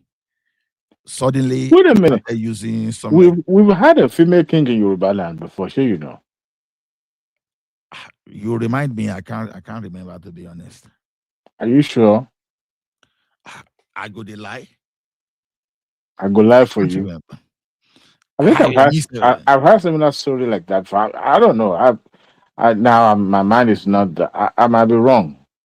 But I think I've had something similar. I know that we've had several. We've had delays that used to be that are women, but yeah. There's some towns that they don't have region, they don't have delays. But something happened recently. Ekiti has this affiliation to Ife, not Oyo or Ibadan, kind of. However, there's some towns that we are Ife, Yoruba. Yeah, Ekiti generally are Ife people and Jesha. Now, there's some towns that normally they don't have region. All of a sudden, they change the tradition. For years, they maintain that regency thing, and I was like, so tradition can be just like a snap, like this, but is regents not a king as well? I mean, all the paraphernalia of the office, they are called the whoever becomes the regent. So anyway, I changed the topic, but sorry, go ahead, Ola. No. It's an interesting topic because when you said that, now I just said trying to I went to ChatGPT to even look, because the history you just brought today, I'm not even aware, to be honest. And ChatGPT is actually validating you. For real? I think I've had that kind of story before, but I wasn't sure about that, female. So the princess that contested for Abujales too might be right at the end of the day. They have one princess among the contestants. That means that if that thing was true, that simply means that Yoruba happened to be one of the. Then we are when we are talking of elites, elite region in that country. So should we say Yoruba is at the forefront? Oh yeah, we've always see. Yes. The other day I was listening to. What do you mean, Ola? I mean, compared to places like I don't mention where any tribal. I'm just talking. where places like where Madam Zita is not supposed to talk when men are talking. I'm not. See, What kind of a Dagburu are you? But you asked for Basbos now. He's telling you the Basbos we have today. Somebody came here was saying that in Igbo land that women don't talk when men are talking. And I don't know the part of Igbo land he comes from, but I'm from Anuguta woman. Right from the time of the Watas, the Wakuches. The woman is a woman that brought General Hospital in Uguta, which was one of the foremost general hospital in the east of the Niger in those days. So I don't know what part of Igbo he come from, but he made that statement affirmatively. So he's making reference to it. That where he come from, women don't talk when men are talking. And then in the general Igbo culture, there is what they call Umuada. They're actually the decision makers. When the men screw up in Igbo land, it's Umuada that will come and say, you must do this. So I don't know where he come from, but he said what he said. And this. I wonder where that statement was even coming from when we have a very renowned daughter of Southeast like Bianca Ojukwu. I wonder will men be speaking Bianca. And we have the likes of Madam Sita too. We have the like of Madam Zita. We have the like of Dora Akuyele. We have the like. I can't just put that in together, to be honest. Obi that is shaking But everybody. Africa generally we have a patriarchy system. So anywhere we always look at, the women. I mean, the men always have the final say. I was actually discussing something today. My wife drew my attention to Minister of Interior visiting immigration office in Abuja. And then he had a lot of complaint about the way things were being done there. He was complaining about delay and stuff like that. But if you look at it, ever since we've been having female in charge of Nigeria Immigration Agency, things has been going on smoothly. If you notice, back to back now, we've had 2 female taking charge. What does that tell you about women in the role of a woman in our society? I believe that if you give a woman a chance, it will make it different. At least just to prove that point that look, I am not just a weaker vessel. I am a force to reckon with. That's my own. No, yeah, you are right. As long as you don't have women like Aisha Yesufu. Isaac, no, that's my friend. It can be my friend, can be my adversary sometimes too. But when you don't have, what's the name of this rat that was stealing the NNPC money? What's her name? Desani. Una forget somebody who is cruising with your billions of dollars. But una want that go to tell una how you making money. I wonder. So I don't understand what you meant. Are you trying to discriminate against women? Why shouldn't women steal when men steal all the time? What do you mean? You don't want those kind of women? I mean, what kind of woman do you want? The men that occupy the men that occupy this position, they've been stealing all along. So why do you want to make a distinction for the women? Why can't they steal? No, you see those men that are stealing. You understand? they actually they are disgracing the brotherhood, manhood, and so they are disgraced too. So Men I of This dissociate man no God, go myself your from fit. them. brotherhood. That So means all the men has been disgracing your brotherhood now. I Exactly. dissociate myself from All them. the men have been disgracing brotherhood. I declare them not men. So we don't know the particular the particular group they belongs. But a good male person will not be stealing. You understand? So I can associate with those good ones that are promoting the country. The like of Festo Kiamu, that's a man. You understand? The like of this Tunji Ojo, that's a man. The like of David Umai, that's a man. But you see the like of Yaya Bello, I don't know his own. I don't know his own whether now male or maybe it's between male and female. I don't know. So a real man will not be stealing from. A real man will behave like a man. A real man will not steal from his family. He will actually make sure that whatever you put in charge is going to keep that in as the real person. So any man that is stealing in that country, they are just cowards. They are not men. They are not men. So a man cannot steal. Is that what you're saying? A man should not be stealing. A man should be the defender of all the resources, and you make sure you As appropriate if the resources. the blood running in the vein of a man is different from any other species. Okay. You see, as an Ekiti man, you see there's what in Ekiti, we value prestige, we value our, Our names. self-discipline, our names. You understand? An example, we still remember Fajuyi today. You understand? Adekunle Fajuyi. Now, Adekunle Fajuyi could have just said, okay, you know what? I know if we come die for person this thing, you understand? Just take this man and be going. And the guy said, no, you will not take my commander in chief except you take me out. But that's a man. But some idiots, we actually give away their commander in chief before coming.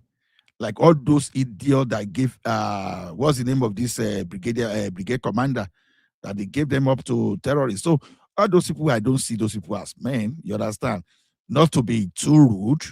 Many of those people, can we just put the name animal in front of their name? You understand? So when you can, it's something that is supposed to be economic, economic resources that you are supposed to use to develop your people, protect your people, and you spread it in for different reasons. So do you want to call those people men?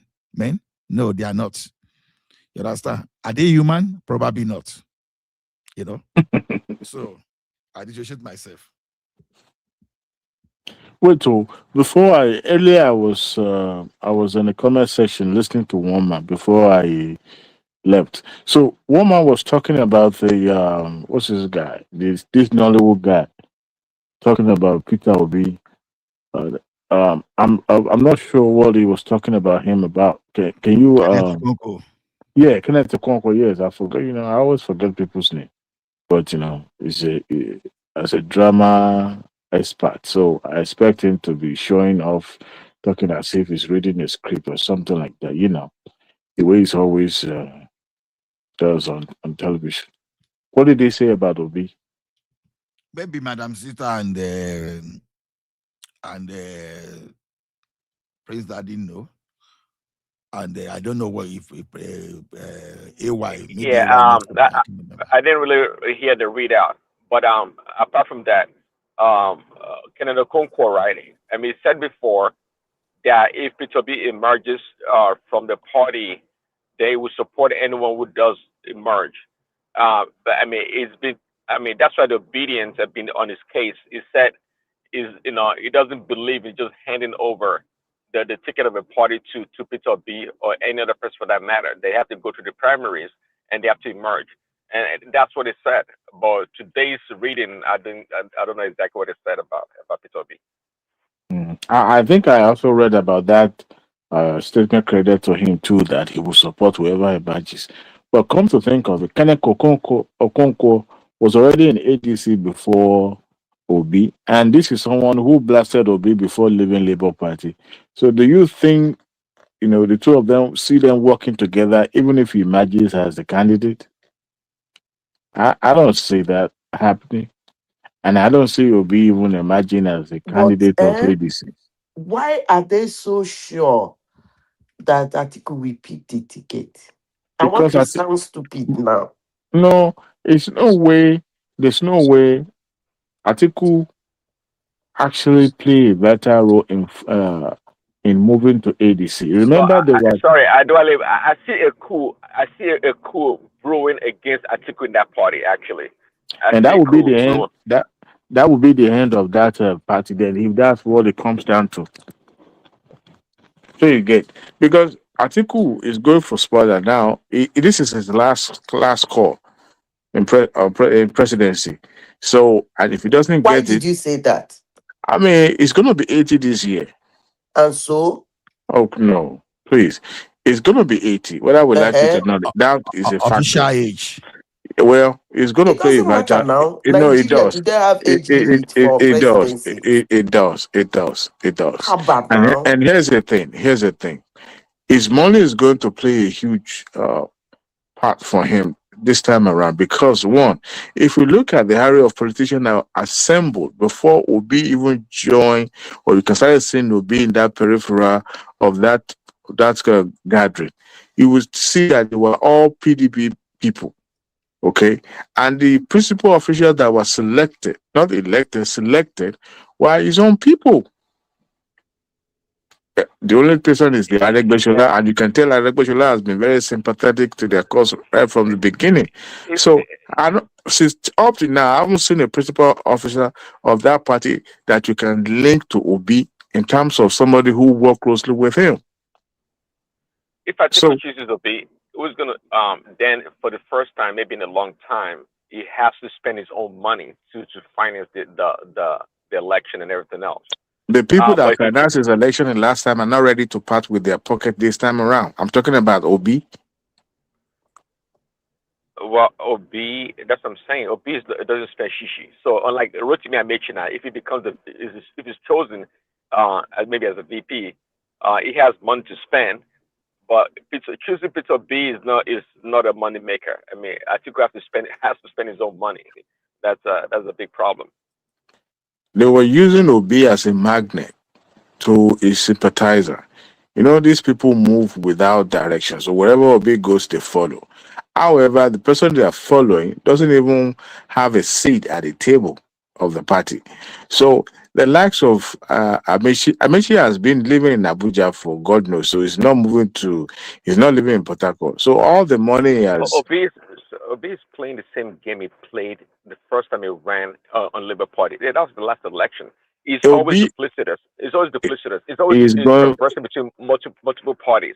If one doesn't go, just like he left PDP, he went straight to LP. So that's what he's playing right now. If ADC do something that he doesn't like, he's going back to Labour or somewhere else. I think it's going to play out this way. Remember when he said he was not a member of ADC, that he was a member of Labour Party? All of a sudden he changed tone and said, "Oh, I've always be the member of ADC right from the beginning." So if you've been a member of ADC right from the formation or the movement to the ADC, how come you were saying in the media that you were not yet the party or a member of the ADC? Now let's even look at it. I think he's going to try to look for a soft landing. So if he doesn't clinch that ticket, he's going to put the narratives in the media whereby that narrative is going to change and people will begin to be sympathetic. Okay, you know what? Even if you can't get the trophy, at least be a partaker. So now you are not completely out of the power play. So if as a vice president, you still have some influences here and there. So you get. And then that is what is going to be banking on. And some of his supporters already said that they are not going to take that position. And I think that's just way of boxing himself into a corner, because when you have people, that are supporting you, are already saying, look, if you take that second fiddle position, they will not back you. That speaks volume. Another thing is this, in party politics, the structure matters a lot. Now, recently, APC embarked on registration of their members. right? That registration is not just registration exercise only. They are trying to identify people that will actually vote for them, or if they entice them with financial whatever, they will be able to provide their vote for them. Now, once they're able to establish that, they will well guided, perhaps on the election day, those people will be teleguided to know if they actually vote for their candidate for the APC, and then they will give them their monetary reward. However, they want to establish the number of that's why they are doing e-registration, unlike before that they are doing, card registration and all that. This time around, they will be able to document it and have a data that will be more reliable. So once they have that, they will begin to look at, okay, where areas do we need to work on, where we have less registration of party member, and that structure is what they are going to build, so that will guide them towards the election 2027. ADC doesn't have that. As a matter of fact, they can't even ascertain the number of their party member at the state level or local government level. You see the dilemma they've got into, and this is 2026 already. Election is next year. So they are banking on the goodwill, they're banking on the noises in the media, they're banking on the fact They'll that find a momentum way will around shift. that one. That one will not stop them. Well, the election campaign starting is it October or September, October? No, June. June, okay. So I mean, Because it will they are end going to, all of them should do their primary by May. by May of this year. Okay. Mm-hmm. So that momentum is building already. But if as at now, I mean, we can see where the movement, most of the public discussion now is centered around politics in Nigeria, Mm-hmm. and with that, you can tell you how things are going to go. And if by now ADC is still not found footing, they are still, dragging each other. They are still not sure. Obi's faction doesn't want primary; they want negotiation. Atiku is sure if a primary is conducted today, he will clinch that ticket. The likes of Amechi, I don't see that guy as a serious contender. Sometimes when you want a head, when you want a leg, you demand for head, then you begin to negotiate. Eventually, you hand it up to what you wanted at the beginning. I think that is the word he's trying to play. So I will be a major player in this. However, if I don't get it, I'll be able to still call shot. At least you can still pick me as the vice president. That is where I see Amechi, but it's going to be a power play because he also all those money that he has kept in the strong group, he will spend that money as well. But Those if people it are very rich. Oh. if you see Those the way guys this guy is living in Abuja, they is stashed out dollars. When I mean, oh those yeah, guys are extremely rich. You guys don't have an idea. no, we do. Oh, we I do. like the fact that they keep coming out for election, and I like the fact that they don't win, so that they keep spending the money. You I'm spend your telling you. money during the primary. The general election, you don't spend your money. No, that's what I'm saying now. I like the Okay. fact that they keep coming out to do primaries. I mean, she did in 2023, 9 money. So this 2024 is 2027. He will do again. His money. In ADC, let's see how that's going to end up. This is No, the but last they shot have of, said in ADC they are going to do primaries now. yeah, and that is going to except they have a consensus this thing before the primary and No, every. you don't do that in a big party like that. Oh. You don't try it. You will just destroy the morale. You don't do that in a big party. But just like Baba Ahmed said, that once primary is conducted, that party will bleed because some No, people. you see one thing about contesting a primary is when you contest a primary, you know you know who has clout, okay? And then you people will take it from there.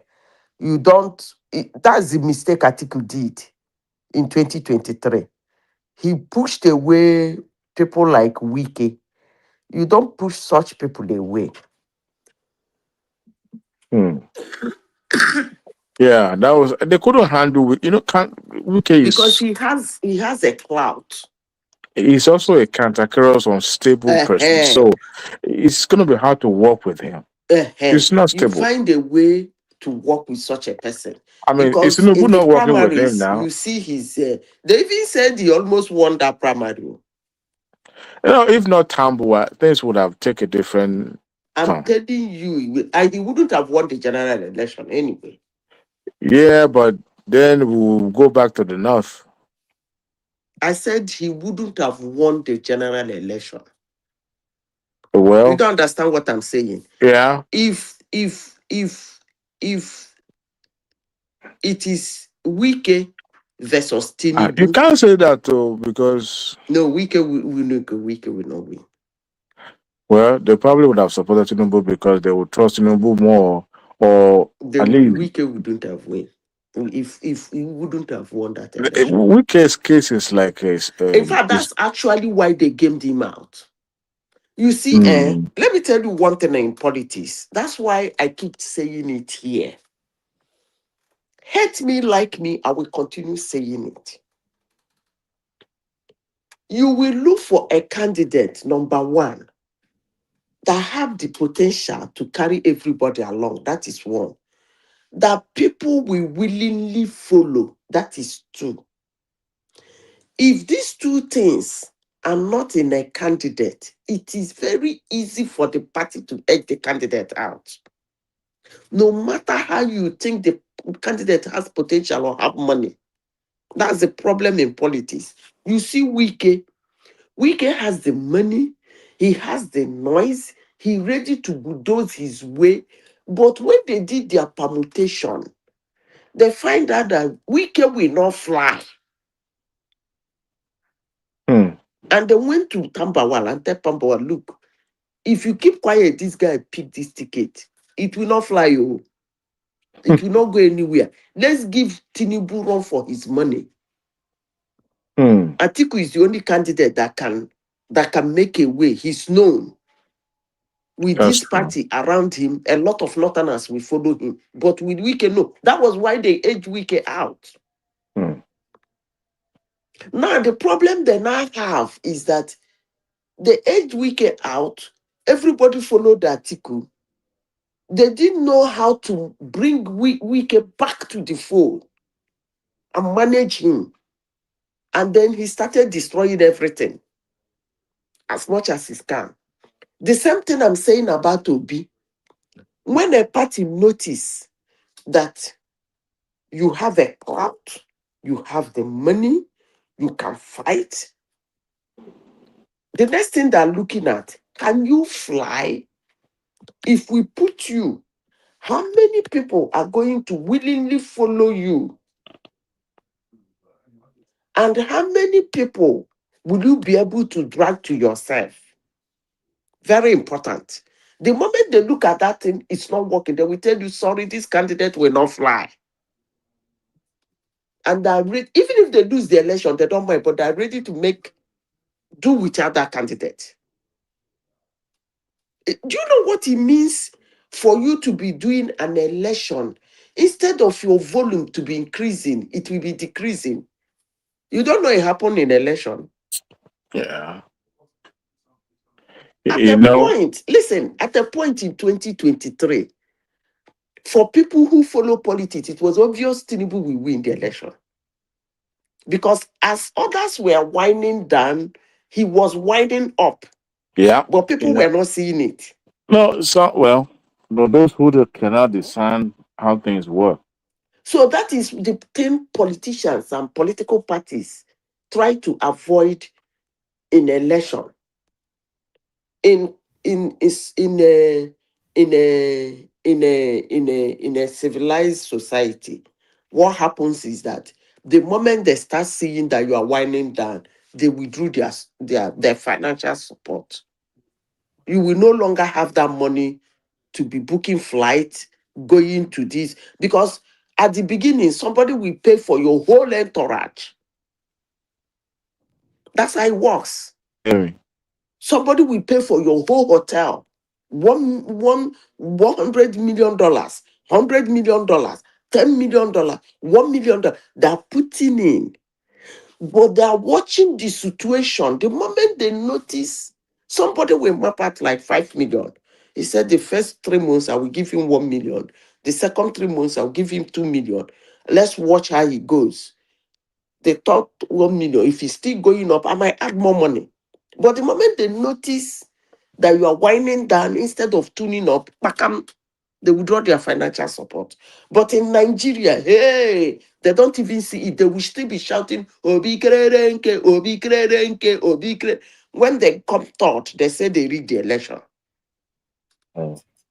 So, Madam Yeah, Sita, okay. You know what I will do for you people in this platform? The moment the campaign starts, I will tell you people who is tuning up and who is tuning down. Let me say something. Let me just say something. Greetings, everyone, and thank you for having me. See, the reason why the other one went the way it went was because the opposition were useless, and till today the opposition is also useless. And I don't. You are breaking, oh. I don't know whether it's from me. I don't know. Can you hear me? It's better now. Yeah, the opposition was a problem, not You can hear your fake necessarily. microphone. Yeah, look at that. The opposition was a problem, not necessarily the ruling party. And till today, which is quite unique, isn't it? Till today, the opposition is still a problem. And if anybody's going to unseat Tinubu, the opposition has to be different from what we are seeing here. I don't even know how it's going to happen because PDP is still pretend to be intact, and ADC is still, going on as if they don't necessarily know what direction they're heading for till now, which is something they should have been clear about. And the presidency seems to have gotten the establishment structures of power in lockdown. And so the question you have to ask yourself is, what's going to unseat this president from office?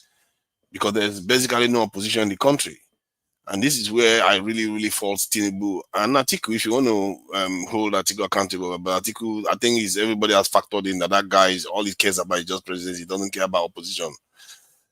But this is where I fault Peter Obi. Peter Obi didn't oppose. He didn't take over the Labour Party and do what he was supposed to do. If he had done, he would have been a president in waiting now.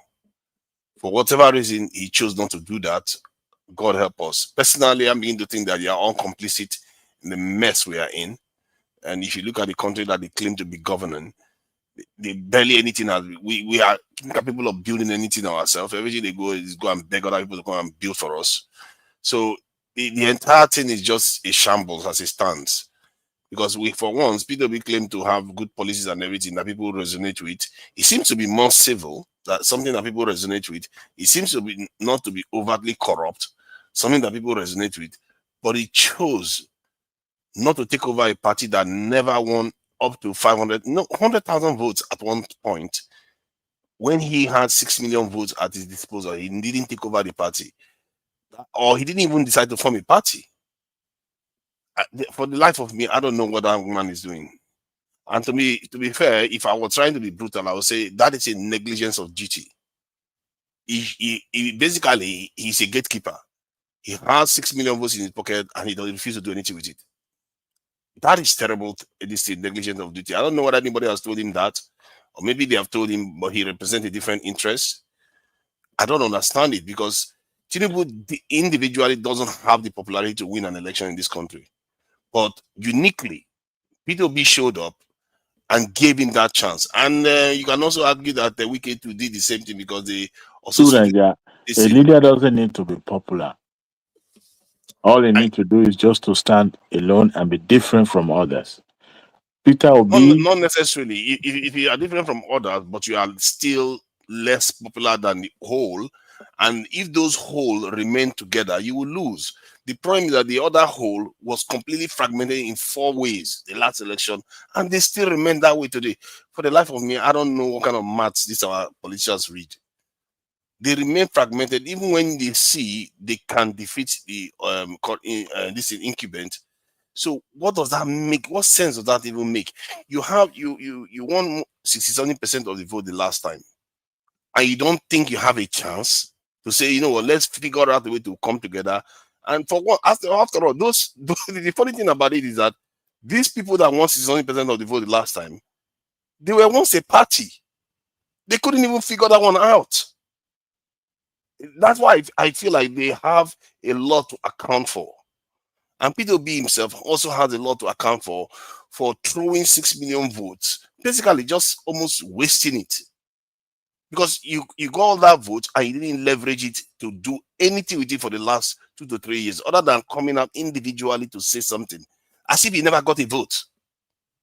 As if he never got a vote. He stood on his own. He didn't say, let me form a party, let me form a whole system around myself, and let's form a kind of this in shadow government whereby we'll talk about our policy, things that we're going to do for the nation. These are people that are supposed to know how nations are being run. So he has a lot of questions to answer, and Tinubu can coast into office like as one of the luckiest leaders in Nigeria, I must say. No, It's he not like worked for it. He yeah, wasn't given on the platter of no, anything. but yes, he worked for it, but at the same time, a lot of people worked for it and never made it in. The context I'm talking from is the fact that the lay of the land that allows Tinubu to become president is the lay of the land that the other president didn't get. It was 50-50. The other president, they stood against an opposition, and they were popular enough to defeat the opposition. But Peter Obi, the opposition was completely fragmented. That is the problem. I mean, sorry, Tinubu, the opposition was completely fragmented. That's the problem. And now he's going to run for a second term with the opposition almost completely fragmented too. Because somebody tells me that by the time ADC this thing, the primary is done, you will see another fragmentation again. That is where the real problem is coming from. There's no unity. What's his name? Buhari. Well, he was accused United PDP. of causing a one-party state in Nigeria. So you blame him for your failure. I understand why you are, identify how these people did not get them act together. But Tinubu was accused of causing the fight in all those opposition, whereas where they lack focus, they lack opposition quality in a way that they could come together and jettison their interests, but they decided to. So who would you I blame? don't blame Tinubu for that. Tinubu is not responsible single-handedly for not having P2B form his own party if Labour Party cannot be taken over. And P2B could have taken over the Labour Party if he wanted to. It's a matter of time. Just wait until this election is going to be held, and you use your numbers to completely run it over. You raise money and you knock it over. See, if he wanted to, he could have taken it. 6 million votes. You would do anything you want with a party like the Labour Party. Those votes are vote of sentiment. It's not sentiment. It's people that are willing to donate money if they believe in his He ideology. heard those votes based on the sentiment.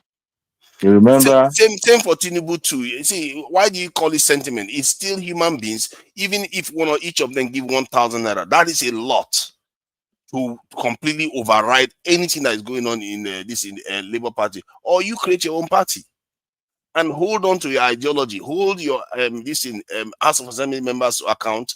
Make sure they behave in the spirit of the party. If he had done that, he would have represented a lightning rod in the whole political system that is completely corrupt. If he had done that, but he didn't do that. For whatever reason, he didn't do it. And I find that very, very strange. No, I've never seen any politician that has 6 million votes and completely sat on it for 6 years, for 4 years. I mean, I've never seen anything like that. Okay, going to 4 years is just 2.5 years now. In Western society where they practice democracy, if a politician gets that amount of votes, they will use it as a kind of moral authority to do a lot of things. Look at Nigel Farage in the UK that barely won anything, and this guy managed to drag the UK out of the European Union. Today, I'm not even sure he's still an MP. It has even made it to become an MP in the UK. That's somebody that didn't even he's not even a proper MP in the UK. Not to mention somebody that was giving so many votes, former governor of a state in the country, and he just acted as if, okay, he's just now a spokesman that just talks about for himself. and oppose the government. No, you are supposed to really, really push the government. Look at how APC pushed PDP towards the end of PDP's time in office. You have to push them, press them. To be fair, it took Tinubu working with APC to actually finish the job, isn't it? So, in other words, that fragmentation that APC had too, and with the other parties, led PDP to keep remaining in office. And these mumus that came after still haven't learned the lesson. They too want to remain fragmented, and they are not looking at working with the PDP as it stands today. If you want to remove the current incumbent, you have to be united, especially when you have evidence that you guys won 67% of the vote the last round, but they still can't even figure that one out. If they cannot figure that one out, then it's only PDP, APC we are going to get in office. Tinubu is going to remain in office, which means the only opposition you have against Tinubu is basically the Sahel nations. The Sahel nations is what you have, because there's no no, that's the problem. The only opposition you have against Tinubu and most democratic system in Western Africa is the Sahel nations, because the opposition in those parties in those countries are completely decimated. They are completely useless. Maybe only Ghana you can say it's a relatively strong opposition. The rest, Ghana is not. Ghana has been an ally of Nigeria. I don't see Ghana as adversary to Nigeria. No, I mean, Ghana itself, within Ghana, they have a reasonable opposition party. They do fight. They fight the government in office all the time. But in Nigeria, the opposition is basically dead. In Cote d'Ivoire, the opposition is basically dead. Benin Republic, this in Cameroon, all of them. The only opposition that you have now against the democratic system you have in place to remove these incumbents that have corrupted the system are the AES. Those are the only opposition, because the opposition within the nations, they are basically walking like dead bodies. I don't understand it. That's crazy. You know what? Tinubu is going to stab them for funding. They won't have access to money. Watch out. What the question is, whether it's going to be good for the country. All this is that is going on. It's a fair play. If money is the deciding factor, it's a fair play. If it, strip them of money. I don't have any problem with that. I don't have any problem with Tinubu playing politics to win. See, how is going to stifle them of money? It's not always the case that opposition has to be strong all the time. It's not always the case. Sometimes you have a really strong opposition, and sometimes you have a weak opposition. So this notion of trying to blame APC or Tinubu for why Nigeria has a weak opposition is non. I'm not blaming APC for the most part. That's I blame APC. Prince, I blame the opposition. I don't blame APC. You continue. To Nigeria, see, I support that. I think I supported to Nigeria. Our opposition is weak. See, opposition members, they have a lot to speak about. They are not talking, and I said some of it today. They have nothing to offer. That's a problem. You understand? I just said it today that some states are financing terrorists, but the federal government are still giving them allocation. How can you be giving some state money that we end up? Okay, look at what United States of America, why one of the reasons they refused to sell us a weapon, I stand to be corrected, because they were afraid that those equipments would land in the hand of terrorists. So you were making money from the South.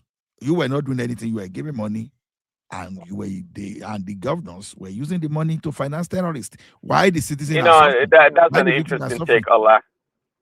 For United States of America to have left billions of dollars in weapons behind in Afghanistan, to worry about the few change they're going to sell to Nigeria going to the hands of terrorists is quite interesting.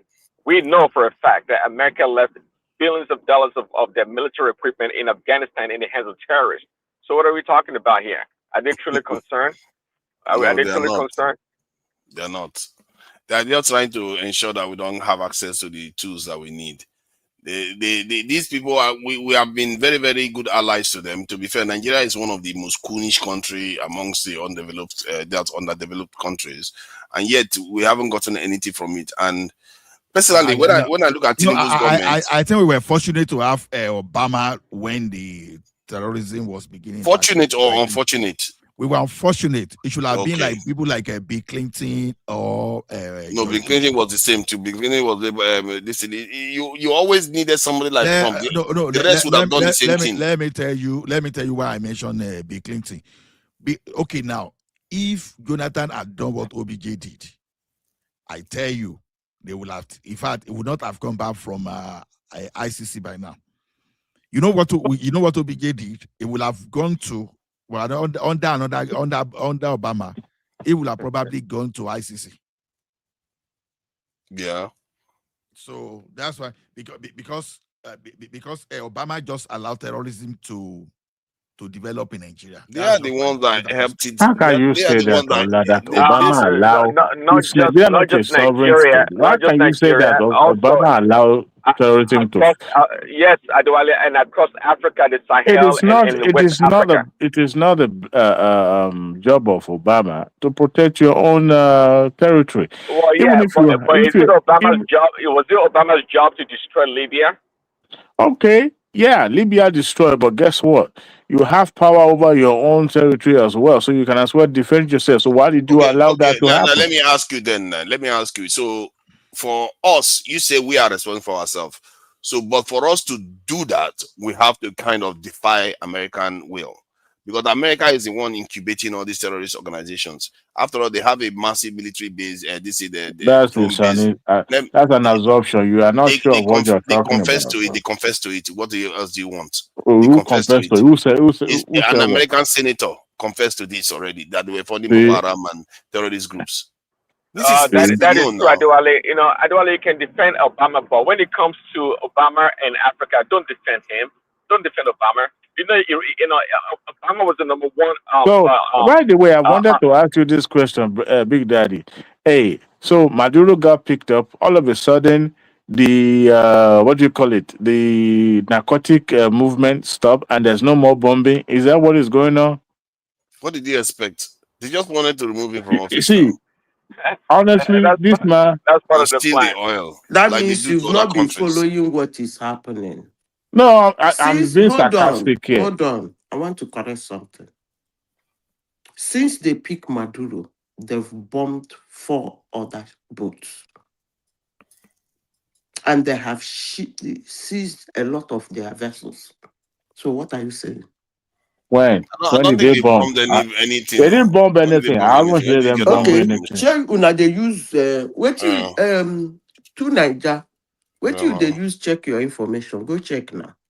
Okay, Since they pick Maduro, I'm not have them bombed another vessel, people. another boat. I didn't hear about that. Go and check now.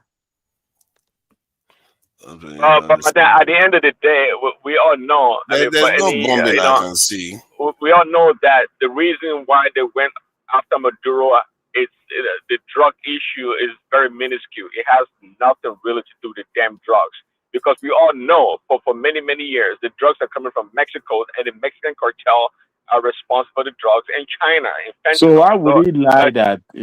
Why would he lie that? Well, they have. Oh my God! How can you say why would they lie? These people lie all the time. That's what their job. There has to be a pretext for such an Speaking of ICC, is the president not supposed to be pulling up in ICC by now?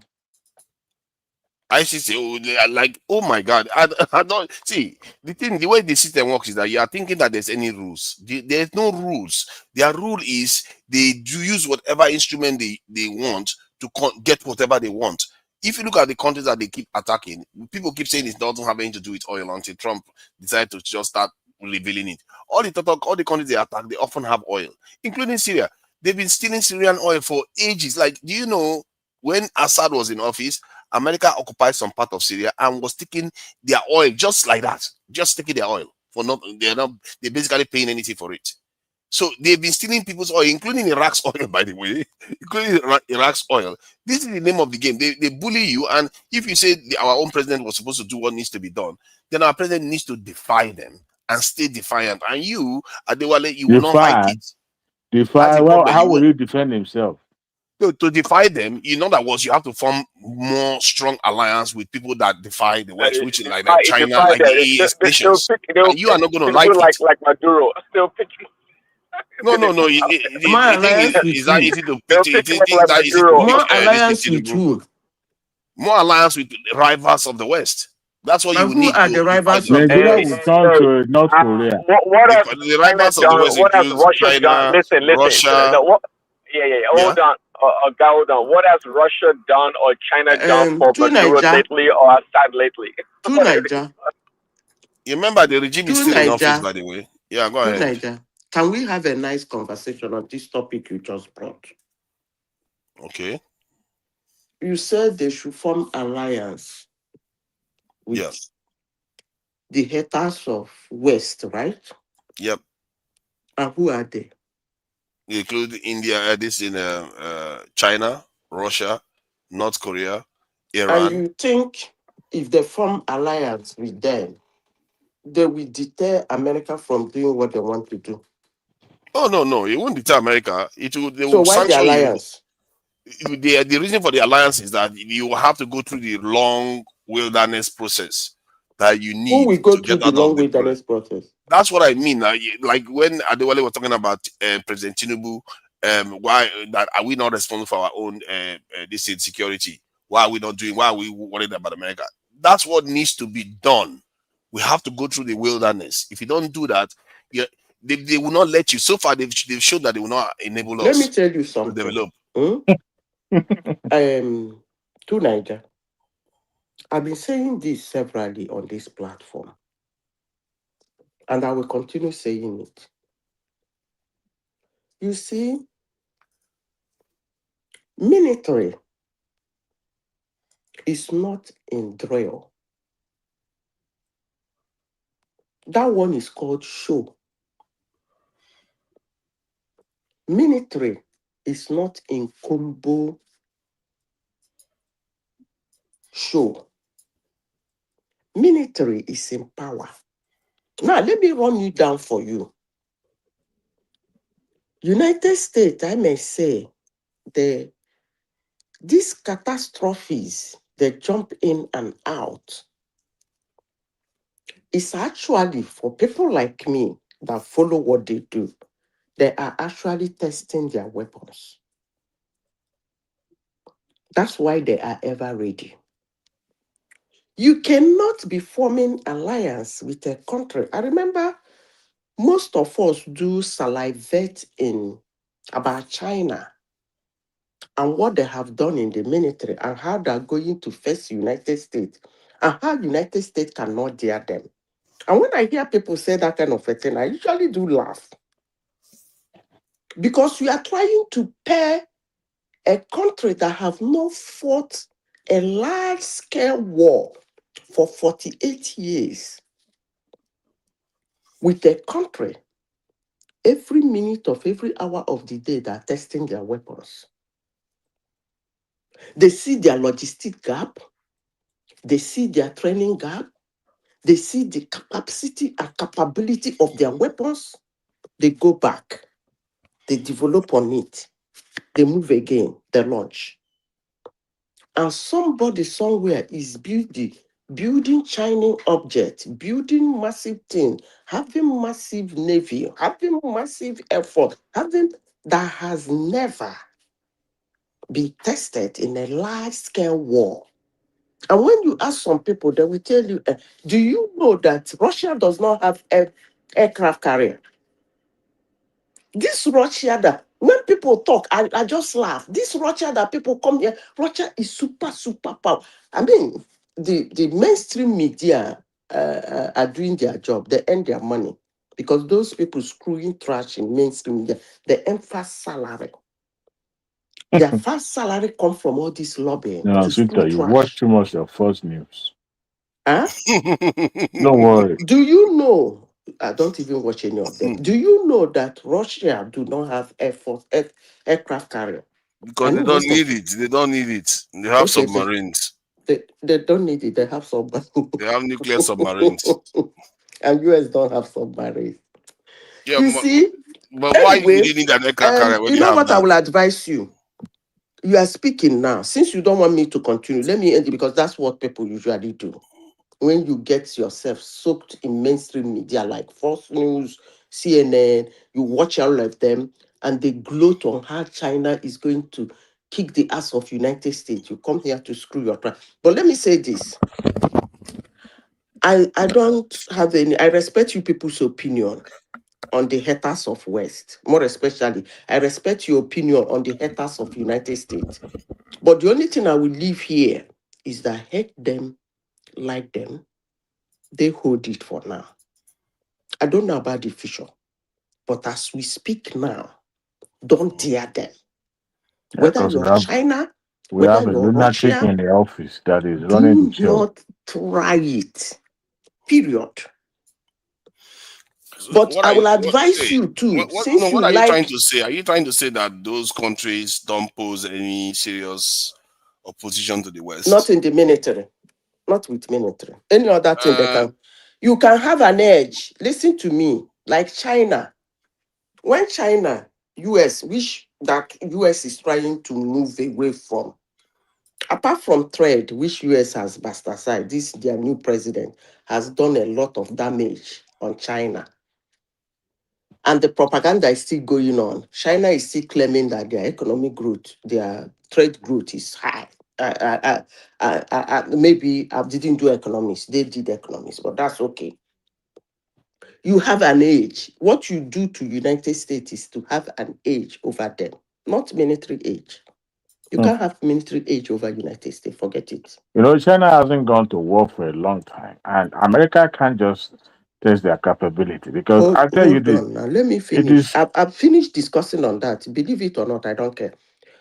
Edge doesn't necessarily mean military.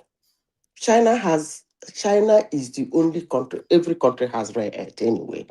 China is the only country that refines rare earth in large quantity. United States do refine. They have one in California. They have one in, I think somewhere is in Alaska or somewhere. I can't remember, but they have 2 refineries.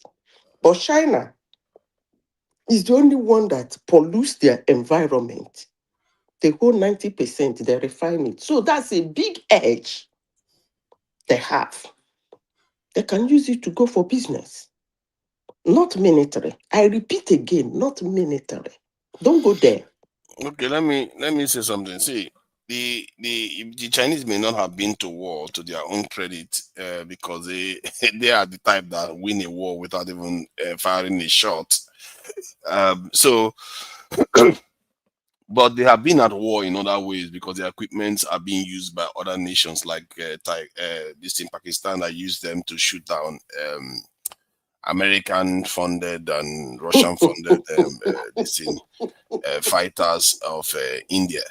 So and Oh boy, so you be like say you don't get let military me person finish what for I'm your saying life. now. Let me see finish what I'm saying. So just because you have not been to war doesn't mean, at the moment, fact, it's wiser not to be fighting because that's exactly the tactics the West used to win the First and Second World War. If you notice wars, it's not about whether you fight too much; it's about how you conserve your energy until you really need it. Then you actually go ahead and win it. Because what's the point of fighting when you are in the end you are not the one that actually wins the war. So the approach the Chinese are using right now is so formidable. What you don't understand is that the West is decaying, like the Nigerian system is decaying. The reason why it is decaying is not because it's just because they are inefficient. Okay, in other words, they are inefficient because of the corruption of the elites. So what is going on in the West is that just like what happening in Venezuela right now, they got the money from Venezuela. The first one that they go, where did they put it? They put it in Qatar. This is the game that is going on in the West. They've been ripping the people off and reaching the top and leaving the country underdeveloped. Why don't you ask yourself, 40 years ago, the West was a lot more developed than China. How did China catch up with them and surpass them? And surpassing them in a rapid way.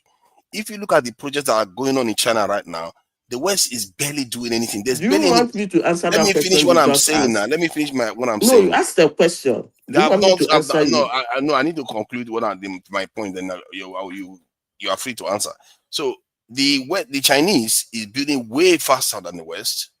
They are advancing way faster than the West. If you look at the scale of building that is going on, they are building maybe 2 to 3 times more than the entire West put together. At the same time, if you look at and the reason why they are doing it more efficiently Because remember, it's still a communist system. It's still a communist system. So most of the wealth is not necessarily in the hand of the top. They are still building, their wealth is spreading into the country. So the infrastructure that is going on is for everybody.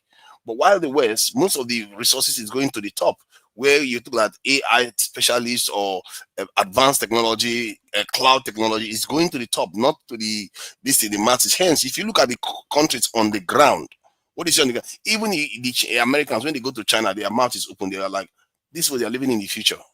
That is what they see going on in China. Now, in conclusion, what that is going to mean, even by Western standard, their own report says that by 2027, the Chinese would have grown beyond the control of the world. This is why they are doing everything they are doing.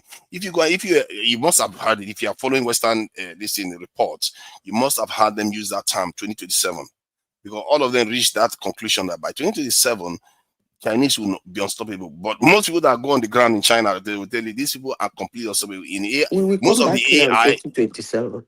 most of the AI technology, IPs are from China, not West. Most of the advancement in Where do you chip get technology. all these things from? So these are facts. These are not From made up. Go and check it. Just go to Google. from the Sky News. Go to Google. And no, even if it, and remember, Sky News is a Western news channel.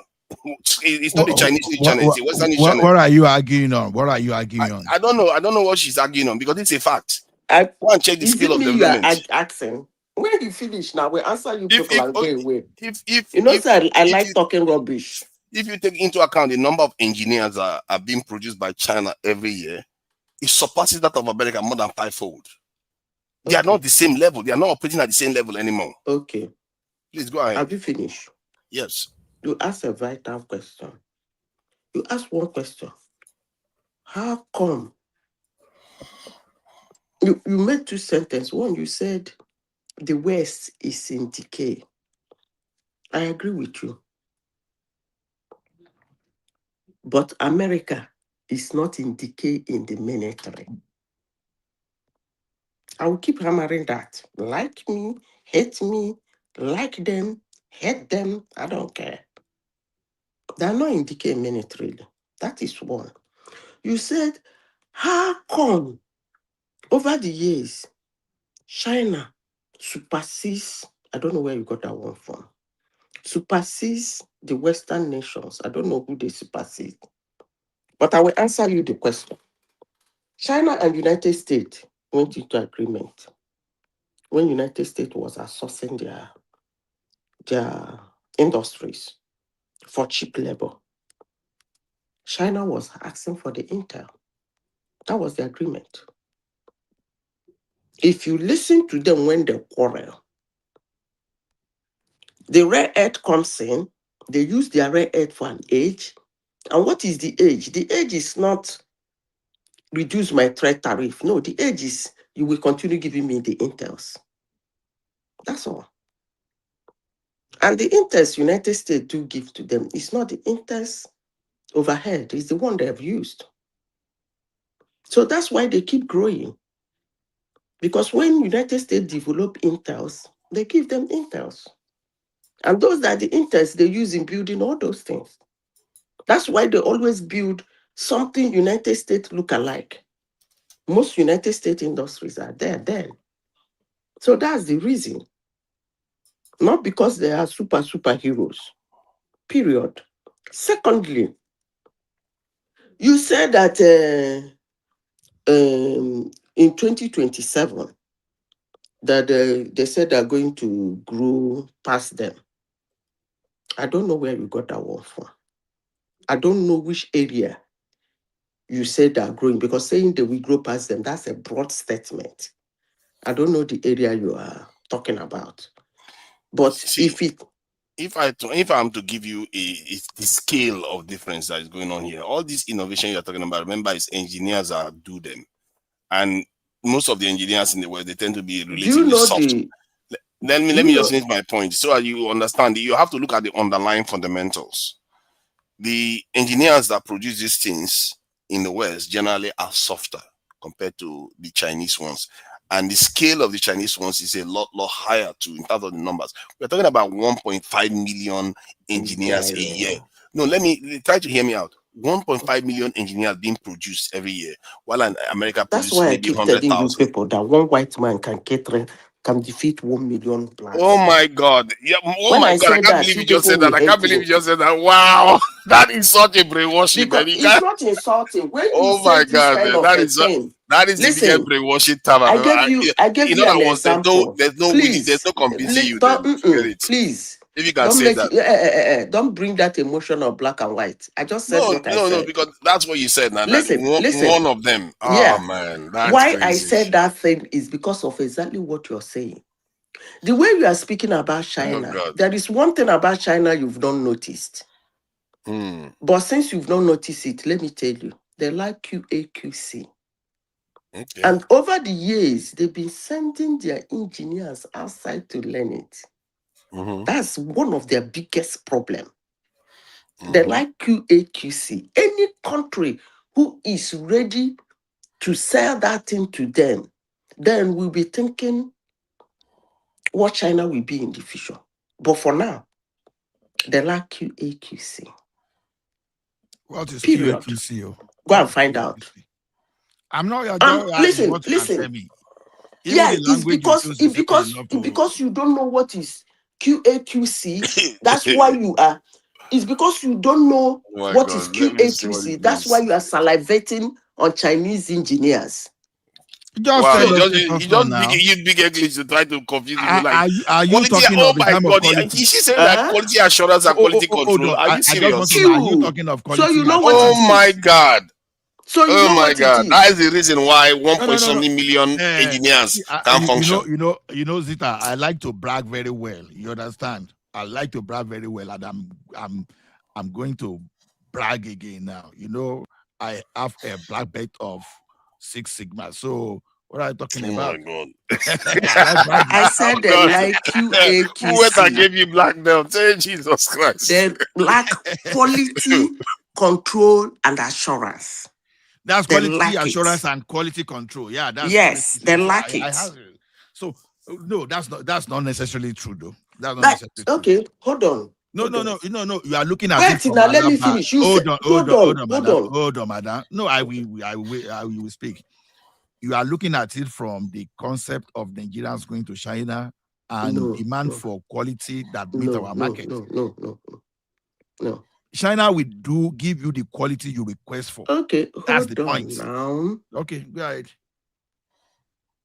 I don't want to go to what some They people actually said. have better things Hold now. on. If you look at their cars, they've Hold already on. started dominating in vehicle Why does manufacture. it when I mean if you understand what is QAQC, you will understand that under QAQC you talk about operability, maintainability.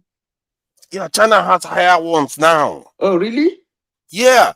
The Chinese, let me give you an I example shouldn't of be doing this argument with let you me give you an people. example that they have higher ones now. One, the Chinese have started doing a driverless car for a while now, than the West is struggling to even get going You are on. not understanding That takes that oh is my the God, that takes shining regulation. objects I That keep takes talking about. hold on. That takes regulation and that takes quality the QAQC, like you like to say. It takes that to get that done.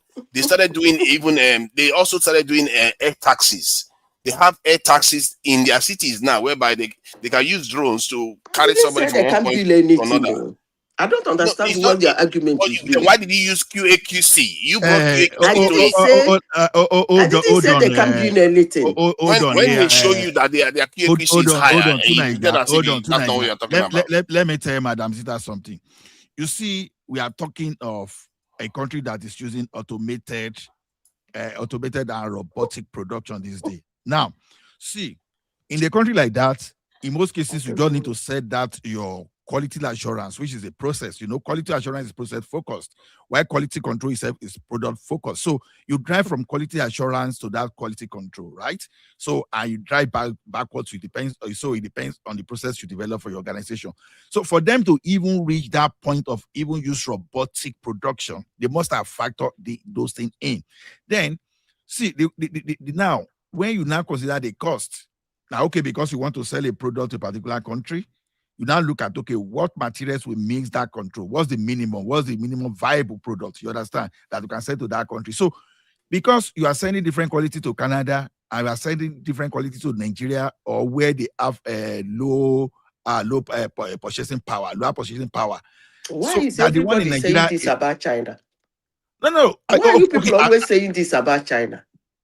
no, Why okay, do you people believe that China has the best for Madam, themselves and they sell low quality to others? America and Western was to use China to construct the rail No, tracks. no. I ask you a question. Why is everybody believing that China has the best for themselves and sell low Banking quality to machines, others? banking machines are one of those that you have top quality. Your computer you use, they are mostly produced from China. So how can you say when you are going to produce your computer from China, you know, you are a cybersecurity expert, and you can rely on those stuff, you understand, without any fear? So why do you think they have low quality assurance and low quality You know control? what happens? You don't I totally understand. disagree. Let me And these people give you an build big example. vessels, they build Any ships. day, hold on.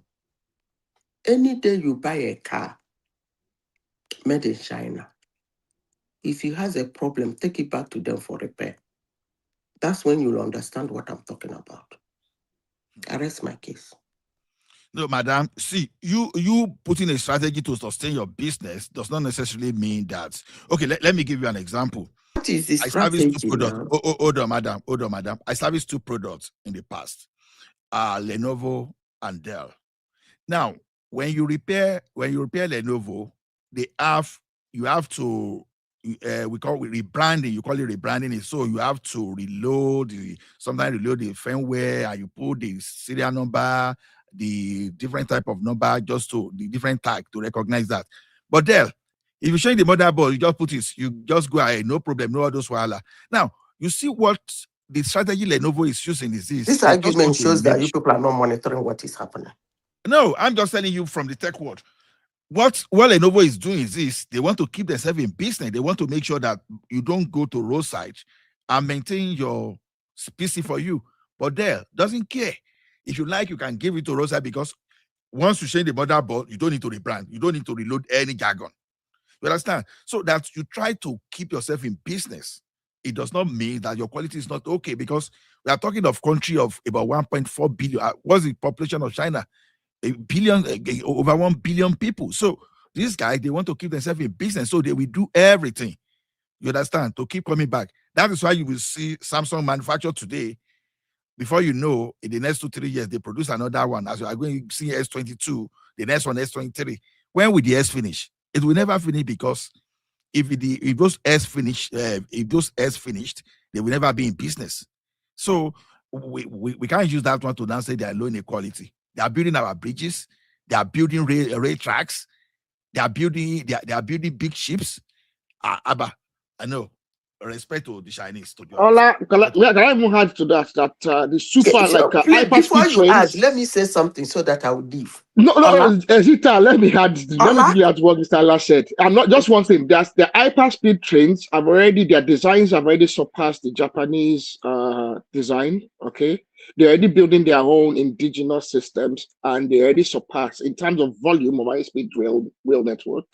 Okay, in less than a decade, they have a more extensive high-speed rail network than all of the world combined, and they're already building. They actually have three designs of high-speed trains. They're doing 400K at the moment. Ridiculous. Yeah, they have their own space station, crying out loud. Do not undermine them at your peril. I went to college with some young Chinese engineers. Undermine them at your peril. Okay, Ola. Okay. You said something. You said somebody has a strategy to sell his business. It's actually very interesting. To keep themselves in business. To keep themselves in business. It's actually very interesting you make that comment. Because when Toyota started, if you walk into a Toyota car factory and pick a Toyota car, Toyota never did that anyway, but I'm just assuming Toyota can never do that shit. And then 3 months later, that Toyota did. Please, let me finish. 3 months later, the car has engine problem, any kind of problem. You move it back to the Toyota factory where you picked it from, and they cannot repair it. And you tell me that is the strategy to keep your business. Madam, can Really? you give us evidence of where Chinese products That's why I said damage and they that. cannot? Excuse me. Give an Hold on. That's why I I love said that. academic research. Give us, Listen, let's us have that hold example. on, please. That's why I said that it's like you guys are not following what is happening. It's not all about producing volume and shining object. You see, Russia made a deal with China in this recent war with Ukraine. Get the military, which Ukraine has small yachts where they shake. They wipe all of them, get them weapons, wipe all of them. And then the funny aspect of it is that they made a deal. China was bringing a Chinese car into Russia. And trust China, anything about them, actually, that's a very good strategy according to you to keep themselves in business. It goes lower. They actually do subsidize the company in their nation so that their product goes out, we go cheaper. I want you to go. I just said something now. I gave an example of Toyota. So indirectly, what I'm telling you is that Chinese cars that were bought from Chinese factory has problem taken back to the factory, they cannot repair it. And I've given you example of a country it is happening as I speak to you now. So go and make your research. Do you know how many Okay, madam. cars the Chinese manufacture? So many. Just hold on. See, let me tell you one thing. China, Peter Obi, China. Hold on, madam. I don't know. It's a fact. What you that do in America. What you just said? Honestly, I won't buy them for Tukobo. Hold on, madam. Hold on, madam. See, what you just said now is just generalization or maybe false comparison. See, you can a company, no matter okay, look at Boeing, for example. They have a brand of a particular Boeing that has given problem for a while because this man of blessed memory, our dear Professor Pius, you understand? Then that thing that happened in Africa, I think about 6 years ago or thereabouts, about 6 or 7 years ago. Look at that Boeing. They find the tough time even correcting the error there.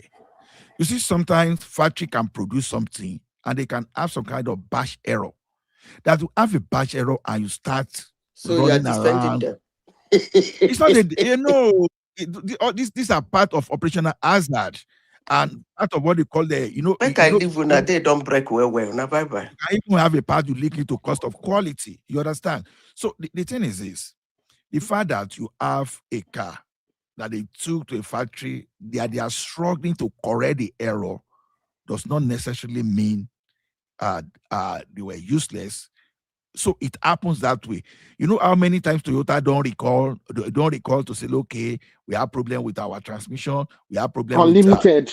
It's a VW, BMW, all of them do major recalls now.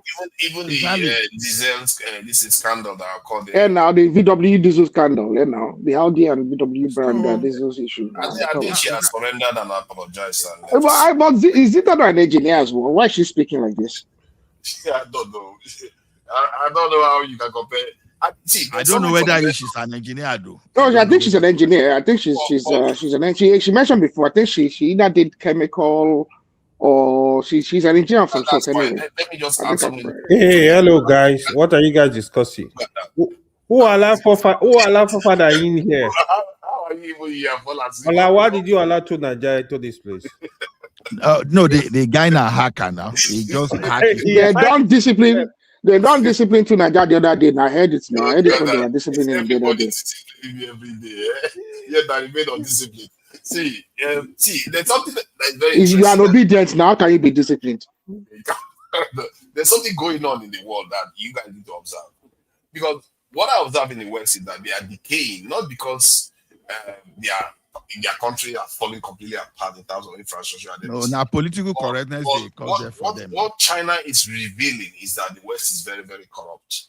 Because China, it's not because they are not corrupt, but the West is far more corrupt, because that is why the Chinese are kind of sailing ahead of the West. The West should To be more. Niger, it is the inevitable result of democracy. When you look at it from I do some reading on the systems. The democracy inevitably tends to collapse a society. Okay, democracy advances corruption. It is not collapsing. No. See, let me. No, that's just democracy. The democracy is as beautiful a system as it is. This is the tendency that it actually furthers. It furthers corruption. It furthers political and social instability. And democracy also limits, because democracy sometimes limits the best ideas from coming to the top. Okay, because like one thing about democracy is the fool and the intelligent. Okay, the informed and uninformed both have an equal say. Well, logically, democratically. So and that is one of the failures of democracy. The West is failing because of democracy. Simple.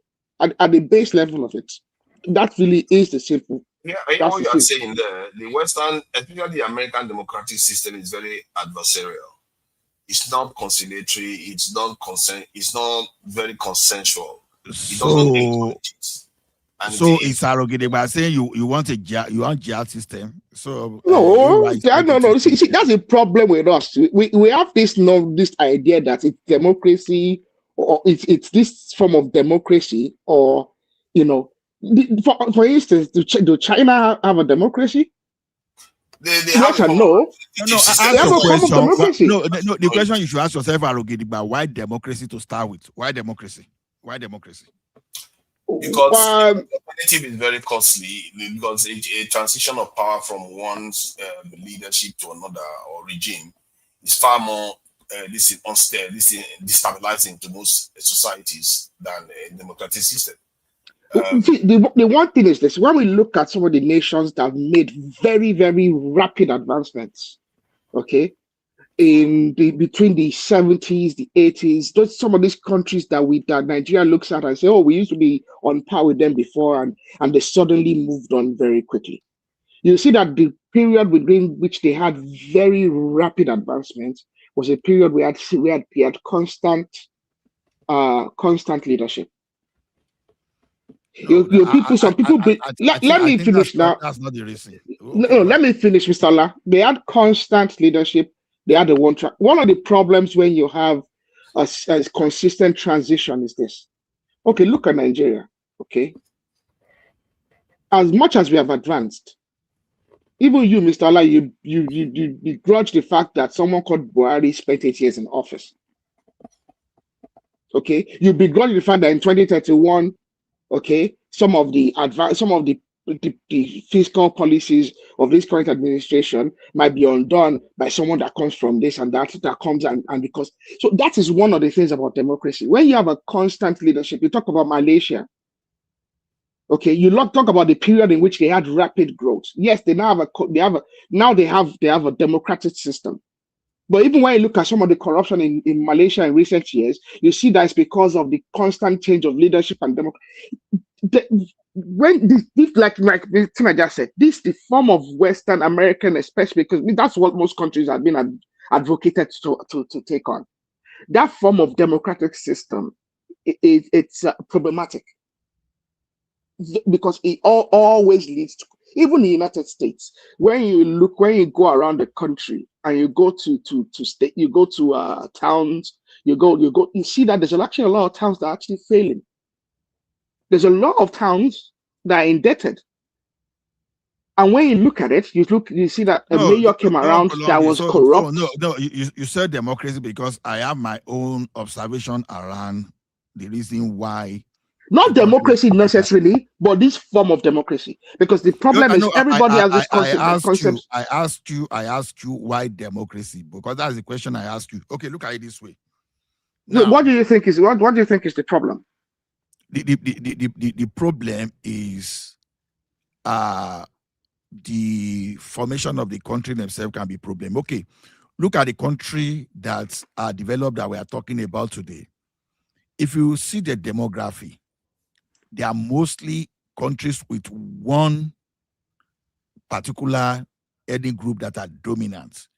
You know, in most cases, you find those dominant countries ranging between 65 to 90%. So because there won't be this inter-ethnic group like Nigeria, where we have 3 major dominant group. So by that extension, Nigeria is not supposed to be one country to start with, because Igbo is a very big ethnic group, Yoruba, huge ethnic group, Hausa, huge ethnic group. Now you have rivalry among those 3 ethnic groups. But now when you go to China, you will see there's one dominant ethnic group. You understand? So there, so where you have that type of heterogeneity, is it hetero or homogeneity? Homogeneity. You understand? They seem to be stable. You understand? Look at Singapore. What about Singapore? What about Malaysia? Hold Singapore and Malaysia are very ethnically they're not homogeneous. No. I'm telling you, hold on, uncle. Before I say the level of homogeneity. You understand? When you have dominant ethnic group, you can have 200 group, but you can have a particular group that is having about 80% of the population. Oh, but that's not. Is that the case? Is that the case in Malaysia? I don't think so. Fast check me now. Fast check me. You don't even need to ask me before you know. Fast check me. Look at China. Look at Malaysia. Look at Indonesia. Look at India. Go and look at all those stuff. You understand? One ethnic group used to dominate that other ethnic group. What you are failing to see is that even within the same so-called ethnic groups they claim, there are divisions. Like in Singapore now, they will say they have the Chinese, but within the Chinese there are several layers of Chinese, different types of Chinese among dominant Chinese groups. So your audio is messed up. I don't believe your audio is messed up. I don't get it, but your audio is messed up. Your audio has been messed up somehow. I don't know what happened there. So and one of the things regarding this ethnicity, I feel like maybe we are overstating it, because if you look at most empires for now, even if the main empire is about mostly of the same group that belong to that empire, but most of the places they govern, they rule over, they are not of the same ethnicity, sometimes not even the same religion, but yeah, they govern them anyway within the same and the idea is organization, because when we have this before you go too far, you understand, where you take your statistical data, by the time you are taking data in excess of 30 and above, you understand, and they are establishing the same thing, and you are having that in as a significant factor, you can't just discard. Just take sample. Hold on. What are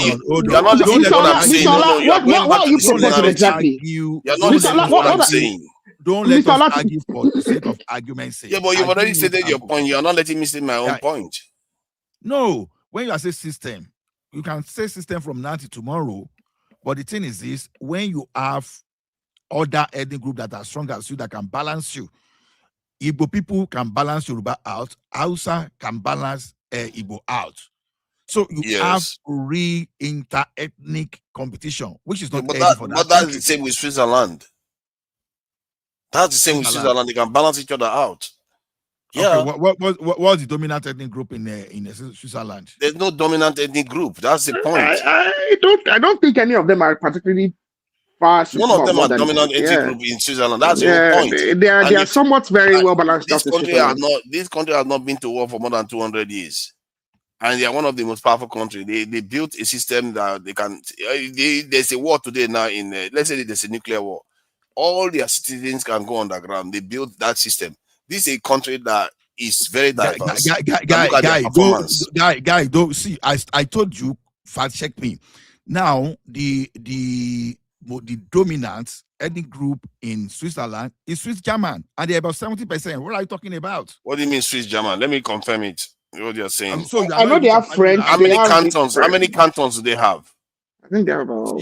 I'm coming from data-driven evidence, and you are You are arguing it based on speculation. But Mr. Allah, you've actually not said what you think about why the system is decaying, the Western system. I'm now coming. So okay, why do you think, for example, now why do you think like America now will choose democracy? Because they look at the diversity. So federalism along with democracy work for their diversity. You understand? So the Americans chose democracy at a time when they weren't diverse. Hold on. We are more diverse than America, because now America now they were largely Christians, so to say, right? But now when you come back to Nigeria now, we now have two major problems again. We have two major religious groups. So as we have a big ethnic group, three major one, we have two major religious group too. So we have a serious issue here. You understand? By default, we should not be in the same country as Igbo or Hausa. We should be country, each of those ethnic groups should be in different country. So Hausa can be the dominant ethnic group in the north, while the southeast, the Igbo can be the dominant ethnic group in the southeast. You understand? If they like, maybe they want to add south, but the fact remains that they are the dominant group there. Then Yoruba come to southwest. Yoruba is the. If they like, hold on there. If they like, they can. I mean, that's a very wicked statement, Mr. Allah, to say that. I was expecting that. I was expecting the that's very dismissive statement, Mr. Allah. You people are the problem of the country. Now, to be frank, that's the problem of the country now. I mean, hold on. You are just corroborating what I said now. Hold on. You have not said anything different from what I'm saying. Don't forget, the Midwest. The reason Midwest was created was because of the oppression of the majority group, the Yoruba, against the Midwesterner. The reason why some Cameroon, that's not Cameroon, true. hold on, that's a fact. That statement is not hold on, let me finish. Hold on. The reason why part of Cameroon actually left Nigeria was because of the oppression of the Southeast. Why the Niger Delta was also agitated to leave the Ojukwu-led Eastern group. So that statement is true. Go and confirm. The reason why they that your statement about Midwest is not true. It's a fact, 1,000,000%. It's not a fact, sir. I beg to differ. If you want to fight, we can discuss that fact. What was the reason? Why was it created? Tell me. It was the central government and Zik and Kuda instigated individuals. Yes, sir. You guys want to be economical with the fact, but that's the fact. I don't have issue with any tribe. It's not the fact. But hold on. Let me finish this statement. You three group, if you want to divide this country, let the minority in the north go to their way. The minority in the south go their way. The Yoruba, the Igbo can form their own country. That's why I usually tell these people, this Biafra that cut across any T5 state of the East is criminal. Anybody propagating it should be arrested and jailed. Because they are like land grabber. Anybody that is say Biafra cut across 5 states in the East. I am in support of let people have their independence. If you want to divide Nigeria, Yoruba can form their nation. Igbo form their nation. Hausa Fulani form their nation. Let the minority go. You are just pushing my argument. You are still pushing my. You see. Let me tell you one thing. 90% of the time, you've not really gone against me. You understand? I said Nigeria is not working as it is because we have 3 dominant ethnic groups. So there will be rivalry because they can cancel each other. So as long as those 3 groups are together, now wahala. And we have been best for us to stay without regional government. Now, as we speak now, the reason for creating Midwest was just, some people, they already, No, it was because of agitation. Let's call it what it is. Hold on. Why do you think some people, you understand, why do you think some people were creating problem and they want to bring Sharia to Nigeria, for example? Those guys, they have another agenda entirely. So the reason Midwest was created was another agenda. I would say in my hypothesis that those people that wanted to cut Biafra out of Nigeria, they have their eyes. the Western region was the most prosperous region, that even that region was even borrowing the federal government to even satisfy their obligations that they could not satisfy. And okay, in order to weaken, you understand, they gang up against the Western region, they cut that place out. All those areas that were oil rich, Western region was oil producing state, if you know. So they cut all those oil area off. Now, the same people that wanted to take over, this is just a hypothesis, so you can have your this, you understand. Now, they went What to do you mean the end of Western state. region was oil produced state? Which Western region? Where was oil produced in the West? was Delta State not part of Western region? Okay, I get what you mean. Now go ahead, yeah. So they cut that place off now, and they look at all those minerals and oil-rich area. They now cause, okay, this place is Biafra. You understand? Now you will see from the 1960 scoop what happened. They went back to the unitary system. You know, the politician from those regions, they miraculously escaped. You understand? Why other regions, they suffered pain. So this thing has always been the kind of dominance. You understand? Dominance. In the modern world we have today, the dominance is coming from another group entirely, which is now. Yeah, because hold on, Ola. What you are saying is true. The reason why you are seeing that dominance today is because the three major tribes, none of them is innocent. They are all bullies. So when you give them power, they push every other person away. That is what has been happening in Nigeria. Like a lot of my Igbo brothers that are crying today, when you go to history, when they had the power, they bully other people too. So I'm not even surprised if they get power today, they will do the same thing. Hausa get power, they do the same thing. Yoruba get power, they do the same thing. So this is Nigeria we have today. That's why we're looking for somebody that will be a president of Nigeria, that will look at the whole country and look for a way to get things done, not because it's from certain group. We can't have that. But if for any reason Nigeria needs to divide or needs to restructure in some ways, no minority group should be attached to any major three group. It's unfair, and they will never get justice.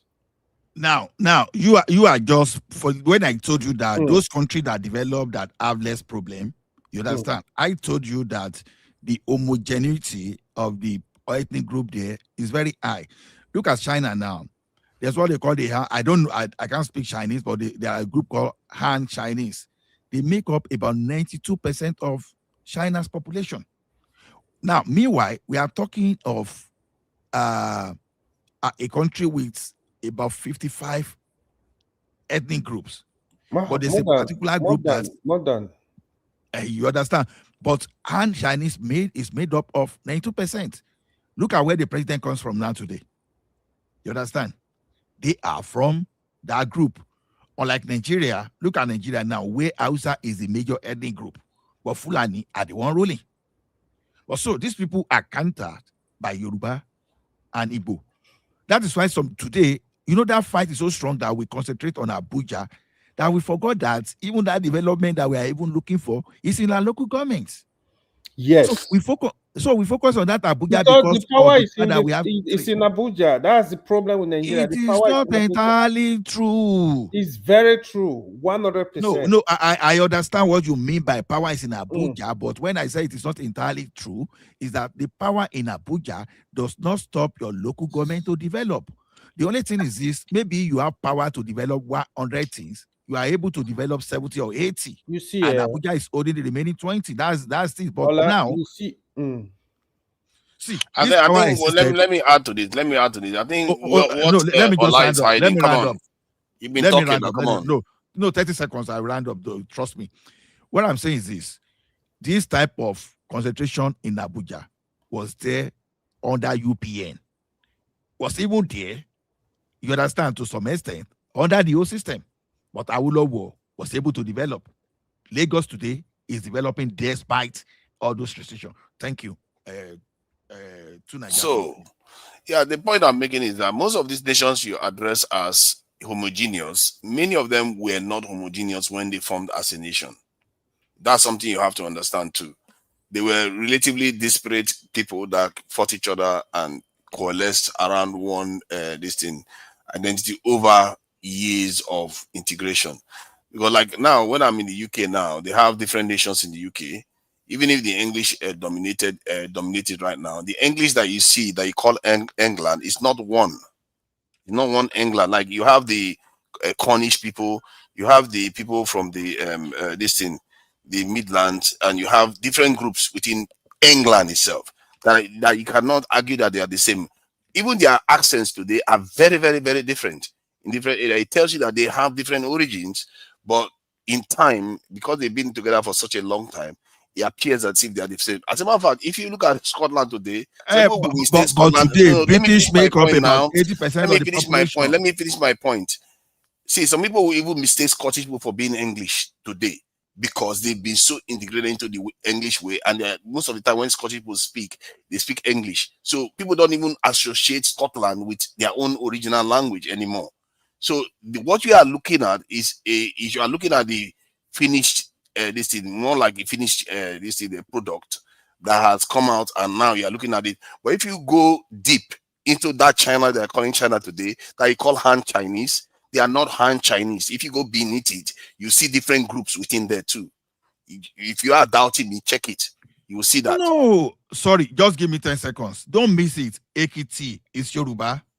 Ogbomosho is Yoruba.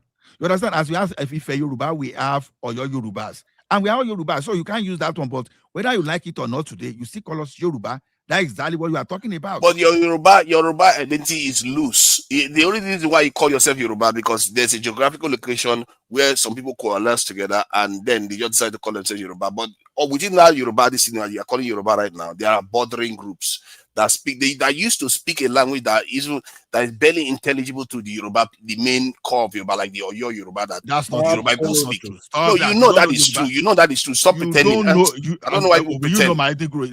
Hold on. Will you know my ethnic group more than myself? I don't know. I know enough about linguistics to know that that is what happens. Stop lies. That's not true. Let Tola. He knows now. If you check between don't Edo now, argue, I can bet right now. argue. Okay, let me bet right now. Let me bet right now to show you that I'm correct.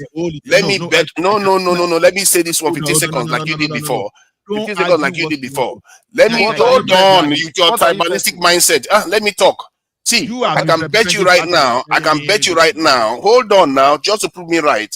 I can bet you right now. If you go to Edo State and Ondo State, there will be a group between them that seem to share something very similar. Go and check it. Yes, that's true. No. Look at him pretending. AY, hold on. AY. You see, this man, when it's convenient, he will talk of data. When it's not convenient, he starts. I just gave you data just now. I just predicted it just now. Hold on. See, let me tell you something. You understand? There's one musician. You understand? Okay, it is common. There's a group called Ipiakoko people. They sing in the Ekiti diet. But when you look at Ipiakoko, their own diet, you understand?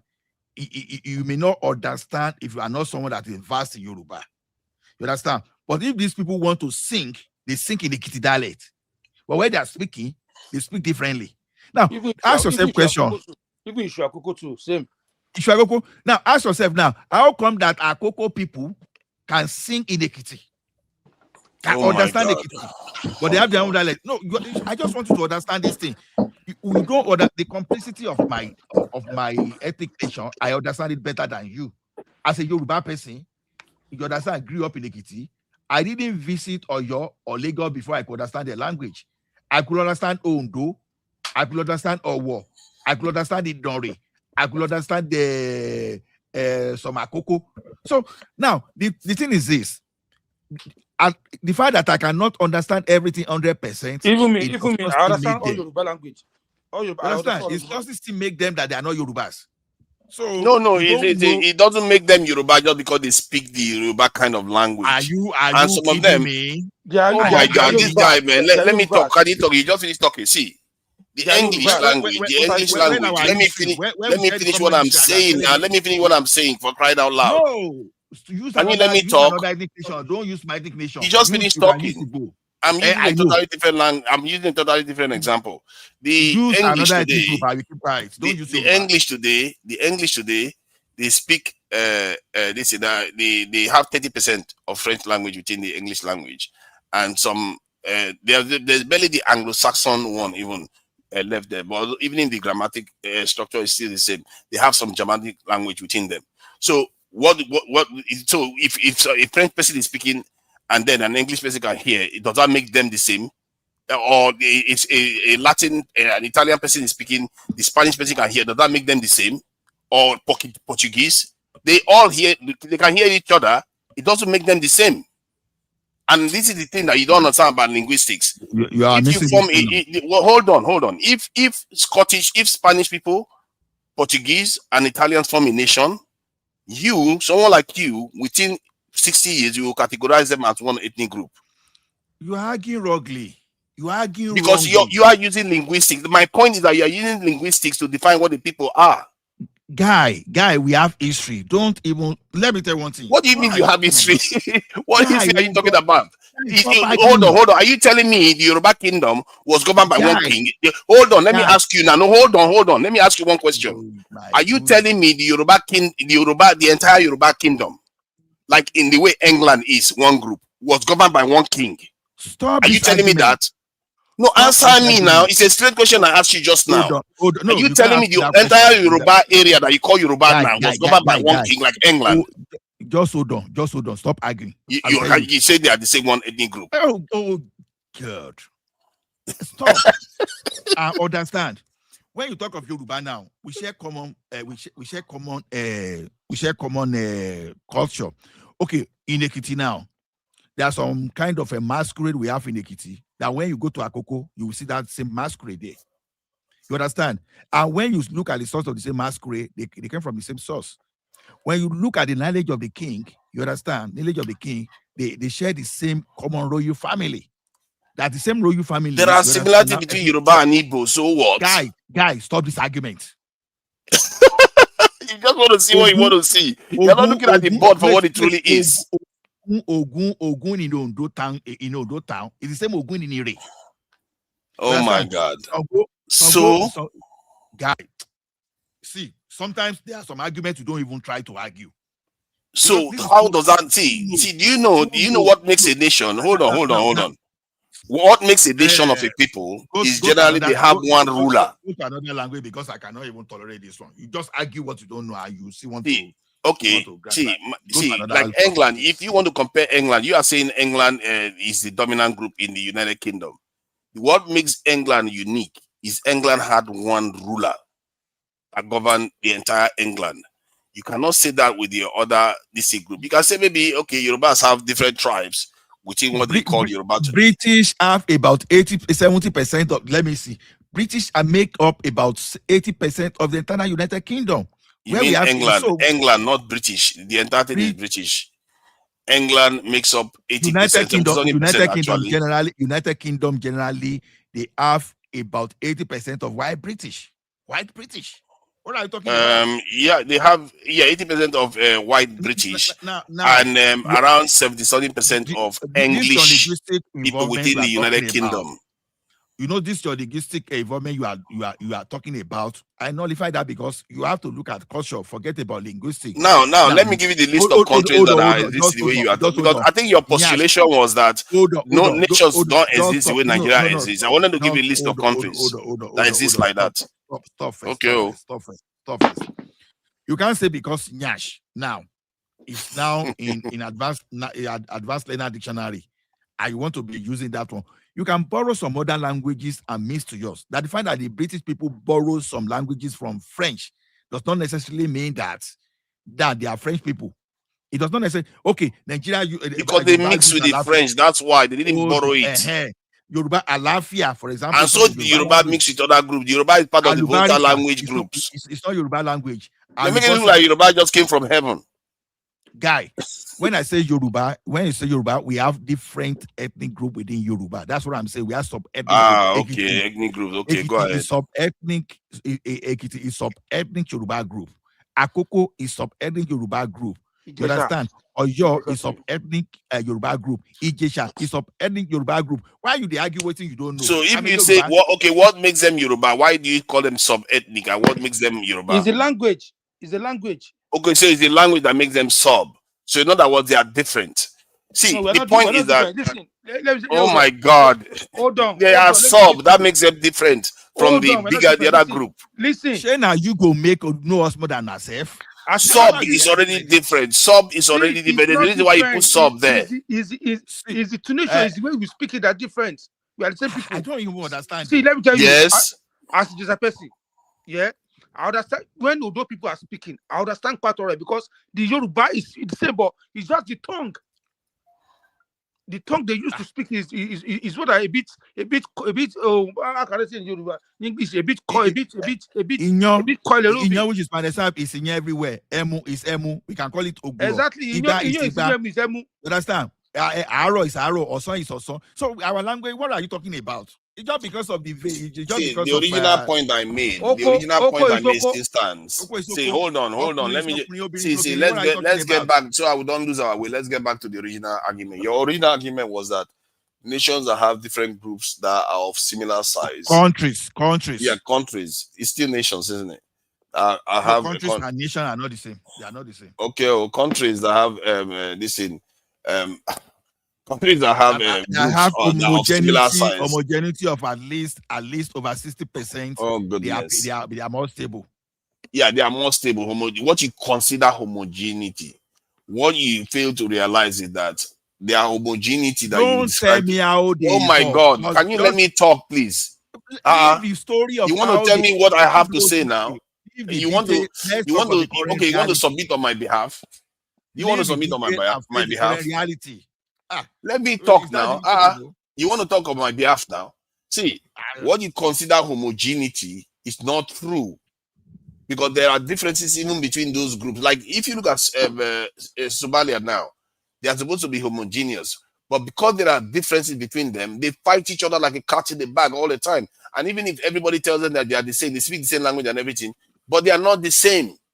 And you keep saying that, you keep assuming that everybody within, like China, because they say they are Han Chinese, you forget that their formation years, they were not the same. They were probably even speaking totally different languages. If you want to introduce oh my God, scope creep, you are necessarily introducing scope creep, unnecessary diversion. You understand? What we are saying, okay, let me tell you one thing, because you think that it's not unnecessary. I'm trying to address the point. Let me tell you one thing. Even in Ekiti now, even in Ekiti, in the same town, you understand? They will tell you that we are different from street to street. That is why when you take ethnic nationality, that's why I use the word I use ethnic nationality, ethnic group. Within Ekiti, let me take Ekiti for example. Exactly. From two different streets, you understand? They are even different in terms of their. You keep interrupting when somebody wants to have their own submit their own counter message. You interrupt and stop them from talking because you don't want to. You just want to hold on to your your failed narrative. See, I don't know why you sorry. Yeah, because the original thesis was that okay. Now let me just read the name of the countries that exist today that have relatively similar. Nigeria is not that similar actually in terms of the groups. Actually, Hausas they outsize the other groups significantly. Like I think Yoruba make up just up to at most 20% of the population. Igbos at most 20% of the population. Hausas were going up almost 30% of the population. So Hausas actually outsize the others significantly individually. That's not true. That is a fact. You can say it's not true, but it's a fact. That's not true because they've done they are doing it Hausa Fulani, which is unnecessary. I know Hausa. No. The statistics I'm using is based on Fulanis being separate. Fulanis are separate. Fulanis are about 6% of the population. Their largest ethnic group, but the gap is not that wide. Like you just quoting it. If you put Hausa and Fulani together, and which I believe a lot of people on that.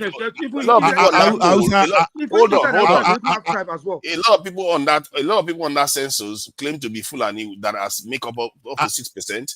But if you really check it, you find out that they are mostly Hausas. And if you include that too, the Hausa population will even increase.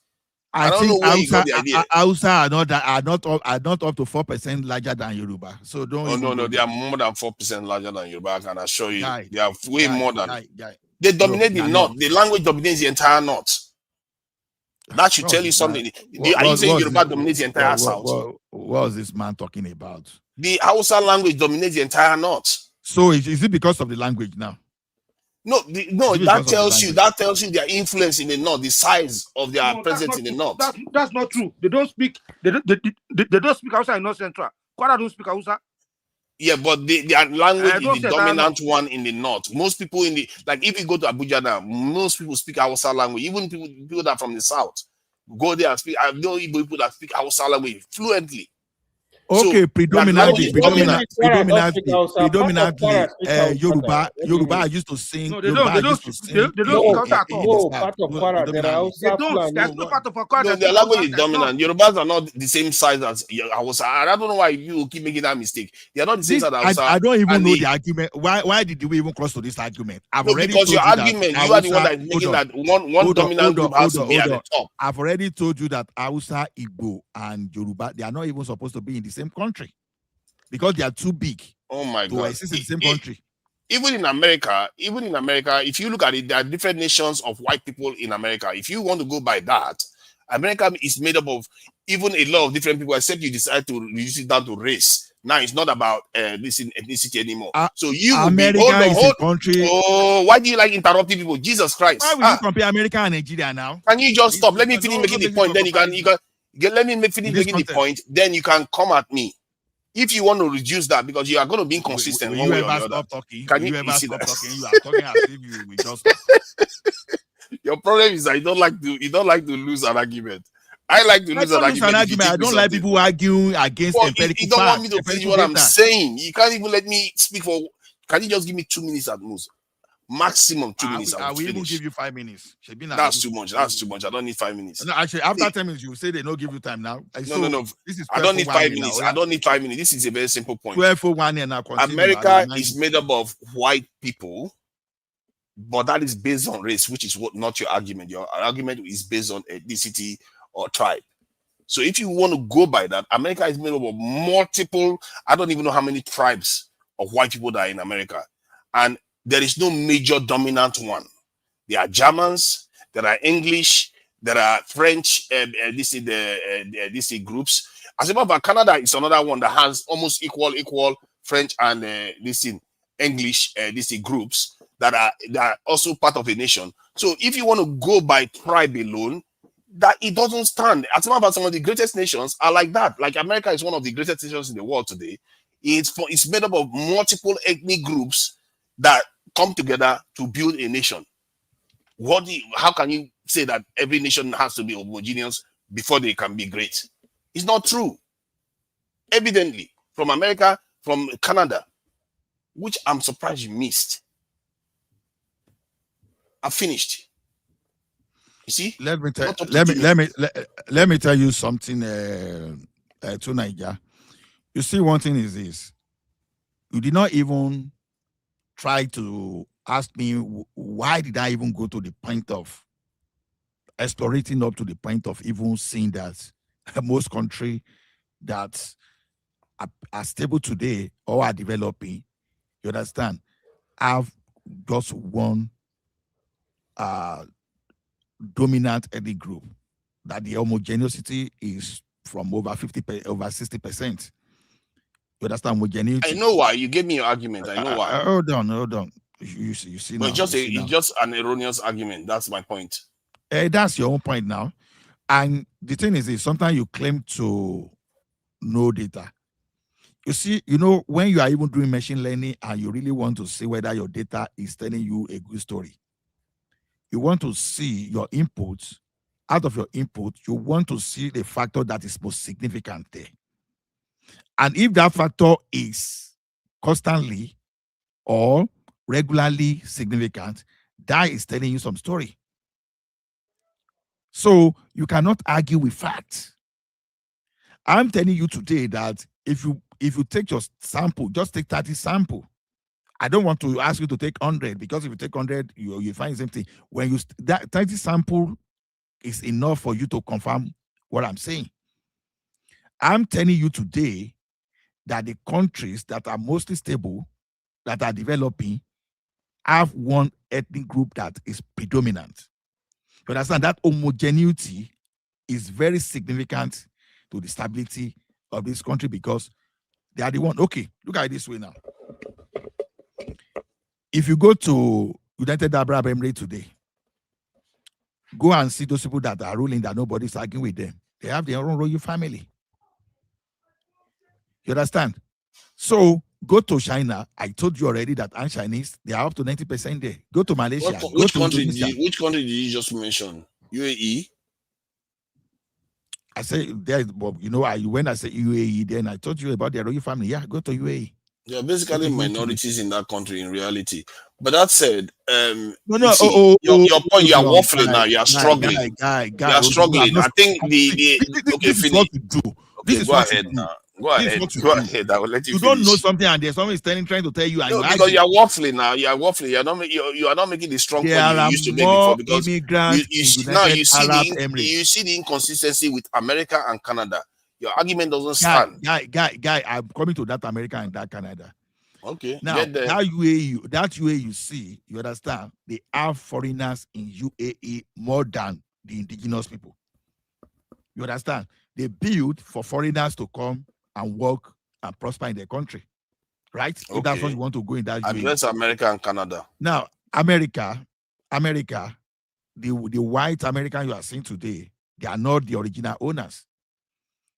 They are the Fulani of those days that went to conquer people on their own land, and they started bringing people in. So these guys, they went to that place, they brought their own people to dominate.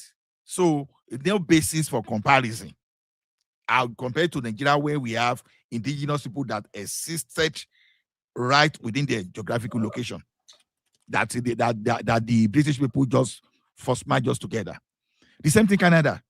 So those land of immigrants, you can't compare land of immigrants to that place.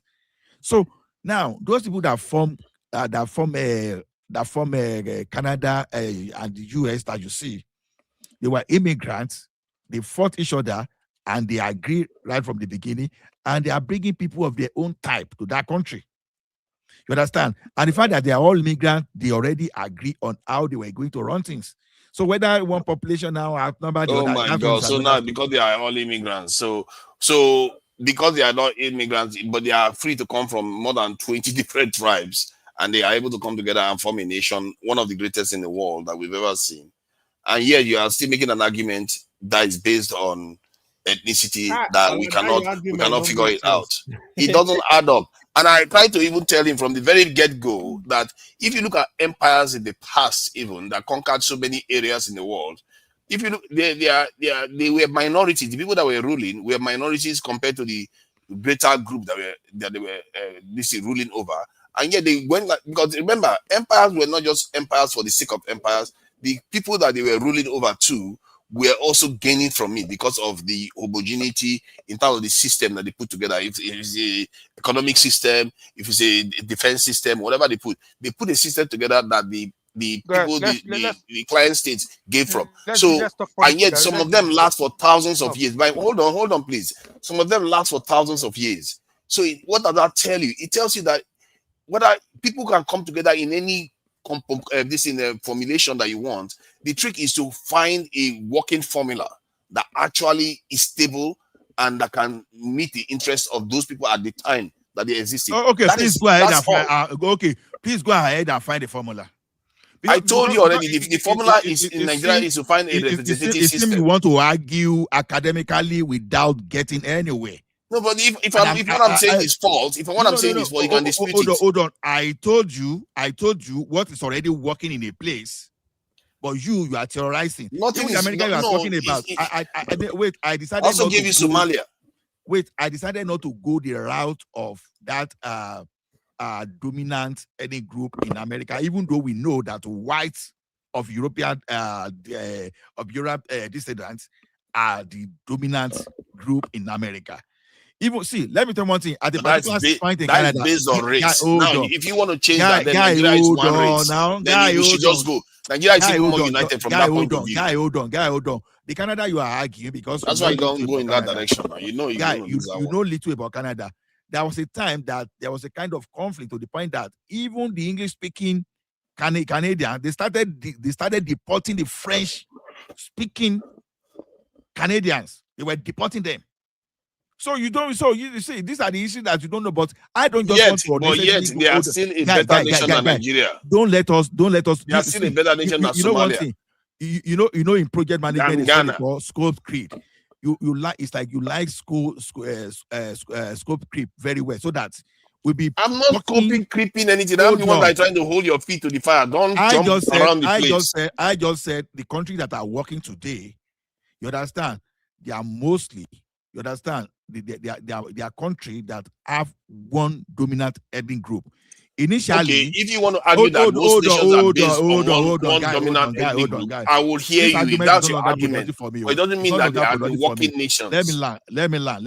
No, I don't need to waste unnecessary energy for this argument. You are going to accept whatever you want to accept. Your point is not holding up. No, guy, I don't have point in losing argument if it appears to you that I don't want to win an argument. Your argument is not holding up. That's the problem. What happened to Konkaso? They say Konkaso is going to ADC. Is that true? This one I just brought a totally new topic. I'm not following. No. See. I want to change your argument. No, hold on, Jare Kenny. Are you feeling sorry for him? To Niger, the thing is this: when I argue sometimes, I really want. How can you ignore the US when you are making an argument? Even how can you just come up with thesis? Those are land of immigrants. Guy, it's not adding up. So the land of immigrants that makes it different. Guy, do you really understand what you are saying? Okay, look at it. Fulani came and conquer Hausas, right? What are they trying to do now? They are trying to bring the type of people in. They are trying to conquer every places. So those people, they were conquered. No basis for comparison. I've told you, no basis for comparison. But I'm telling you the fact on ground. When I said it, when I proved the homogeneity, when I felt of us said that, the thing you and I felt of us say, no, it's not like that. Okay, and I said, okay, go and fast check what I'm saying. I know because I know exactly what I'm saying. You see now, you started now saying, okay, even those ethnic groups before, you were not like that. You even jump to the point that you are now defining what Yoruba is to me. That you want to tell me the Ekiti, you want to be telling me that the Ekiti, Oyo, and all those are Akoko, Egba, Ijebu. You wanted to be telling me how they were not Yoruba, that we were forced to Yoruba. Like seriously? How is that supposed to be an argument? That's just an argument of someone that is desperate to win instead of learning. I'm not saying they are forced to be Yoruba. I'm saying that they became part of the Yoruba group. I gave you examples. I gave you multiple examples. Oh my God! And we told you that we are Yoruba.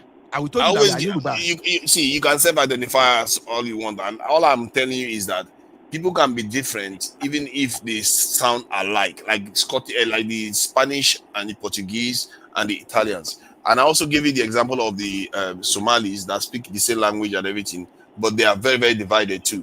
My point is that it is the structure you create, the people and the challenges they are facing at the time. Like if you look at the Swiss people now, the reason why they came together, they didn't like each other. They are just as suspicious of each other as Nigeria, even if some of them are smaller. That's why they created the system that they created. You have to be smart enough to create a system that works for people. You see why your argument is not holding. Since you like school script very well, I will even help you advance it. Even in the same family. I don't want to scope script. Even in the same family, a twins born the same day by the same father and the same mother. You understand? They are different. Of course. So that's the level of school script you are going to. So no, because if you want to say that, then that is true. But my point is that to win an argument. No, see your argument. Okay, if you want to make the argument that we told you that Ijebu, Ijesha, Ekiti, if your argument is that, yes, we are telling you that we are the same people. Well, you want to tell us that is not different. See, no, that's not my argument. The original argument was that nations that do well are nations that have one dominant ethnic groups. That is where I disagree with you. If you had made the argument that most nations today in the world are based on nations that have how are you disagreeing? I would have said true. That is true. You don't even no. I would have said that is true. But you hold on now. But your argument originally was to try to say that Nigeria is not meant to be together. That's why you made that argument. And I'm trying to tell you that argument is baseless because you skewed the results you skewed your argument based on nations that have one major ethnic group that are doing best. Then I brought all these ones that are also doing very well, that have multiple ethnic groups, and Soon then I as also that- brought the one soon that as have that- single if- ethnic if group Ola but said- are not doing well. That is how If I Allah said dismantle your Nigerian are meant to argument. be together, that's true. We are not meant to be. We are not meant to be. We are not meant to be together. See, in the south and the north, we are not the same people. I'm telling you See, that I don't want to be in don't Nigeria. worry You are about. you are- See, you are let me tell arguing you with me. that. Let me tell you, Kenny. If you are worrying about that, if that is your biggest problem, then you don't have a problem in this world. If you are busy worrying about, they are not the same people. You should be looking at the world you are in today. They are all ganging up against you. They are all forming alliances left and right, ganging up against the rest of the groups of the world. They don't care what ethnicity they are from. They don't care what race they are from. And yet you are here worrying about tribes. We are of the same race. We should be ganging up together and figuring out how to deal with the challenges we face today. But you keep worrying about you keep worrying about ethnicity all the time. Allah, Ethnicity argument is not going to get you anywhere. It's just going to make you a loser. It's not going to get you anywhere. Your problem is this: you just want to jump all the scope. You don't want to restrict your scope, and that's a big problem. You understand? When you don't restrict the scope, you are not going to have I'm actually okay. At first, I wanted to expand it to empires, but I brought it back down to your own level of argument because you were trying to say that a nation that have majority ethnic groups, one majority ethnic group, are more prosperous and they function better. That's our problem. That's the context you made the argument. Stable. They seem so. They are moving forward. They are stable. Yeah. Yes, that's your argument. That's our problem, and I'm trying to express to you that that's not necessarily our problem. That our problem is that you are busy. You are busy thinking about that. Why you should be finding a solution to your problem? And I challenge you that you did not even ask me how did I arrive at my I did ask you, and you gave me the reasons why. You gave me the reason why. You gave me China as an example. You gave me multiple examples. I've made my own research, and you are to tell me whether you've made your own research or you are just guessing. No, I didn't. I don't have to make my research when the answer is already there. Hold on. I made my own research, I formed my hypothesis, and I used data to validate. That's why I could tell you that, okay, you have to have a certain percentage of homogeneity. You filter the data. You didn't include the US in that data. You didn't include multiple European countries in that data. You filter the data, and that's why you got to the wrong results. Hold on, mister. Have you ever had what they call cost of dimensionality before? Have you ever heard of that? Because you say cost of dimensionality. You are basically talking about cost of dimensionality. Have you ever heard of that? I've not heard the term itself, but I think I understand what you're trying to say. Okay, I want to tell me you know about that. So, do you understand the concept of overfitting and underfitting? So, when you are saying when you see that you should include America and Canada, you want me to overfit. I've just told you what. Actually, you are overfitting. That's exactly what you are doing. You are the one that is doing the overfitting. You are constructing the information. Yes, you are constructing the information to reach the conclusion you want. You omitted other information that will actually give it more validity. You omitted them. You are the one that is actually overfitting it. Let me ask you a question. Did you actually do a data? Did you actually do something on data? Am I wrong in what I'm saying before you start telling me anything? Am I wrong in what I'm saying? No, I want to decide you that did it. You thought you can confuse me with technicalities. But am I wrong in what I'm telling you right now? Did you do anything on data at all? Let's be honest with ourselves. Somebody. No. See, I don't care what you ask me. Tell me I'm wrong, and I will prove it to you that I'm right. We'll check it online. Did you do anything on data to start with? See, I will let you to imagine that I'm God. I know everything. Imagine that I'm God. Let me tell you something. You just need when you have data of up to over 66% that can validate something, you are okay. You don't need to go to 100. When you are coming to 100%, all those things you want, like including America, you understand. You are overfitting. What's the population of America? That is not overfitting. You are the one that is overfitting. Guy, hold on. What's the population of America to the entire global population? That you cannot exclude America if you want to exclude America from there. But it's not only America, though. You didn't admit. Hold on. Did you factor in Somalia? Did you factor in Sudan? That is one ethnic group that is fighting each other right now. When you want. No, you didn't factor them in, did you? Guy. When you want to do data, you don't need all. I said once you can pick like 30 data points, you are okay. You don't. So even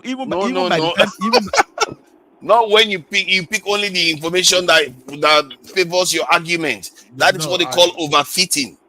No, I simply I stand to be corrected. I humbly conclude that you know almost zero about data. Oh my God! I can't believe you just said that I knew zero. I literally corrected you and said you are the one being overfitted, because if you were not overfitted, you would have had more varied I data just asked so you. that it will actually I asked you. give you Do more you know what accurate they cause? results. I asked you. Do you know what they call cost of dimensionality? I If you know get what they what you call, mean. I've not technically heard okay, that time please properly, but I explain to me. have an idea of what Explain you to are me. saying. Explain to me. What was the meaning of cost of dimensionality, and what purpose does it serve when you are trying to when you are trying to use data, you understand, to prove a scenario. So your cost of I think the dimensionality cost of and the purpose. dimensionality has something to I can't be very, very certain. It could go in the direction of either costing more resources to be able to achieve more accuracy because of you add more dimensions to the data, or it could go in the sense that if you want to lose dimensionality, you lose accuracy. So which one is it? Are you going for? So is that Look at that, he's struggling. no, is that what your ChatGPT If is you telling knew you? what you were saying about, you categorically tell me whether I'm wrong or right. But you are scared of saying anything because you are afraid that I'm wrong in one direction or the other. Because you quickly Google from ChatGPT and you are speaking. Oh my God, don't worry. You speak about things you don't even truly understand. No, you speak about this things you don't argument is truly not understand. productive. I think I don't want to continue with it. It's not productive. Let's Okay, just talk fine. something. It's all right. You have surrendered. I accept the apology and you have surrendered. No, I see. I don't have problem in surrendering, especially when the person I'm talking to is not adding any value to me. See, I don't have a problem with that. To be That's fair, okay. you Let's should move to another agree. topic. See, I can concede to you that most nations in the world. Don't concede. The purpose is not to concede. I want to concede to you now in the point that I don't have most to nations win. in the No, world, I don't have to win. it's Honestly, not about winning. It's not about conceding. I'm just trying to acknowledge some points, and I want to make clear the parts that I disagree with you on. If I win the argument, you are not adding anything to me. So let's use another. Both of you are losers. None of you win. Oh, look at that. Look at Exactly. that. Of course, everybody lose. Okay. The moderator says everybody lose, so everybody lost then. Let's talk about another. Let's talk about another. Everybody's a loser. So what's happening? Yeah. What's happening, guys? Please tell no, maybe to Nigeria want to talk what we can do to all his friends in the north that are just put terrorists on their payroll. So maybe to Nigeria. Yeah, what do you think? You see, the other day I was watching Gide on TVC. I think he was saying something that I find very fascinating. He said, why shouldn't these leaders go and put bandits on their payroll and terrorists on their payroll when the Nigerian government is absent? Because the Nigerian government will tell you not to do that, but when they will withdraw their troops and go away, then the terrorists will come to the villages and start killing people. You want their people to be killed? So that's a problem. If you don't have a strong state, you refuse to recruit into your security forces. Don't blame governors for trying to want to keep their people safe. But to Nigeria, let me ask you a question. Why is it only the north that this nonsense is happening? I think to an extent it was happening in the southeast to an extent before. It was happening in the southeast to an extent. Not the governors at the governorship level, but it was happening at the lower level in the southeast too. Maybe even in the south to an extent when they were doing that rebellion against the state. The south were controlling quite a lot of clique areas. You know, that those soldiers that were attacked in the south recently was because those areas, some people felt that they were in charge of those areas. So you see that sometimes. Yeah, go ahead. See, you cannot compare south, what happened in south, or what's happening in this south. What they're agitating for, we know that. See, the resources of Nigeria already destroyed their lands. They couldn't farm, and they are fighting for their people. What are the people fighting for? You understand? So the south one can be justified, but in the north, okay, look at it. Government say, okay, we are not paying bandits. There's a state in the north there. You gather people together. You want to give them money. You are embodying them. You understand? Honestly, of course, you are embodying them, but what is the alternative? You either fill that gap, or they have to survive. Are you going to tell them, be loyal to the Nigerian state, but the Nigerian state is not protecting them? The alternative is what we are doing now. Look at Malami now. They arrest him. They say they find weapons. These are the people sponsoring these people. They should pick them one by one and put them in prison. If it's going to cause a war, let's cause a war. Is that hold on? Did they arrest a sitting governor or just somebody that is a terrorist sympathizer? No, Malami. I don't know him. You know, I know him by name, but I don't necessarily know what he stands for. Malami, the former general of Nigeria. Yeah, I've seen him before. I think I even know how he looks, but I don't know what does he represent? What is his problem? Why is he a problem? I really don't know. Is he a terrorist funder? Because of, yes, now because of this power. You understand now? They arrest him. They went to search his house. You know what I mean? They find a lot of weapons in his house. Whoa! They found weapons in his house. You guys want power back? Nigerian police and DSS, they find weapon in Malami's house. Now it was a sophisticated weapon. Now they arrest him with him and his family. So they know the people behind these things. Well, I don't know why the government is afraid of picking them up one by one and put them in jail. They are scared because the powers that be are behind some of all these people. So this is why they are scared of him. And but if he's a terrorist funder, of course, people like this should be executed, tried and executed. Really, they really should be executed. And maybe the Nigerian people will sit up for once. I really feel like we really need to get our act together, because the way we are behaving right now is not. We are not going to do very, very well in the near future at all. Executed. No. They never execute Tinubu. Nah, the guy the one execute. Look at this beer brother has decided to die in that jail. Now that Tinubu, I want to straighten Tinubu is the number one. Yeah? Tinubu is the number one terrorist in Nigeria. He's the president, so you can't exactly excuse him. Ogun want to kill your father for saying that. Are you mad? Tinubu is the number one terrorist in Nigeria. They never execute it. What happened to Tinubu? Bia is a bigger problem. At least Tinubu has his term limit. Bia doesn't seem to have term limit. It seems like he's going to go on until it's 155. You know that guy is not going to die. They are finding chaos. I heard Tinubu just came back. I heard he just came back from a 2-month visit. Are you kidding me? Yeah, and Nigerians are our leadership now. Then Nigerians need to figure. We as Africans, we got serious problems. There's this guy that was assaulted. He's a black guy anyway, but he was talking about what is wrong with black people, that we can't even build anything. We can't build a city. Our cities are ugly. Everything we do is rubbish. It's like, don't you see that? You all know it now, Kenny. You must have seen. If you look at our roads, it's uniquely dirty. Our infrastructure is uniquely disorganized. You know why? See, you cannot say. I think this is cultural. I think that is better than us. You go to all black nations. It's always like that. I'm still scratching my head. That is why. Why is it like that? It means something is wrong with us. We are not developed. Our mind. There's something wrong with our mind.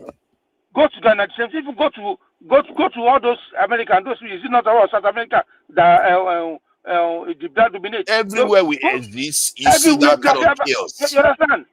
I don't know why. Go to these people. Jamaica. Go to Jamaica. Go and see what's happening there. If you look at Ethiopia, okay, Ethiopia is relatively okay, but Ethiopia are not even typical Niger Congo population. Go to Morocco. Go to Morocco and see how they disgrace the black. Because the IQ of black people in Africa is, you cannot compare to light skin or white people. It's like day and darkness, for real. I mean, we are actually. That's not correct. What do you mean the IQ you can't compare? No. You see, the nation has taken care of that. Is a section now. You see,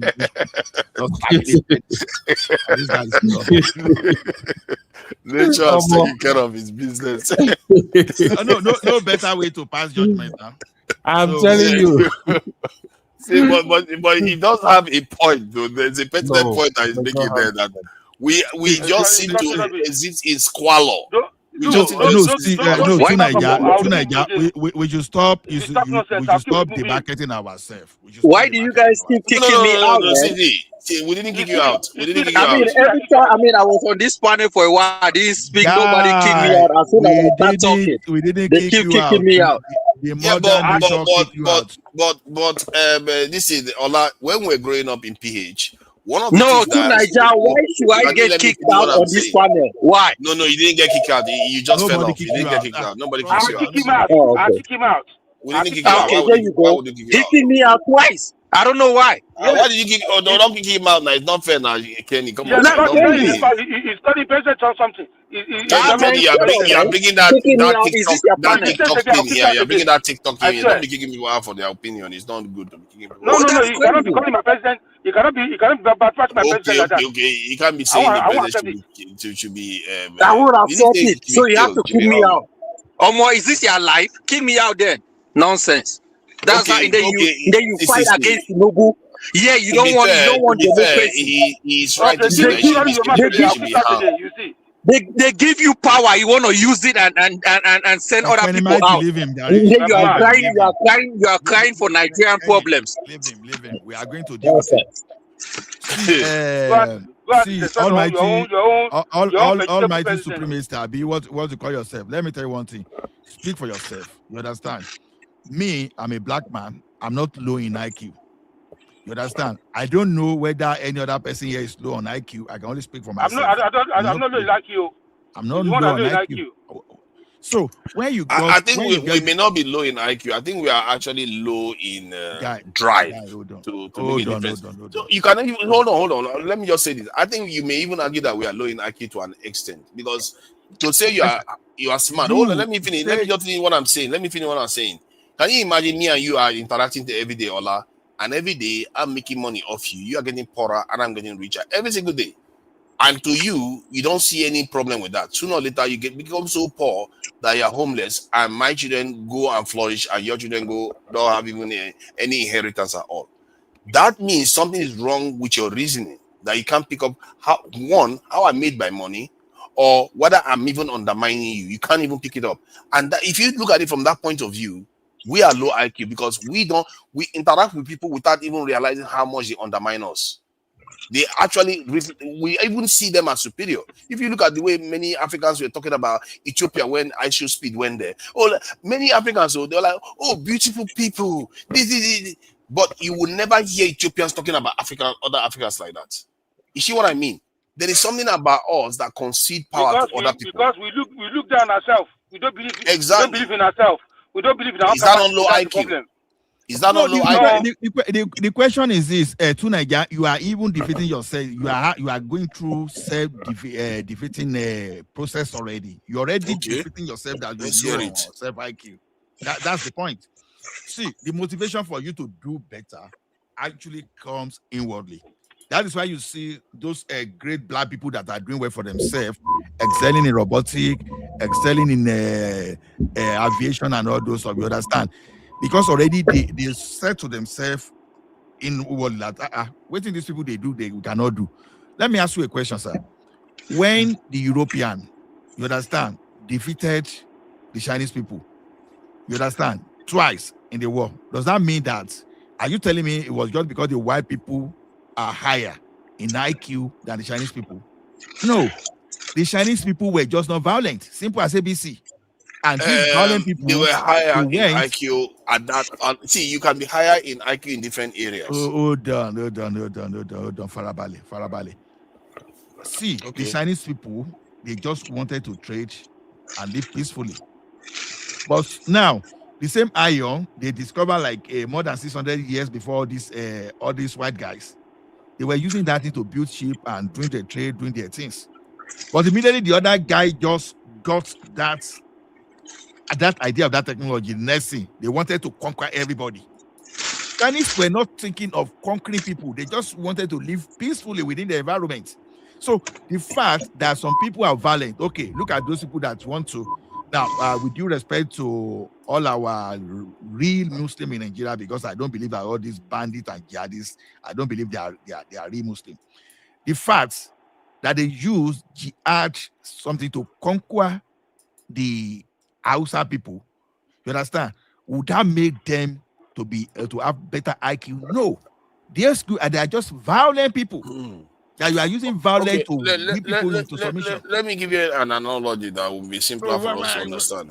Let's say today, you are aware snakes exist in this world, and tomorrow you see a snake. Even if you want to believe that, not all snakes are poisonous, you see one, is it not logical for you to think twice and say, you know what, I have to be cautious about this thing. I need to, even if I'm not looking to just kill it, I'm not looking to, insinuate that it's poisonous, but I need to be cautious and protect myself by not engaging in a way that snake could harm you. That is my point. It doesn't have anything to do with whether the Chinese are more advanced or not. In their interaction with the West, they should have been more clever about it. They should have known that there is a danger, because they are aware that violence exists in this world. It's not like they are completely unaware of it. They inflict it on their own people too at that time. So that is the same thing we too do. We are aware that it's violence. We are aware that people take advantage of each other. We are aware of slavery. We are aware of all kinds of heinous things that is possible to do to human beings. And yet, the way we interact with other people, we pretend that part of our brain switches off somehow. In other words, we are harming ourselves deliberately or subconsciously, more like subconsciously. But in a way, is that not a form of IQ deficiency? If you are self-harming, that's IQ deficiency. No, that's not that. See, let me tell you what you don't understand about this psychological warfare is this: people condition you to what they want you to believe. Even you go to your religious sector today, that is why some religious merchants will make you think that paying tithe will make you prosper without you thinking of working. So now, when they are telling you that you're low in IQ and you are accepting that you're low in IQ, then you are defeating yourself. Have you asked yourself a question? You and Oyibo, you are in the same class, and others are in the same class. But in that same class, you are able to perform better than them in the same task they are giving you. If you are so low in IQ, why will you even be able to even compete with them? And don't forget, within the society of those Oyibo too, you have those people that they have mental challenges, they're on the street, they cannot even do whatever they are doing, they are not thriving in the same environment that give them everything on the platter of gold. But you that you are coming from somewhere, you are able to excel above them. So that is telling you that this thing has nothing to do with IQ. No, it does. It just have to do with disruption. I think I will coin a new name for it, because I don't know the actual name officially that they call it. It's more of an existential IQ. I think existential IQ has something to do with your ability to survive. In other words, your ability to negotiate your way in this world. Hold on. Like I told you now, for example, the fact that you have some Fulani group that are terrorizing Southwest, Southeast, South, and everywhere. Now, but because people are not responding to them, does that make those people that are not responding low in IQ? No, it's just that your nature is not just violent. It still means that you're deficient in the IQ in that area. That aspect of survival. See, Jesus Christ. Just because you're peace loving doesn't mean you have a high IQ. Okay. Let me tell you something. Now, you are aware that okay, if you go with violence with these people, you know that you invested so much in your life. You maybe probably finish the first degree, have the second degree, and you have one rata criminal that maybe did not even finish primary school coming with you with something, and you know we have some people backing them up. And when you want to, and yeah, you small this, if don't go too long, to Nigeria. Okay. For the fact that you're a smoker, I'm not a smoker. Does that make me a low IQ person? I'm a smoker. It makes me this to me. No, it doesn't make you a low IQ person, because my smoking is not necessarily it's a harmful thing to me. No, hold on. My smoking is a harmful thing to me. No, the analogy is not the same. My smoking is a harmful thing to me, but warlike people, it's not harmful to them. As if anything, it gives them wealth. That's what I mean. The Western people were warlike, and they are very, very tactical in terms of their negotiation with people. So it enriches them. It's not like smoking that does harm to you. What the other side is doing is where the self-harm is, because I've seen a sci-fi program whereby a very, very peaceful, loving kind of alien race kind of people, very, very peace loving, but they have very, very advanced defensive technology. So the people that are warlike came to them thinking that they're going to be able to intimidate them and all that, not knowing that this world were more advanced. They are already foreseen what they are like and everything else. So when they tried to attack them, they found out that these guys were way ahead of them and didn't even show them half of their power. My point is that even if you are peace loving, you still have to have the existential IQ. I think, was it not Dave Chappelle that used this term? I think, which is the same. He said, you have to be a lion. You have to become a lion so that you can actually be the lamb that you truly are. You have to be able to survive. Because to be fair, that's your number one, what they call it. If there's a law in this world, survival is your first one. And that existential IQ is essential. And if you lack it, it's a big problem for your people. That's just the fact. Who is this LFT? I've never seen him before. Who is LFT? Hey, Papa. Hey. Oh, look at that. So, you keep changing your this thing. I couldn't tell who you are today. We don't know where you're from, so don't ask me where I am. We don't know what part of Nigeria you're from either. Oh, look at me. I know where I'm from now. I'm a Nigerian. My tribe is Nigerian tribe. Go ahead. Enough, I beg. By the way, from South now. It's from Delta State. It's from Mali. But anyway, seriously, Papa, so who is the greatest Nigerian artist of all time? Is he Fela or Wizkid? Come on, man. That's not even close now. Come on, don't do that. I guess there are two different types, but Fela, I think, stands out. Fela is not just a musician. Come on, he's beyond music. He went beyond music. So Fela stands out. No, but I'm just sticking to music. I don't give me the beyond, just music, not the activism. How can you compare Fela? How can you compare Fela with Wizkid? Can Wizkid play any instrument? Is that one a musician? Wizkid, though, before we condemn, I hear what he's asking. Wizkid had more penetration. He penetrated most parts of the world. No, but you cannot say it's only him that did it. Rema contributed to it. The others contributed to it. So Fela is a different category altogether. Listen. When I talk of musicians, they're just singers. They don't know even clear from G major, from anything. They don't know music. All what they do is they cannot compose. Good morning. Now you are the wait for. I've been waiting for you since. Go to studio and sing. Is that one you got? I can't remember that one. Say laughing you what it tell you. No, Mobo, I will get that. Do you know, fathers? You know this. Hold on now. You know this topic actually got me writing again. I have to go open up my old blog again from college days to start writing again because I used to write back in the days. I'm like, I want to start writing again. So I wrote about this article about this topic, and I actually brought up old names like King Sunny Ade, like Ebenezer Obey. That have not got their own due Let's go read this.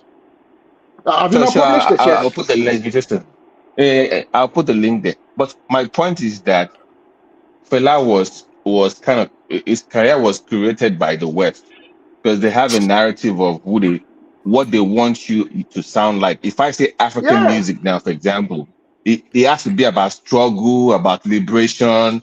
So it kind of fit the mode of what they think African music is. But in my opinion, Fela is the originator of Afrobeat. Yeah, no. That's a fallacy now. Hold on. That is not true. No, hold on now. That sound actually was I forgot the name of the guy. What's the name? There's a Ghanaian guy now they were doing this stuff Fela is doing in Ghana before that now. But it isn't like an Egba sound, but there's a Tunde Nightingale. That sound was first. Yeah. Hold on. That was. But my point is this. In my opinion, the goat of Nigerian music is King Sunny Ade. Without a If you doubt. really want to do, but because his own style is more of praising the rich, celebrating wealth, and celebrating big men.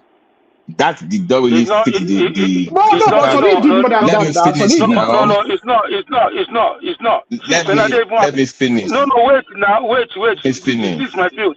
Okay, finish because this is my own field as well. My opinion. I'm saying the entire career of Sunny Ade is mixed. There's a poetry part, there's a fun part, there's the activist part. It is a mixed bag. But I'm saying to the West, the way they create African music genre, they are doing it now with Burna Boy and all these guys. It's the same thing that you're seeing right now that was done to us 30, 40 years ago. Because, for example, if you look at Burna Boy, his first album was what? The best African Day was the best album he ever made. The one that got the Grammy nomination. But for him to win the Grammy nomination, he had to go sing the typical African stereotype song, Mama Africa, Lily. For him to win the Grammy, he has to then tilt towards that direction. So if you don't fit the struggle against the power system, you don't get the attention of the West back in the days. So that kind of, my point is to use Kenny. Here's my point. I'm not saying that the West did not leave Fela like it was a bad thing. I'm saying my issue is the exclusivity of this elevation. They kind of sideline other people and just move them up. Because remember, when Fela died in Nigeria, he wasn't popular. His image was not that good. People forget that easily. He wasn't that beloved. He was seen as an extremist. He had wives. He was reckless. He died of HIV. He was popular on my end, though. He was popular. He was popular, but he was considered to be a reckless. They played his music. They blasted No, his music. we played his music, but we're talking about his personality. We're not talking about his music. You are mixing his personality and his music. Okay. His personality wasn't particularly liked. No, his music was. Let's remove his personality from the music for now. Hold on, Kenny, hold on, please. Have their own. Okay. Hold on, my brother. I'm going somewhere. The right to publish Fela's music or life story was bought by the West. We don't even own the rights to his music. So that what you see for the past 30 years of his life was a marketing stuff that was done by the Western powers that be. Well, whoever owns the rights to Fela is what you see right now. I'm then saying that they want to portray Africa in a particular way. The same thing that happened to reggae. If I say reggae now, you say for struggle for liberation. They don't see African music, black music, as some form of fun and entertainment. It's more like struggle.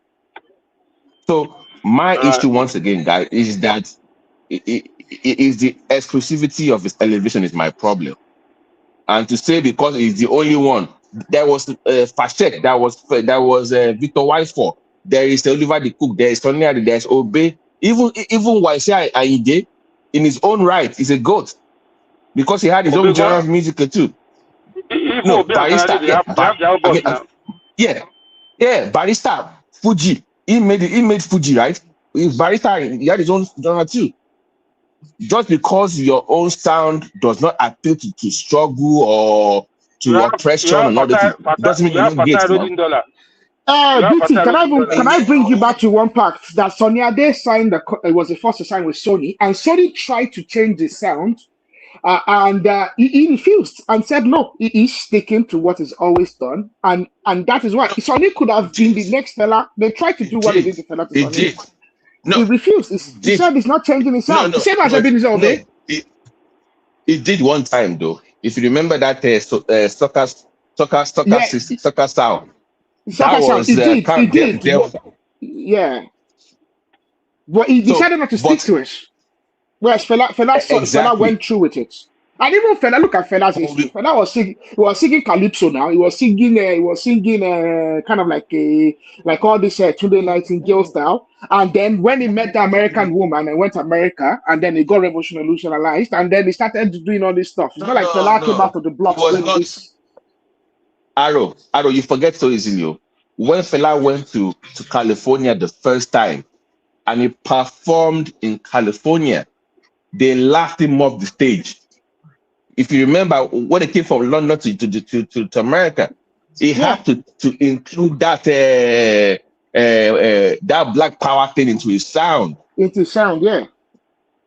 Exactly. So to make it look like he was a purist, and no, he was influenced greatly by the Western power, and they wrote in his favor. So they do Broadway shows, they do all these things. Is better him? Is that what you're saying? I am not saying that. Like if you ask me now, who is the best rapper or what, I would say Tupac. But if you ask the younger ones, they'll tell you it's Lil Wayne, all these new artists. It's not generation at my point. Everybody has their own. You can't say they are wrong because they choose somebody beside your own dad. So my point is that BT, that your Tupac, even BT, that your Tupac self is questionable to me because there's someone like Rakim. So I mean, exactly. Or Nas that are actually better. But to now say, Shehu always doing this, nobody else, it's a fella or nobody. What do you mean it's just your dad? The other people too now. That's my issue with him. Like, what do you mean it's only your dad? See, that you don't expect Shehu to be praising somebody else when his dad is involved. You know, so I don't blame for that. But the mistake is making it. You cannot compare yourself with fella. It's wrong. Did not. It did not. It was somebody calling at your, like saying at you. No, fix my issue. You can elevate your dad, but doesn't mean you must downplay everybody else. So Shehu has this habit of praising his dad while derogating everybody else's achievements.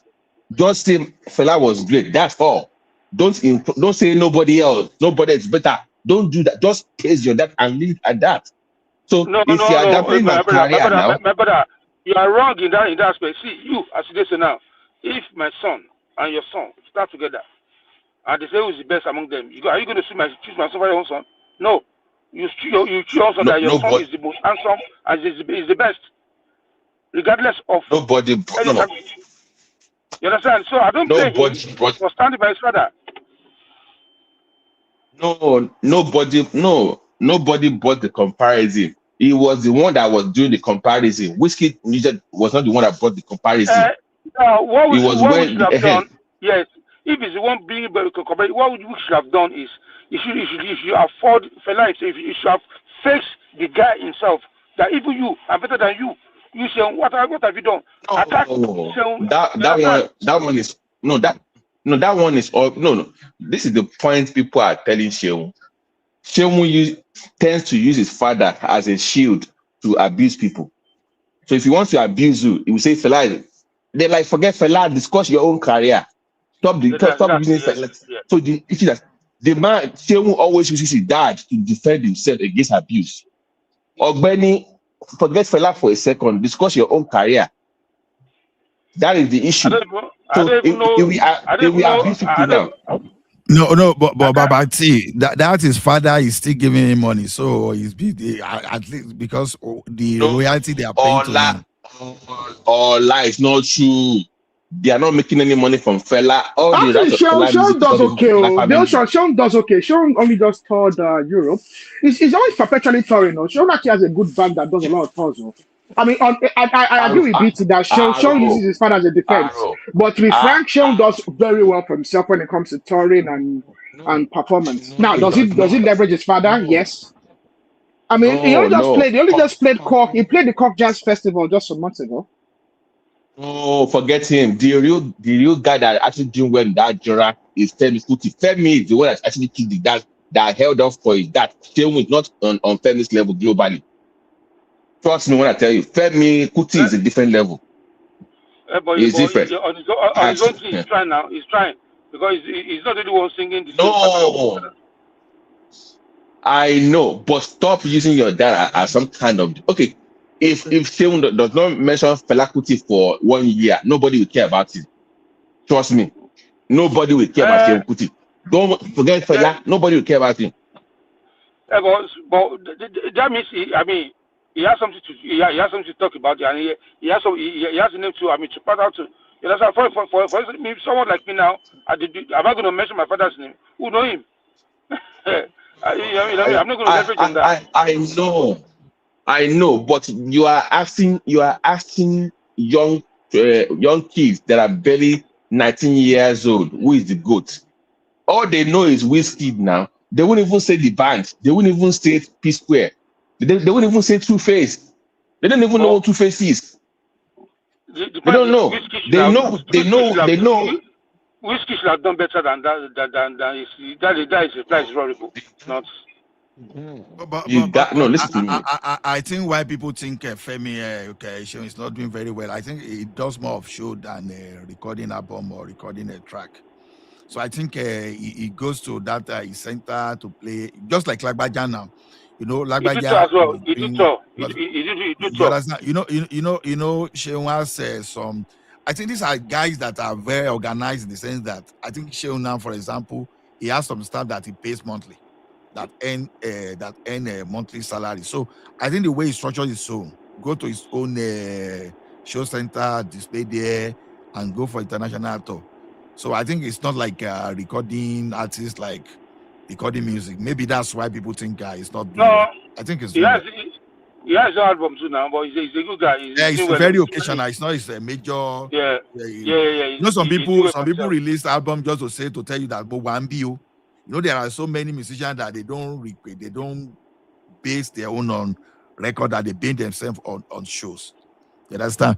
Like people think Ashake is no longer in town now. For example, me, where Ashake is still doing some kind of tour, thereabouts. So look at Kizane now. I think Kizane will only release a toast whenever it's about to tell you that Mowambi. I don't get it bad in here.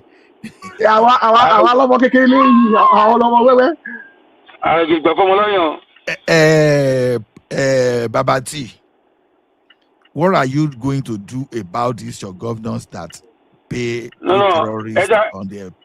No, let's talk about laughing first before we move to that one. Okay. What's wrong with the laughing? No, we have to talk about laughing when we're on the back. About the day.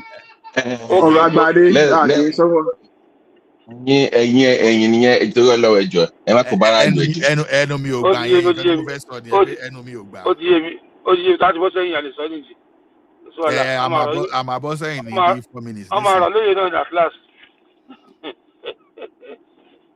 If you tell you run with it, last.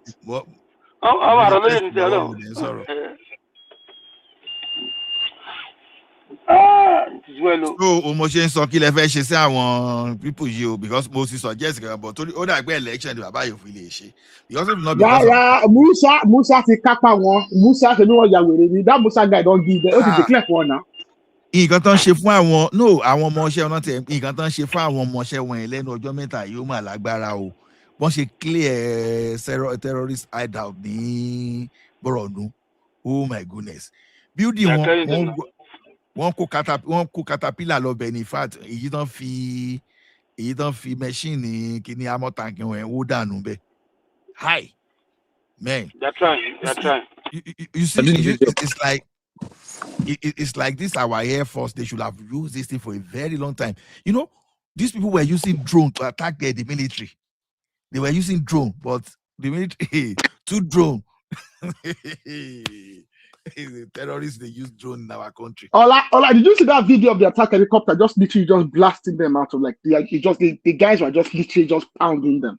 They just attack. And the thing about the attack helicopter, well, that was shooting like big, like those are big, like 50 BMG rounds. 50 BMG rounds. So imagine like just shooting 50 BMG rounds, just literally just 20 years away. Like the military are really going out, they are pounding them hard and they very they are rooting them.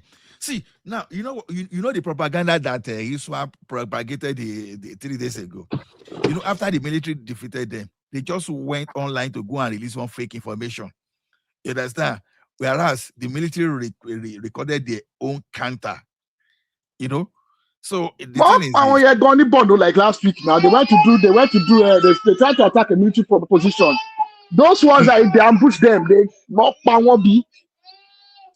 Then what I don't know is this: why TMA be bowing on duty in the line of action? TMA arrest when you can be why? Yeah. Èyí tó máa bá wọn nínú gbọ́dọ̀ máa ti bá wọn nínú pa wọ́n bẹ̀ instead pé kẹ́sẹ̀ máa kó wọn bọ̀ ní kíní pé I know. Sometimes they need information from them now. Who is funding you and stuff like that. Bàbá ẹ gbàgbé information yẹn I need ẹ mọ́. I need share information àwọn tó sponsor wọn yẹn wọ́n ní lọ́wọ́ kò ṣe pọ́n ní. Tá máa fa gbòòrò ìnísìn kan pa ọmọọṣẹ́ wọn tán nísìnyí kan gbé gúnmí kan dẹ̀ gbé àwẹ̀ tí yóò fẹ́ kúrò ní Minister of State yìí. Or at least it's on record. That guy bought Elox for terrorists. Then that Casina governor, he knows a lot. Did you find a way to deal with that guy?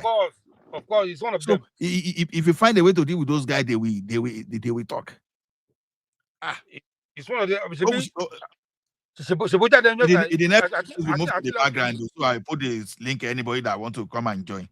Yeah, no matter for the next 6 hours. So anybody that want to join, come. Ola, you know that Kasina this guy. He came last week or the year last week. They want to arrest me. I'm still governor. I have immunity. Don't mind them. I say yes. Also, you're crying. Let me quickly move on to the background. Yeah, thank you everyone for sharing the session with us. And I know we've learned from one another. So. I will be expecting you to join us tomorrow when One Man Went to More lands. Thank you, everyone. See you later. Goodbye, Baba Kenny. Yeah, so